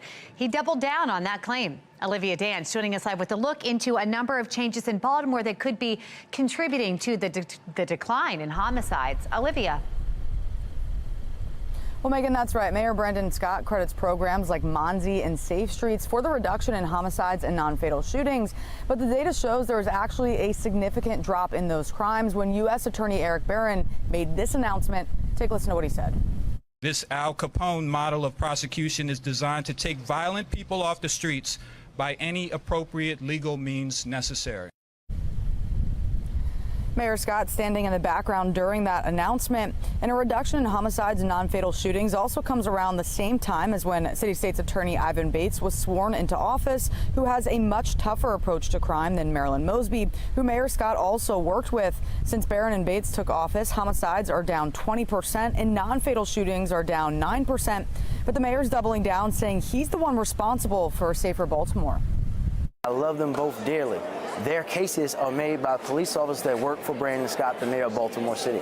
We direct. The arrests are done by us. All the enforcement is done by us. Now, we spoke with political analyst John Deedy, who says that since the mayor is running for re-election, it's no surprise that he's taking all the credit for the reduction in homicides and non-fatal shootings. But for now, reporting live in Baltimore, I'm Olivia Dance, Fox 45. Good day, Baltimore. Thank you, Olivia. Just 24 hours before Scott's re-election announcement, the mayor and former mayor Sheila Dixon traded jabs. Dixon saying the current administration has been a disaster, pointing to dysfunction in city government and what she says is a lack of transparency. Mayor Scott claims the city is thriving under his leadership and that Dixon represents a return to a failed part of Baltimore's past. My leadership of the city has an unemployment rate in its lowest in its history. City government has not been so dysfunctional in every agency than it is under his leadership. Comments from both sides are giving us a glimpse at how both candidates are positioning themselves in the upcoming mayoral race. The mayor never called out Dixon by name, but says this on WBAL radio. Leadership that's failing the city is almost a laughable comment when my leadership has the city on pace to be under 300 homicides for the first time in 9 years. First of all, he's taking credit right now for something he hasn't even done. Last 3 years, he made a promise to reduce the crime 15% every year. The remarks from both candidates emphasizes this election could ride on crime reduction. Last week, Baltimore City Council member Eric Costello endorsed Dixon. Scott also received support on his end. Senator Corey McCray and Councilman James Torrance stood beside the mayor at his campaign kickoff, asking the city to grant him more time to finish the job that he has started. A Goucher poll released just last month shows Dixon leading Mayor Scott, claiming that if the mayoral primary were held that day a month ago, 39% of voters surveyed would back Dixon, while 27% would support Mayor Scott. 23% of people would support another candidate. We're following this election day in and out, so head to our website, foxbaltimore.com, to make sure you keep up with the race. 9:35 and brand new video from the Israeli military this morning under immense international pressure to provide more evidence for claims of Hamas war crimes. Let's get right over to Taylor Stewart in our live center with what we are seeing right now. Taylor. Look, they're saying this is the evidence. Just hours ago, Israeli Defense Forces posting this video on X. It's from the Al-Shifa hospital in Gaza, the day of the massacre in Israel. They say what we're seeing here are hostages abducted from Israeli territory, now surrounded by Hamas terrorists. One of them is injured, carried on a hospital bed. You'll see that coming up here, and the others walking nearby. IDF goes on to write, quote, "These findings prove that Hamas terrorist organization used the Shifa hospital complex on the day of the October 7th massacre as terrorist infrastructure." Now, it follows horrific alleged strikes on several UN-run schools over the weekend. We're told hundreds of displaced Gazans were sheltering there at the time. Now, right now, it's not clear how many people died, but early reports say at least 24 people. Meantime, medics are treating 31 premature babies who were successfully evacuated from Al-Shifa and taken to a maternity ward in Egypt. This is right near the Rafah crossing, where 31 are being treated for serious infections due to the lack of medical supplies along the Strip. 11 babies, we're told, are in dire condition. Taking you now back out live to the Capitol, where lawmakers are working to broker a deal with Israel and Hamas to try to get a pause in this conflict, to get more aid into the region, and possibly the release of 50 additional hostages held by Hamas. Now we're going to take you live to Gaza with the latest updates as we get them and they come in on this situation. We'll keep you posted right here from our live center. Well, former First Lady Rosalynn Carter has died. And coming up after the break, a look at the tributes honoring her legacy. And we are expecting cool temperatures this week. Just ahead, when we could expect a chance for rain, and a lot of it. 9:37 now on Good Day Baltimore. But before we head to break, look at this. A look at Mark and Taylor's Christmas tree in the works right now. Stick around to see their decorations as they compete against Justin and Tom and Patrice and I. Let's go for a good cause. Who's Breeby? Oh, okay. I see it now.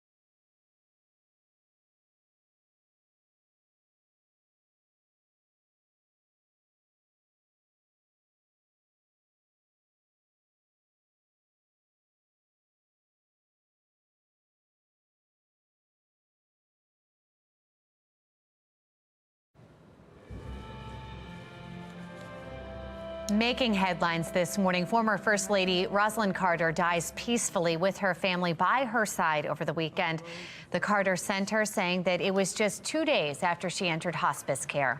Rosalynn pushed for a more active role for the First Lady during President Jimmy Carter's time in office. She was also called a strong humanitarian, advocating for mental health, women's rights, and affordable housing through Habitat for Humanity. First Lady Jill Biden asked Americans to keep the Carters in their hearts. She was well known for her efforts on mental health and caregiving and women's rights. So I hope that during the holidays, you'll consider saying include the Carter family in your prayers. Former President Jimmy Carter has been in hospice care since February. The 99-year-old is the longest living president in American history. Gobble and sweat before indulging in your festive feast. After the break, some exercises that will add a flavorful twist to your holiday fitness routine. I like that. Yeah. Add that to my routine. Well, there is some bad blood between Taylor Swift and a Philadelphia radio station. Ooh, I'm all ears. Why they're banning her music until tomorrow. Oh, I think I know. Yeah. 9:41 makes sense tonight. on Good Day Baltimore. And decorations are almost done. Look at this, Megan and Patrice's tree. Yes, stay with us for the final reveal. That's coming up in our next hour. This is all for Kennedy Krieger.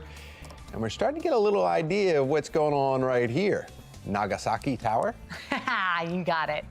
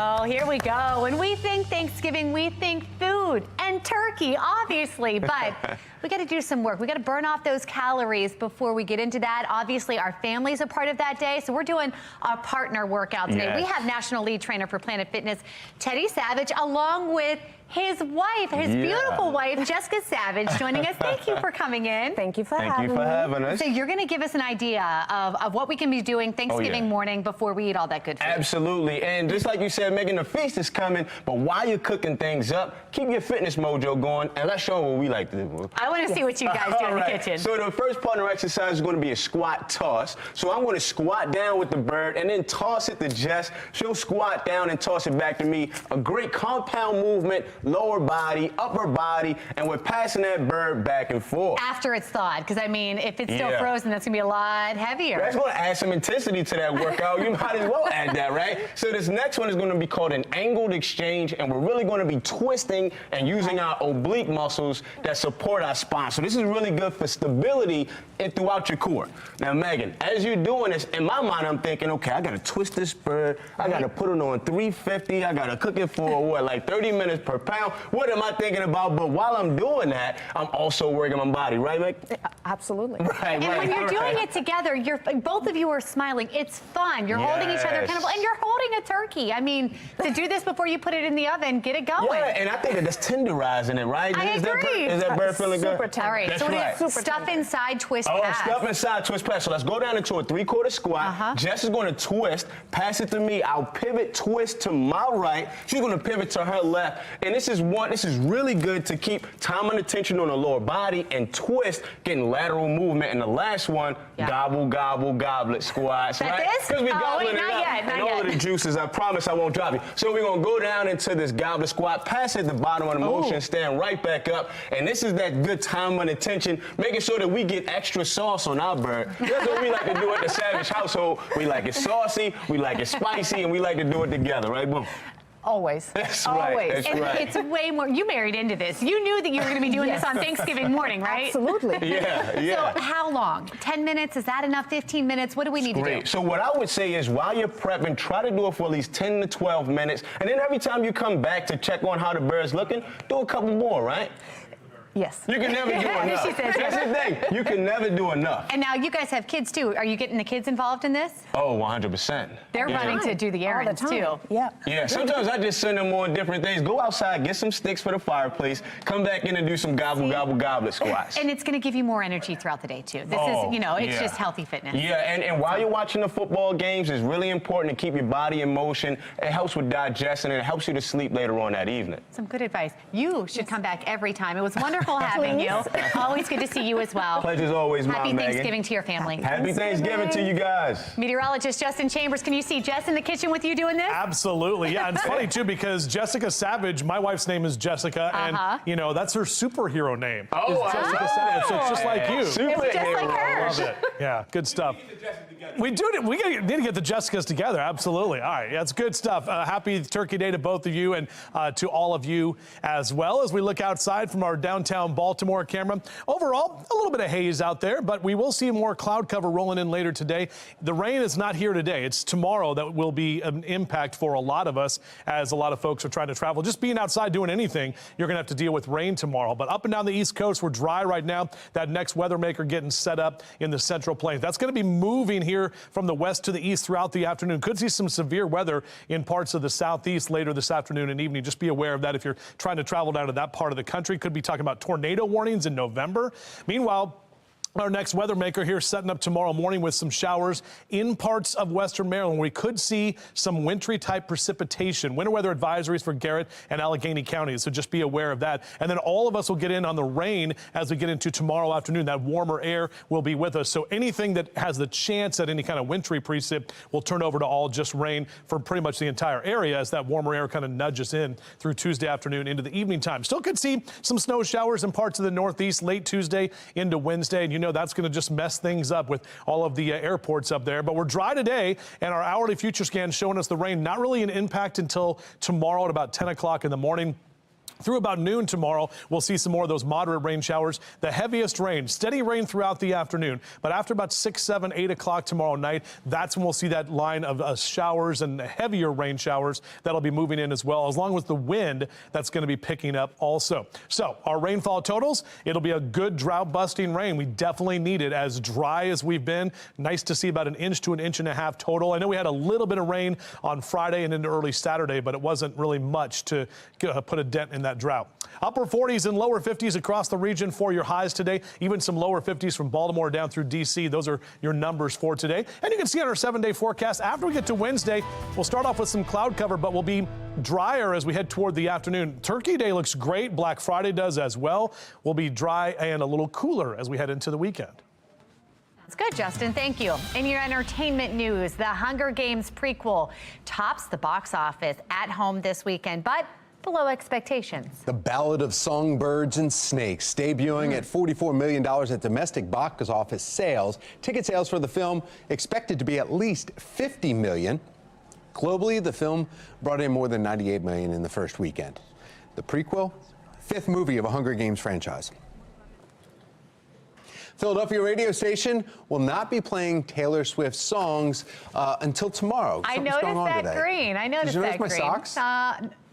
Oh my, I see maybe some eagle colors there. So here's the deal. Radio station Q102, they've banned Swift's music as it prepares for, obviously, if you're catching on, Monday night's football game. Yeah, it's like a Super Bowl rematch from last year. Oh, yeah. when they said Super Bowl, I was confused. The rematch, that's right, between the Eagles and the Kansas City Chiefs.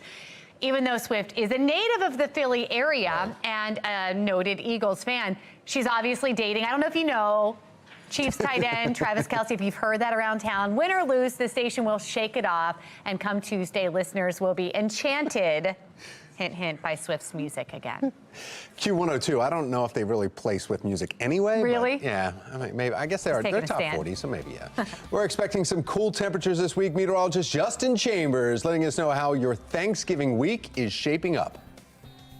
And after the break, here we go. We are doing a final reveal of our festive trees here as we continue to add the last-minute decorations. Obviously, this is all to benefit Kennedy Krieger's Festival of Trees, but we're competing. Patrice and I, Tom and Justin, Mark and Taylor, let's go. It's 9:52 on Good Day Baltimore.